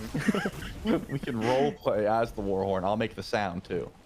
The scythe off the mark there for April. Did look for the early gank about 4 minutes in. Still no action quite yet. I mean, this is the play style for both of these teams that we're accustomed to seeing over the history of Smite, is that slow burn, grab your farm, get your advantages, and then push those. For Smite 2, it's been a little more fighting. But so far in this game 1, at least, that interest isn't there, at least until now. Is there a kill? Yeah, there is. April gonna find it. First blood for Sack the Set. Man, Echrome had plenty of damage, but could not find the last hit. Luckily, April was nearby, and Thanatos striking first. Honestly, if I had to bet on someone to get first blood, it probably would have been April on this Thanatos. He's a guy who knows how to get active early, knows exactly where the power spikes are, and knows how to facilitate this character all too well. Hades ult coming through. Blink for blink, not enough, but what a duel in the middle lane. That was the Morgan as Hades. Plenty of movement. You got 2 dashes and a blink if you're stealing Hades' ult, and works out decently well. No blood spilled, but ult for ult. Trouble in solo, but a dash can be good away. Thanks for Torrent, if you are doing to survive that. Doing, speaking of which, going a bit more aggressive in the build early on. We've seen a lot of Takokagi for junglers, but on solo, a bit more interesting. Yeah, I can see it. I mean, again, you're up against a very annoying matchup as Hades, so just trying to, you know, spam abilities as much as possible seems to be the call. I think, if we're lucky, we'll see a little bit of scrapping. Benko was able to capture the Warhorn. It's still charging up. It looks like he bailed. So assuming there's no more action, can we go to Benko? All right, now watch the actual horns when it captures. See? Oh, that's How huge. big is that? They actually insane. And now we get to see Benko just hide, you know, and he's waiting for a kick. I think he was looking too. Yeah. You know, like, wait, does it make a sound? You know, he just told the team, like, guys, I just realized that the Warhorns actually play when I capture it. Insane discovery. Everybody lock in. Stop farming for a second. Listen up. 6 minutes in now. Coming up closer to 7. And still just the 1 kill. And for the Thana, with this duo lane getting a little bit interesting, at least for Sack the Set, who are trying to find opportunities with the Thanatos in the sky. But none will present, and the Thana will land by gold. Not a bad attempt. You're still trying to fight as much as humanly possible, but unfortunately, you're just at the moment. A little bit of a scrap does take place to the purple buff. Adapting's gonna get the better end of the trade, but blink or the assassinate will be enough to get April out of trouble. I love the option though, man. You got to try and find those 1v1s when possible. Loki should be getting the better end of that trade. Of course, we already saw Priel use the ultimate to try and lead, but adapting is not done. He's gonna try and chase. No blink this time. Does he have the chase down though? No, So close. Too fast. Oh, I thought for maker, man. sure. That's the difference maker. Teko Kage. I mean, of course, you already have Muichi baked into the kit as a Priel, but Teko Kage v the Jotun's Revenge, you're gonna get that movement speed, man. It mattered so much, and I like the save of the blink there from adapting to be able to sort of use it as a pseudo ultimate after the ult had been denied by a Priel's blink. It's sort of that counterplay and decision making that you get when you've got the blink that is able to do that. You know, it's still a newer concept that we hadn't seen in a long time in Smite, but the way it's actually working out in moments like that, I think is when it really shines through. Certainly is. A little bit of grouping over towards the right side. I'm seeing some low health bars. Oh, the scythe is off the mark, though. Apriel would have had the ultimate up relatively soon to try and chase down and find that execute, but it's just not going to happen. Unfortunate. We're 8 minutes in. No look towards any real objective fighting yet. It was just the first blood that Apriel was able to grab, and since then, has not happened soon. I wouldn't be surprised, though, Mal, if we saw a little bit of pressure towards the Gold Fury.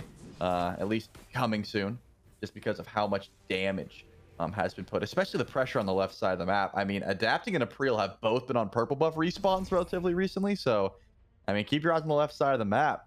Teleporter could be getting used here, but it looks like more so interested in a possible gank. Goes up to the sky. You have a target here. You certainly do.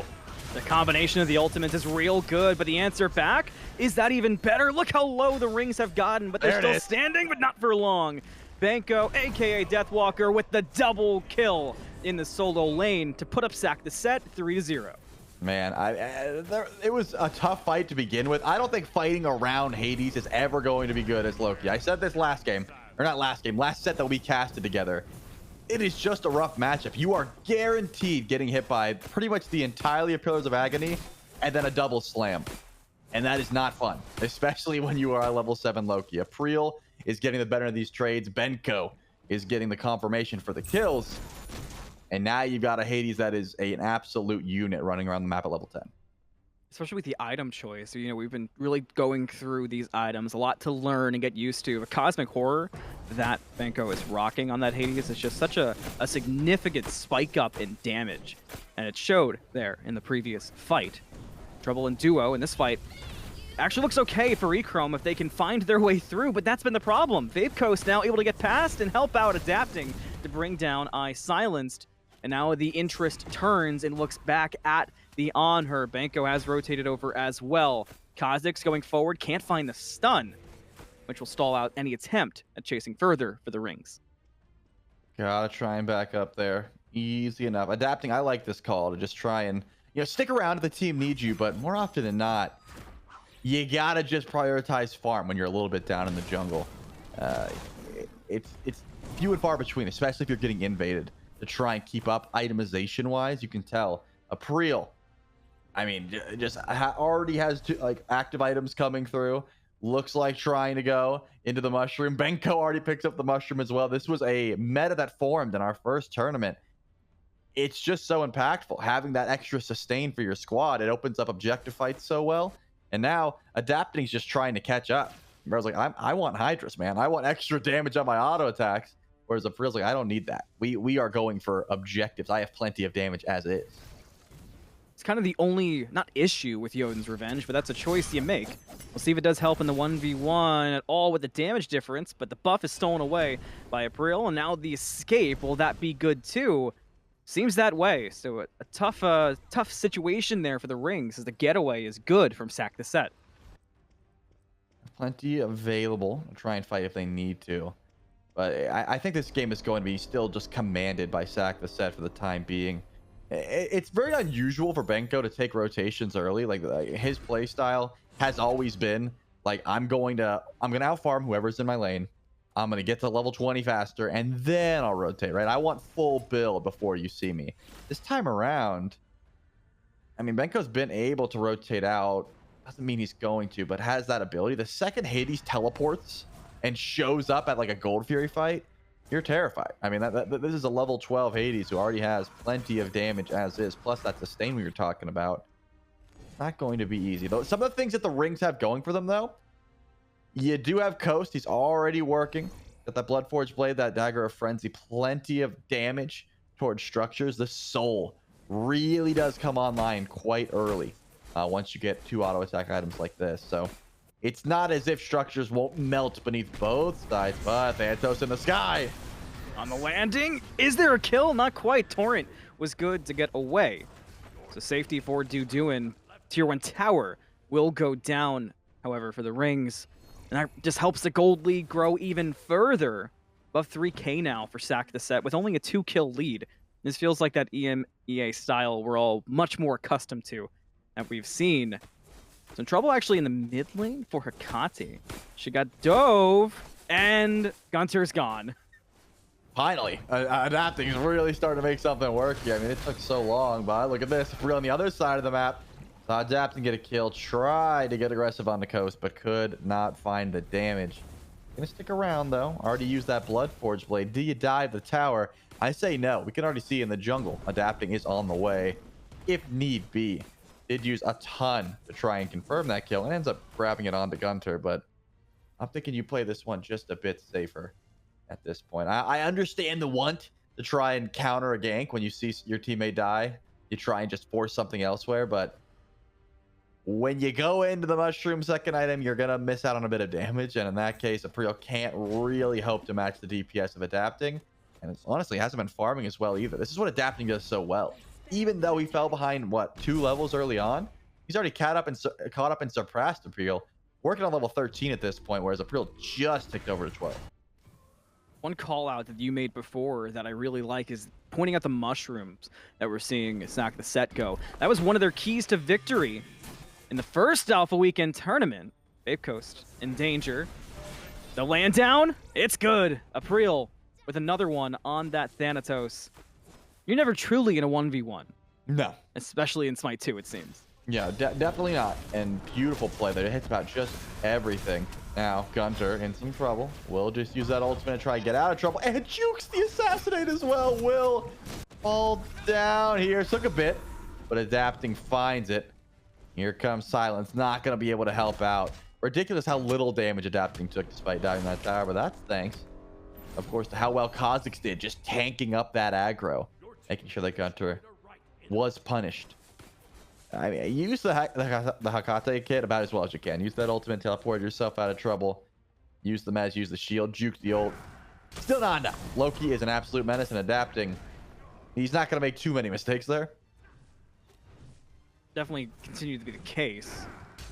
The jungle matchup continues to be the one to watch and sort of where the Rings game rests for the moment. I mean, the gold lead's still growing. Every time we talk about it, it feels like there's an additional 1,000 that's been added for Sack the Set.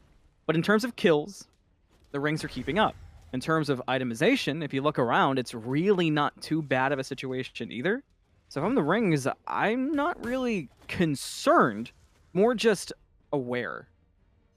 Well, I'm very excited that we actually do get to see the Onk pickups from Duduin and Benko, simply because anti-heal has went very overlooked in this event so far. Like, it's been like double lifesteal on ADCs, and you are not able to kill them anymore. Like, that is not going to be the case this time around. Anti-heal will be at least a small priority, and that's going to help out because there's healing afoot from both squads so far at the very least. Adapting, man, he has not letting Gunter breathe, and he's certainly not gonna let Silence get out. Confirms the kill, has to use the blink, but is safer now. Will there be a chase is the question. Here comes Ikram. He can make a rotation. The uses of the blinks have been clinical this game so far from adapting. And April for that matter. We'll see if it continues. There's one from the Chalk, and that damage gonna be good to bring down Gunter. A kill for Duduin, the first one, but the fight in mid still not done. Benko there with the ultimate, now the dash to continue it. Look at the damage coming through, and April will clean up Kha'Zix off the back of it. A dash forward from Benko to help lead in the double kill for the Thanatos. And Sack the Set don't even want to stop there. They're still looking to tussle even more in the jungle with the majority of the team here. How could you not? A dash forward looking for the Morgan. We'll find out that damage is so good. The silence too. Active items is everything you want, but can you get away? If your Banco is the bigger story, can you get back to your team for support? Yes, you can. They're here. A jump forward from the Honor. Is it there? No, but Vapeco is going to find Banco in the jungle and bring him down as the fight continues in solo, where April will find Johnny and get traded right back through. It doesn't seem like he's done just yet. E-Chrome is on the run, has a little bit of HP to play with, is actually getting aggressive. Crit, here comes Ghost, and Bang. Ghost falls down. Thanks to some setup there from Silence. My goodness, E-Chrome does so much damage. If you're able to consistently hit these auto attacks, on her is an absolute menace. Continuing though, tier 2 tower. It seems a little bit far-fetched, so clear the wave and then back up here. With the Deduin, there's no way this minion wave even gets to touch the tower at this point. But you said it. Keeping up with kills, not a problem. The rings, they can match that easily. Keeping up with the farm, that's where we see a bit of an issue. Zach said is still pushing that gold lead further and further. All the while, Gold Fury hasn't really even been looked at. Feels like they almost not forgot, but just were like, oh, bigger fish to fry, bigger fights to be had.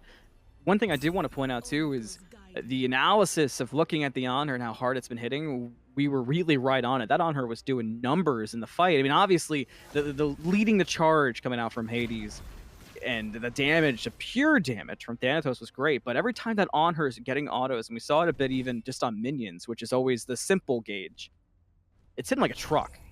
Oh, yeah. It doesn't seem like it's going to stop anytime soon. Maybe we'll see some of that damage here. Scythe. Not going to land onto Adapt and just confirm the buff for the squad. April still wants to chase, though. I think at best you grab an ultimate here, but it seems like that'll be the case. I want to see a grouping towards Gold Fury, though. There's a reason you got 3, almost 4 members of the team over here. Just because Benko's over on solo lane does not mean that the Fury can't be burned through, and they're finally going to start it up. Finally, we've been looking for that objective to happen, and no answer at the moment from the ring, so should be free for Sack the Set, and will be the case. Did they let go? I think they dropped it. Yeah, they dropped it. Huh. I kind of liked the position. I'm a little surprised they let that go, Trelly. What's the my guess what's is the rationale? Gunter, I think Gunter saw Kha'Zix rotating over, and that was it. Right? You see a Ymir who could have possibly walked in, froze, blinked in, gonna get ultimate off. It wouldn't have been free, and that's the issue. Here's that blink we were talking about, and it's already a big damage dealer. Gunter is gone. Oh, absolutely obliterated, Oh but a big time Hades happening? ult off the back of it. Everything's getting dropped in the mid lane. Who's going to be the one to turn it around? Is it the Thanatos landing? That damage, real good, but Deduin still alive on the slam down. Will anybody go down? Yes, Deduin, only one traded back. So Sack the Set, the rings, ready to give it all in the mid lane, but still nobody's come away completely with the victory out in this team fight. Yeah, E-Chrome pumping out damage, adapting, lives to see another day, but does Kha'Zix live to see another Stun? day? Question, no way! Close! Adapting away from the tower as well. One went to Johnny towards the end of that fight, and the rings now take the kill lead, and they're catching up in gold too. So for a moment where the fight kind of stagnated and it looked like Sack the Set might have disengaged enough to maybe find a new way in, Trelly, it just falls apart, and the rings take advantage. Yeah, I saw 2 Hades ults, which I will say, difficult to follow when you see 2 Hades ults and they're jumping around and able to dash all the while. Johnny has been a big impact player for this squad. Plenty of damage, as well as just good transformations throughout. Not only that, though, adapting, lived for so long. I mean, low health bar, able to weave in and out, just barely tanked up the tower to perfection. One more shot definitely would have put him down. It doesn't happen. He's able to live to fight another day. Silence takes a little bit of damage, but he's a tanky boy. Should be just fine. All the while, what really started up that engagement was the attempted Gold Fury pull. Still stands tall. Will not be dying anytime soon. Will not be. So nobody's listening to you today. It's kind of no fun. But at least they're listening to us of mushrooms. To Sack the Set. Man, are they fans of the mushroom. And hey, now they're listening and going over the Gold Fury. You've got 3 for the fight. And they back away. All right. They're You know what? terrified. That's on me. You know what?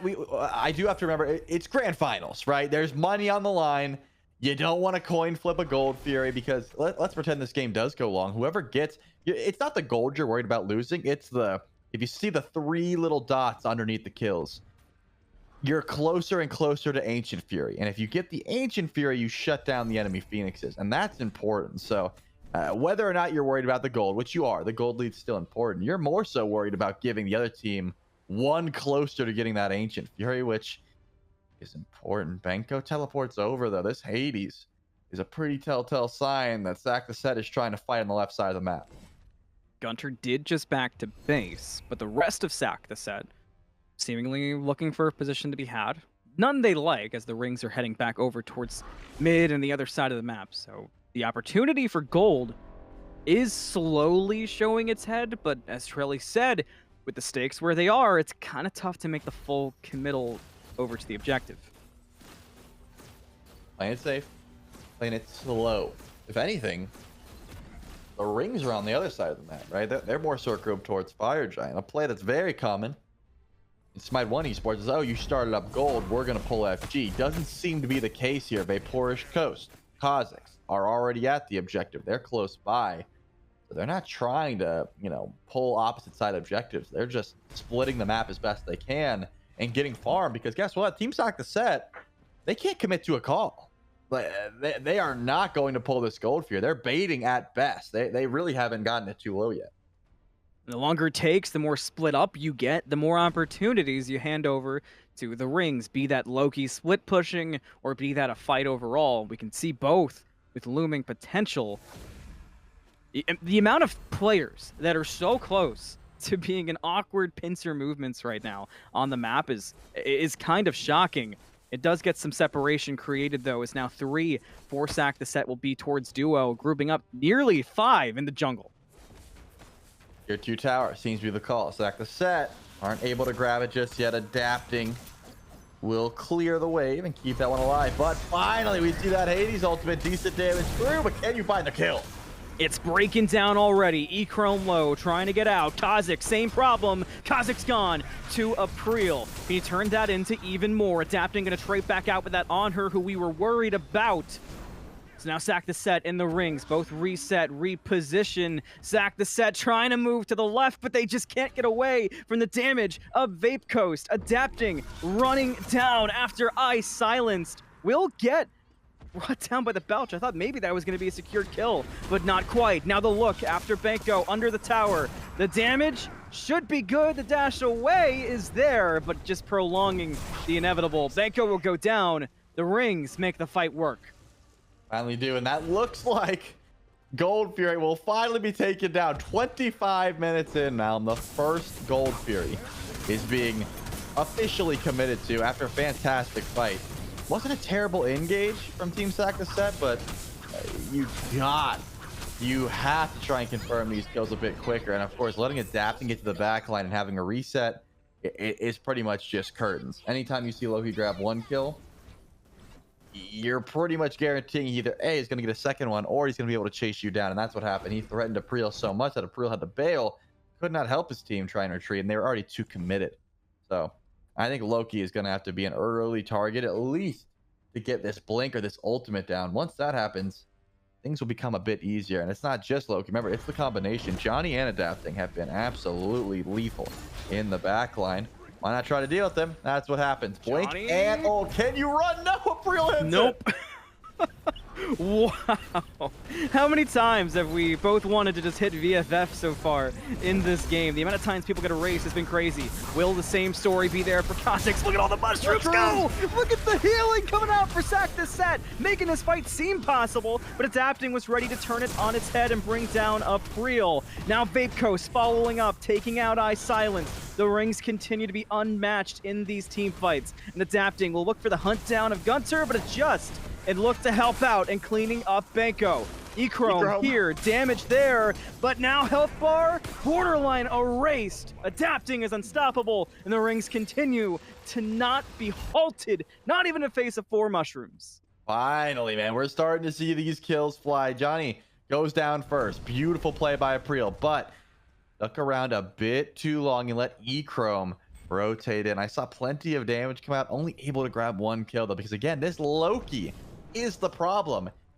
If you want someone to die, it's got to be Adapting, and he is way too fast on the map, picking up as many buffs as he can. Get a speed, get a purple, get a red. and continue. Fire Giant started up, and the rings have plenty of time before someone arrives. If anything, Gunther's already back. He said, no, I don't think they're going to walk out. I think this is done.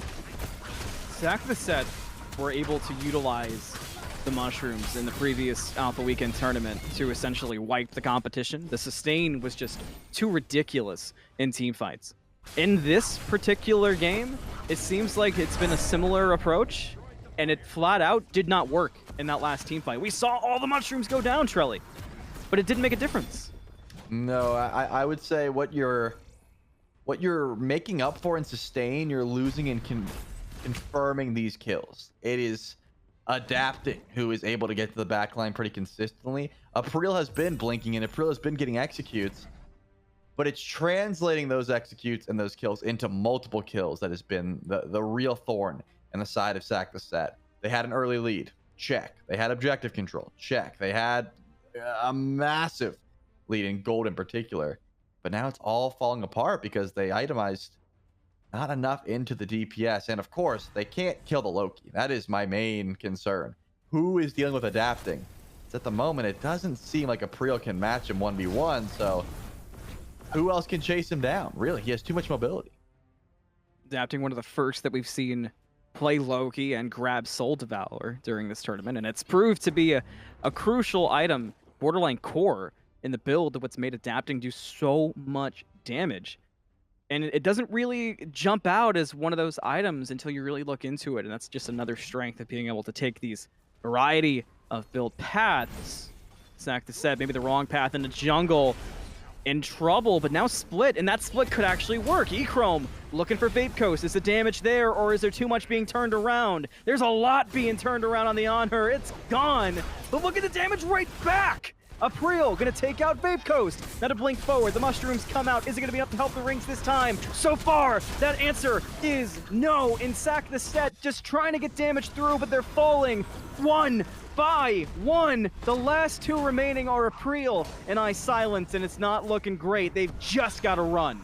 I mean, at this point, you got 4 members of Fire Giant running at you. The rings can do no wrong here. Adapting full HP.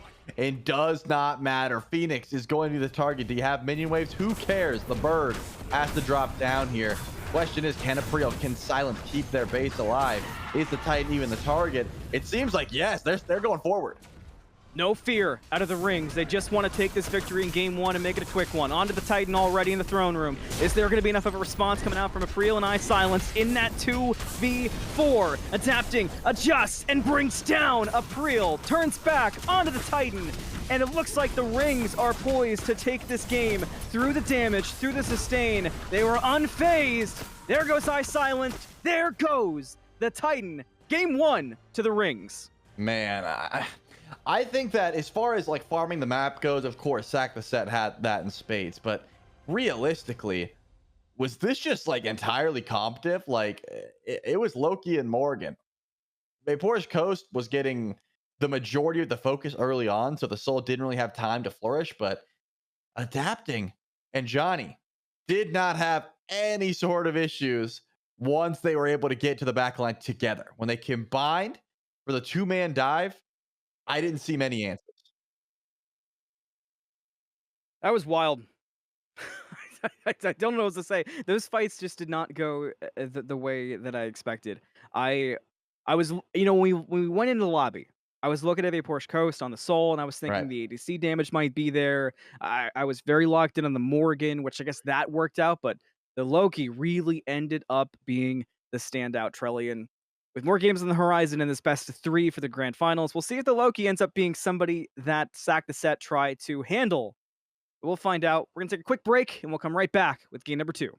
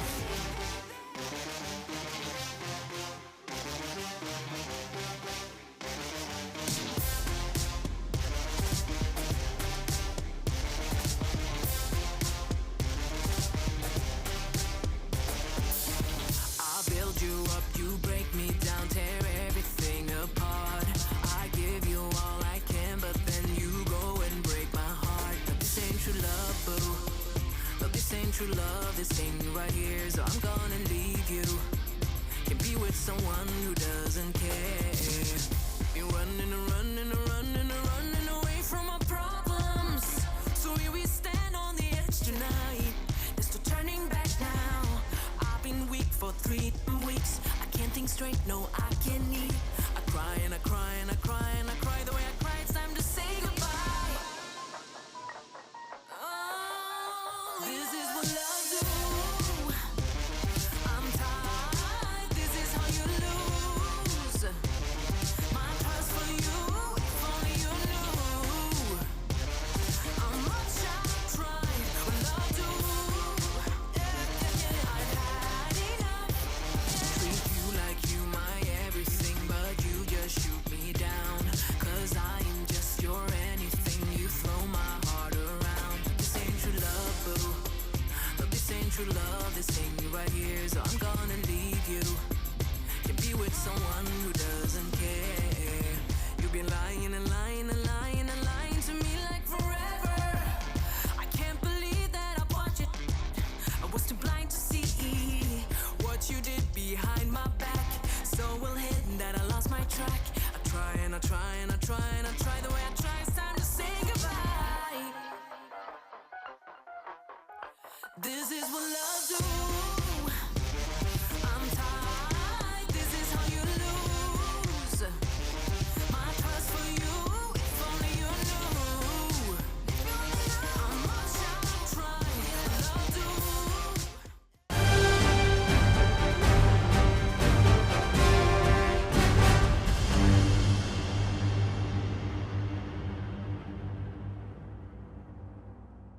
Welcome back. Grand Finals EMEA continue. Still Malum, still Trelly, still Stack the Set versus the Rings. In game number 1, the Rings felt just so dominant once the team fighting actually began. So if Stack the Set want to come back in, they've got to come out strong here in game number 2, Trelly.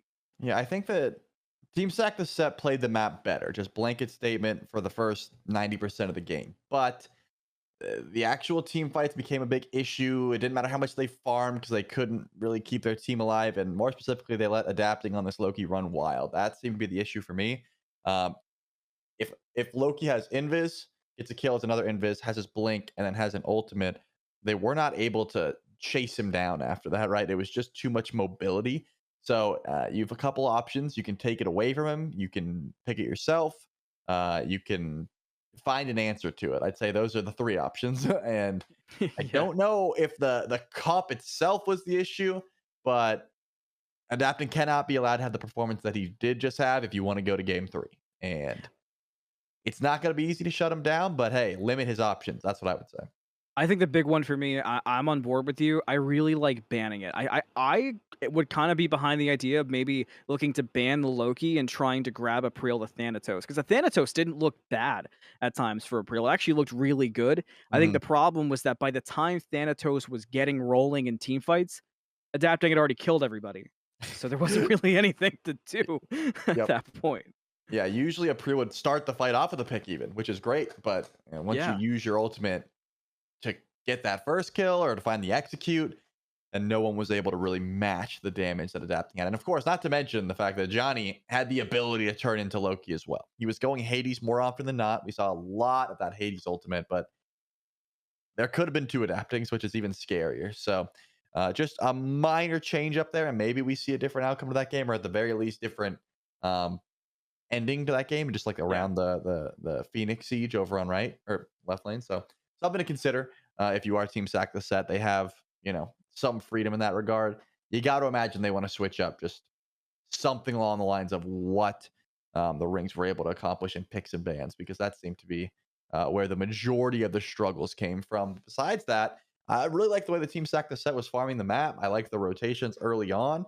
Also, I'm going to limit them to 2 mushrooms. I think 4 is overkill. I like 2. Yep. I think 4 might have been too much. Maybe I'm just nitpicking, though. Maybe their damage wasn't hurting that bad. It just seemed to me like they went for a fight where they dropped 4 mushrooms and they sustained a ton, but they still couldn't win. And that tells me they're lacking elsewhere. It seemed like the plan going in was, we're going to begin a fight, and everybody drop your mushroom. We'll sustain through the fight.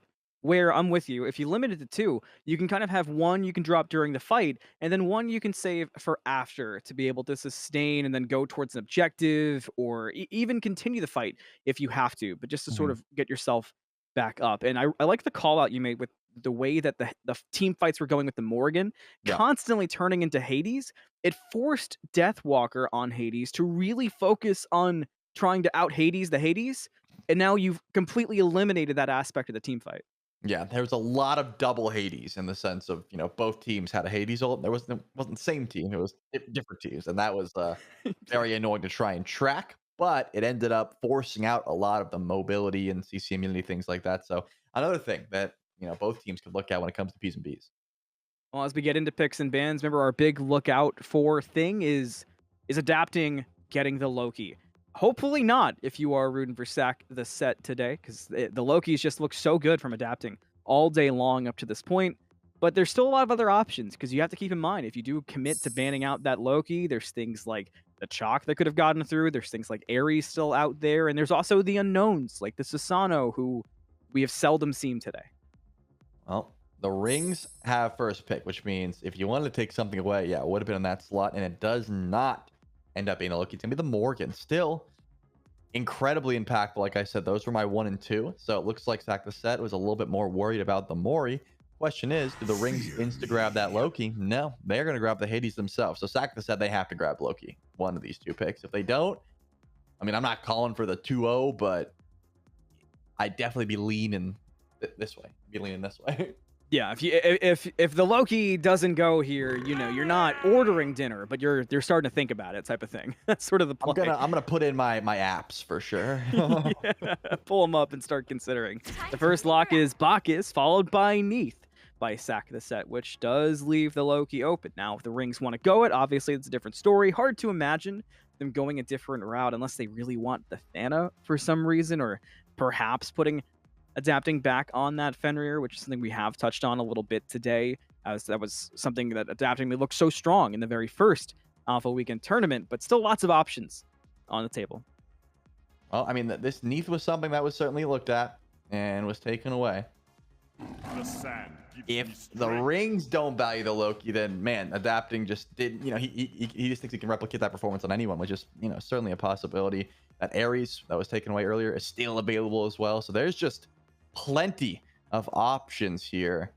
I'm wondering though, considering that you got Bacchus and Neath, that's what you're looking at currently. Neath has been extremely annoying to try and deal with. There's a reason that she was looked at so highly. That global presence is just annoying. Do you grab it now? Yes, the rings will grab Loki. So, I mean, yeah, bring me the chips and salsa. I'm ready. I've been looking at the menu long enough. That's gonna be tough to deal with, man. You like Hades and Loki is crazy team fight presence. Team Sack the Set, they have what? Susano, Thanatos, Fenrir. Like those are your options to try and deal with Loki. I think Fenrir is decent, but I just don't think he has that same level of burst. There's not a true answer on the table, and that's kind of the most frightening thing for me at the moment. I'm right with you. I'm kind of in shock the rings get Loki so casually. I wonder if the rings are too. Honestly, I wonder if it's a calm situation of, oh, we can just have this again. I mean, okay, thanks, appreciate you. It's hard to imagine it being any other situation. I do like the Soul for Sack the Set. I feel like Soul has been a character who has really shined today, and a lot of teams have made look good, both in this tournament and the previous one. Solar Troll made Soul look unstoppable at times in that first Alpha Weekend tournament. So that's always a potential standout candidate. The Bologna in this scenario too for Sack the Set. I mean, Deathwalker should be able to put Bologna through its paces. I feel like I'm talking myself into ways I can give Sack the Set a better chance. You can do that, man. That is your prerogative, and I will allow you to consider this comp better than this comp. You are allowed to think that. Do I agree with you? That's the $1 million question, and I don't.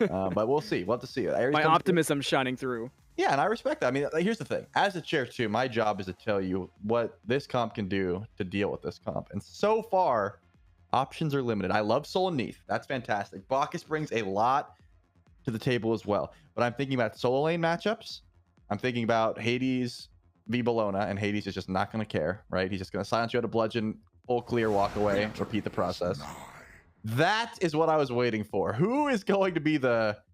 I mean, you would assume jungle pick, but maybe you throw Bologna in the jungle here and you just play Anubis solo, and that's a little bit more interesting. But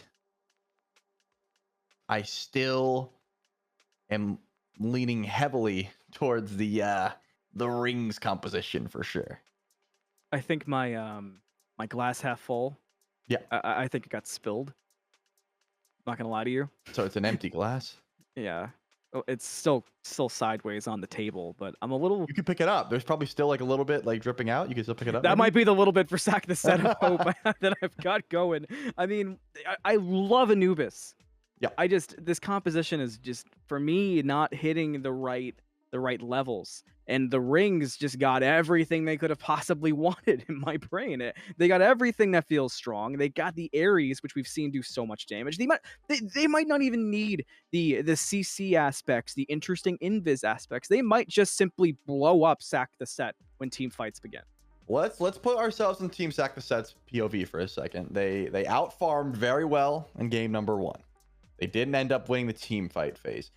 I can see a world where Sol, Anubis, and Neath that hit level 21st like can just own, right? That seems plausible in my brain. Do I see a world where Anubis can stay in a team fight with Loki?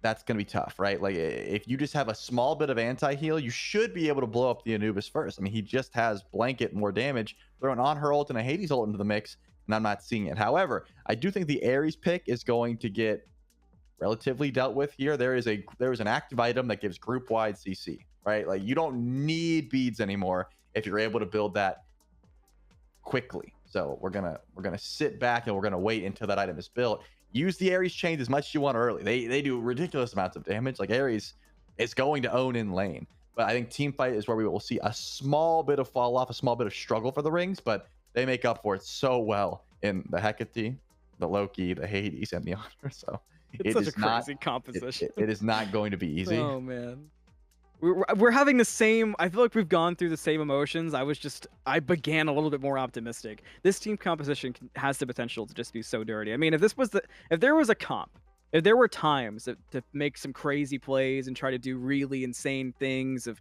using open the gates to bring the team back to Ares to combat blink further away, this is that game for me. Because the amount of CC you have, the amount of beads you're going to force if sack the set go that route, even with the active item, just the trouble the rings composition is going to cause. This is bad news bears for sack the set. It certainly is, but I don't want to lean. I never like leaning too far. Never 100% for sure. Just in P's and B's, right? There's the play on field will trump P's and B's 9 times out of 10 if you can find the whatever the formula is, the formuoli, so to speak, to just make things work. And I think that with how many carries the Team Sack the Set has, if they're able to just get ahead early, they could be looking real clean. It's just how do you get ahead early against that composition? It's not easy.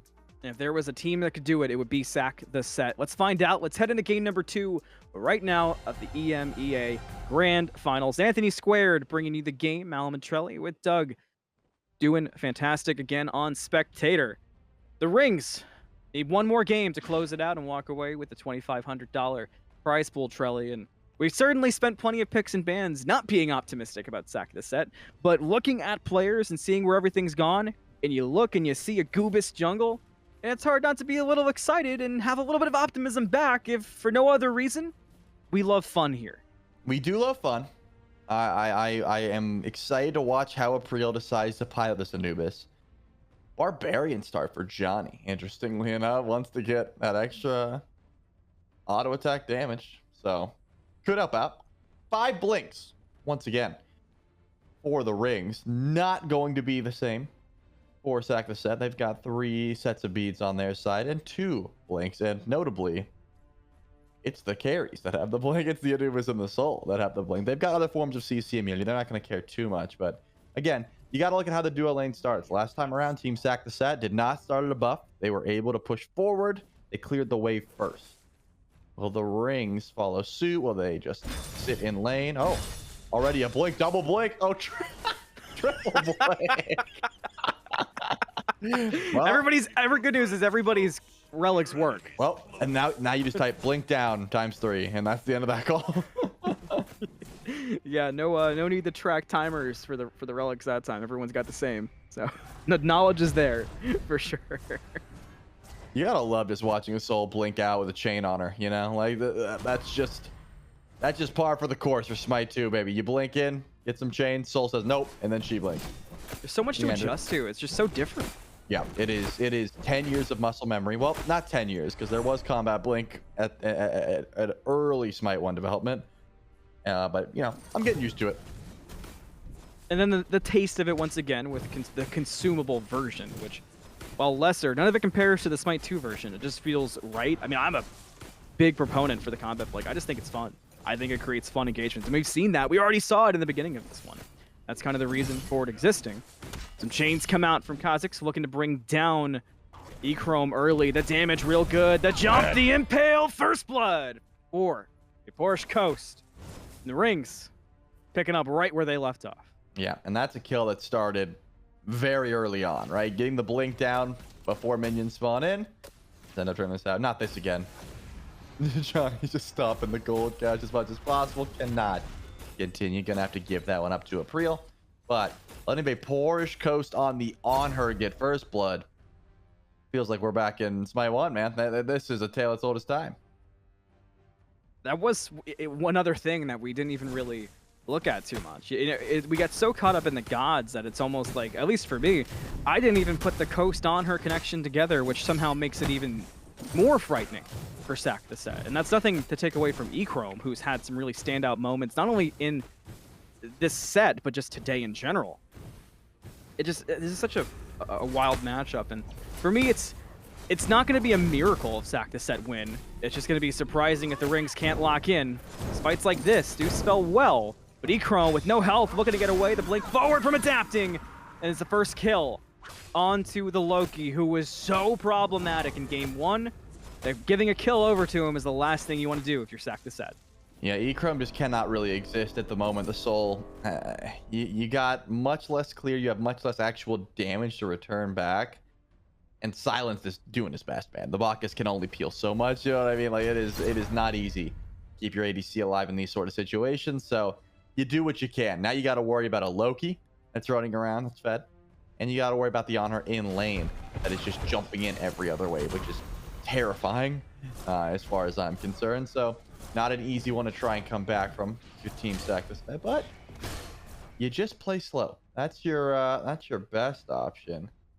Where do we see the group? Okay, Benko was on the other side of the map. That's what I was confused about. Benko just teleported back to solo. I was like, where is this Bologna, man? The map is big, but surely it's not that big. And Benko was considering ganking duo lane, decided to teleport back. That's what happened.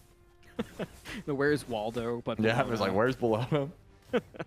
You know, one thing I did notice too is a lot of what gave Coast the advantage in that trade early on was just the clear was so much better for the rings. So Spiritualist proving to pay off, and Deduin with a solo kill over in the right lane.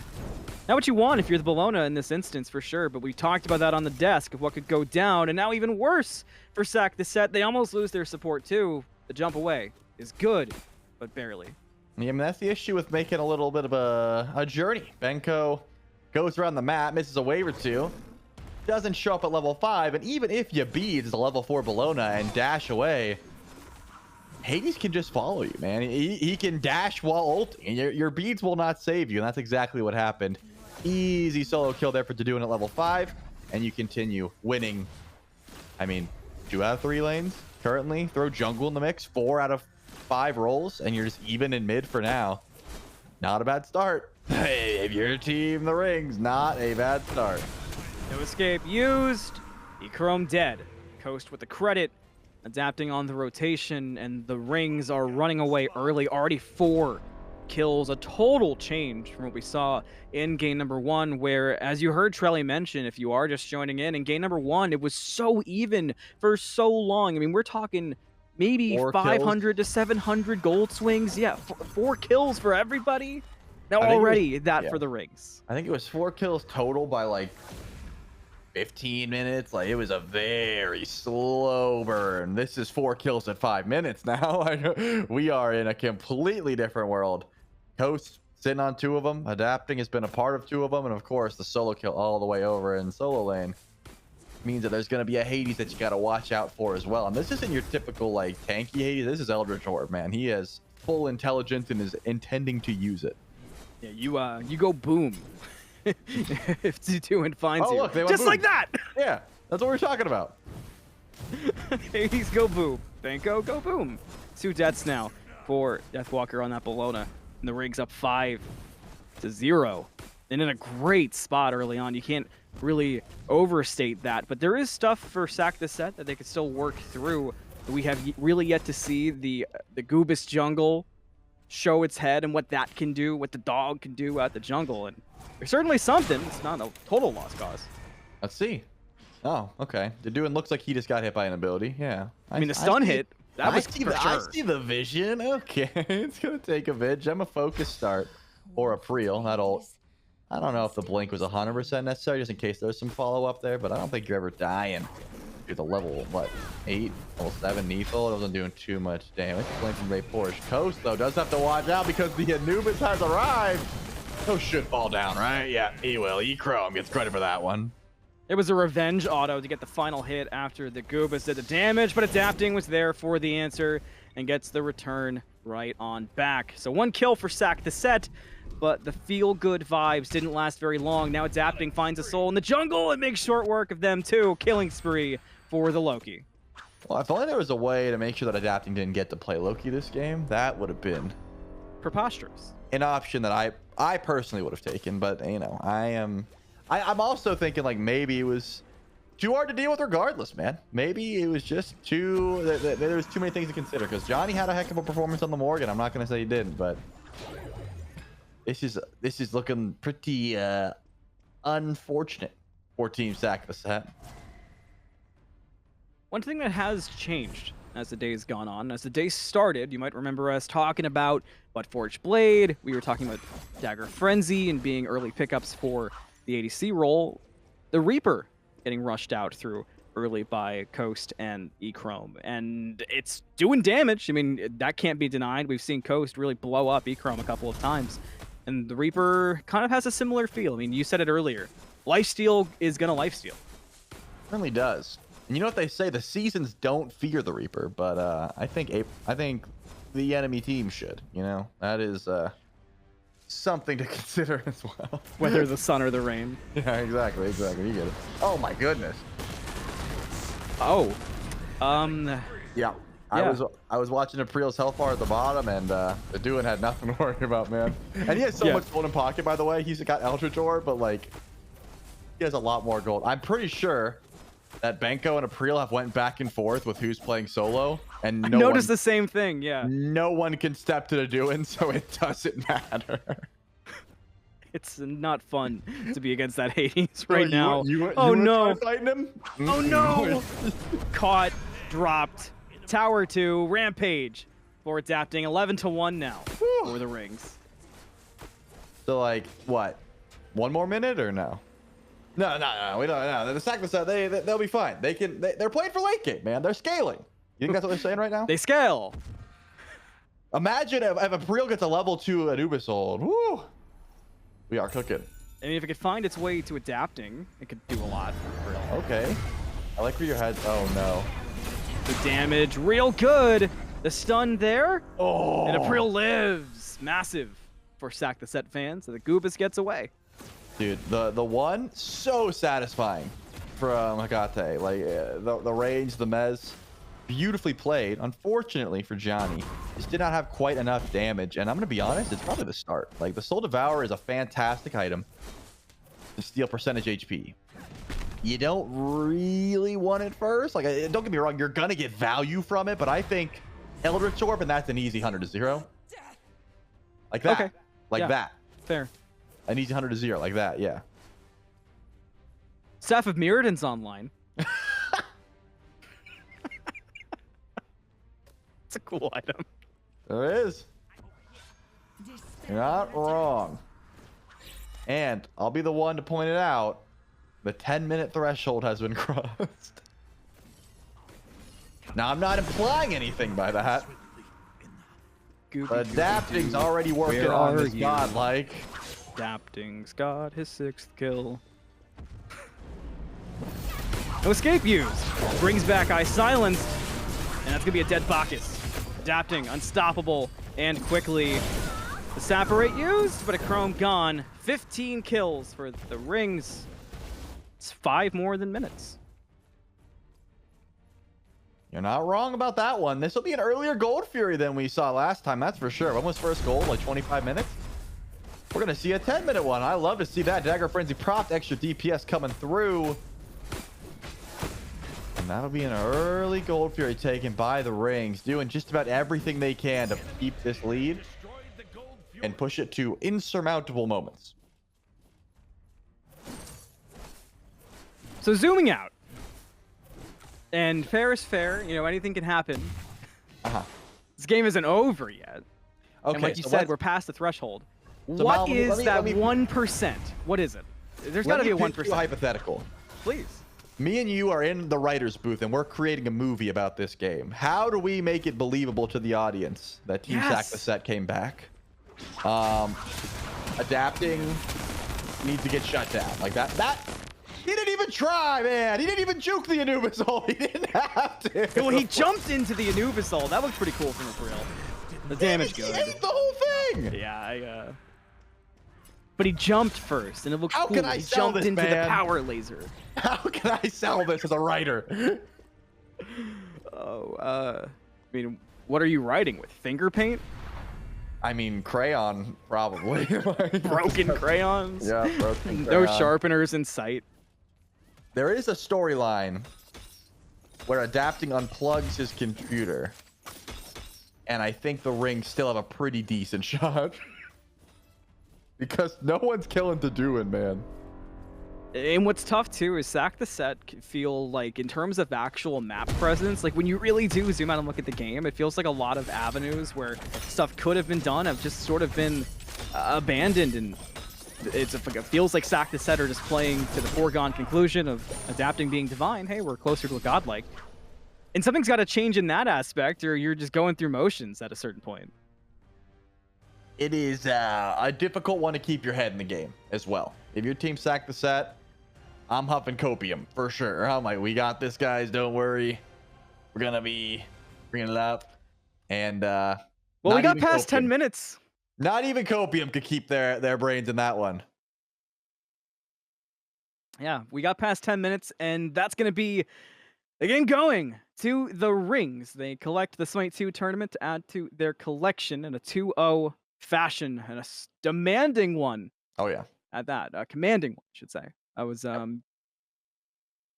it was an impressive performance. Adapting, went crazy on Loki. Loki stands rise up. It's a good day. I mean, the Hades looked fantastic. The Loki looked fantastic. Yeah, Duduin was blowing people up. I'm just not, like, again, I'm trying to put myself in their shoes. The Morrigan, to me, seemed deal withable, if that's a word. It can be for this scenario. Right.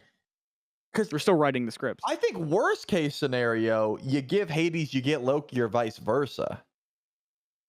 But there shouldn't be a world where you give both. You know? Yeah, I'm with that. Let's take a look at the bracket as we are and go through it and relive our day. There were some really exciting matchups leading up to this point.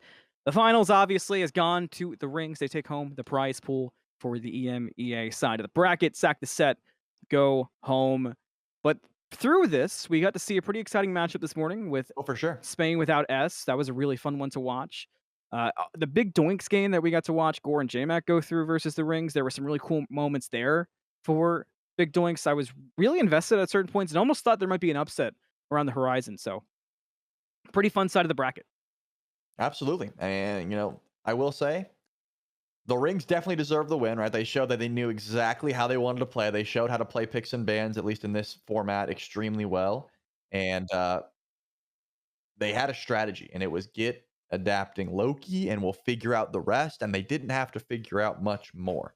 I really do think that Hades is a menace over in Soul Lane as well. These are things that you should be noting down for your games at Yeah. home. Um, Get ready for the Loki Eldritch good. Orbs, Hades solos in your Yep. games. Hades good. Hecate, very fun. So good. Very, Ares, very interesting obviously. plays can happen with those characters as well. So exciting nonetheless. But maybe the NA squads are taking note as well, right? They have to be. And you know what? One thing too that's really important is you always talk about games being won and lost in picks and bans, and that game, you now have a definition to put there. Yep. So that's pretty fun. But hey, still left to go today is the North American side of this tournament that's been going on as we've been talking through and seeing the conclusion of the EMEA sign. Let's take a look at that North American bracket to see where we are at. And a really exciting semifinals matchup already jumps out at me. Akihi versus Cowabunga. I mean, it's essentially Shabala Storm on Akihi and Cowabunga, the winners from the previous tournament. That's a really good semifinals matchup. Yeah, Cowabunga, of course, that tried and true OP squad, SOT, Yarkor, Aurora, Paul, Panatom. And then, of course, Akihi is going to be Tegvir, Happen, Globe, Rat Milk, and Karmic. A pretty nasty solo or semi-final matchup on that side. And on the other side, TBD. We're looking at who's going to take the team between Dashboardians, Hilaria Boots, Odyssey, and Bro Tater Chips. All fantastic names through So and good. through. All name-wise, at the very least, deserving of that semifinal spot. Well, if As names you know, carried the we points, go yeah. partly by your name if you're able to make it that far. If there was a point standing, names should have their own points value. And you know, maybe that's going to be my internal, my fantasy matchup for now on. Well, the good news between you and I is that we can give those points and no one can take them away because we made them up. Yeah, exactly. 1,000,000 points to so and so, just like You're who's giving line a is anyway, million? same That's concept. a little crazy. Well, I mean, you got to go to 1,000,000,000 too. There's levels. We're going that high? I was gonna. All right. We'll work out the We'll point we'll, system we'll later. The shelve point is- Quintillion. I'll at least I'll concede that. Okay. The point is, good names gives us a good semifinal. Hopefully. We have great names. Anthony Squared. We had That is a fun. dope name. I don't Doug know. did great. I don't know how many casting duos that can rival that, but there's Yeah.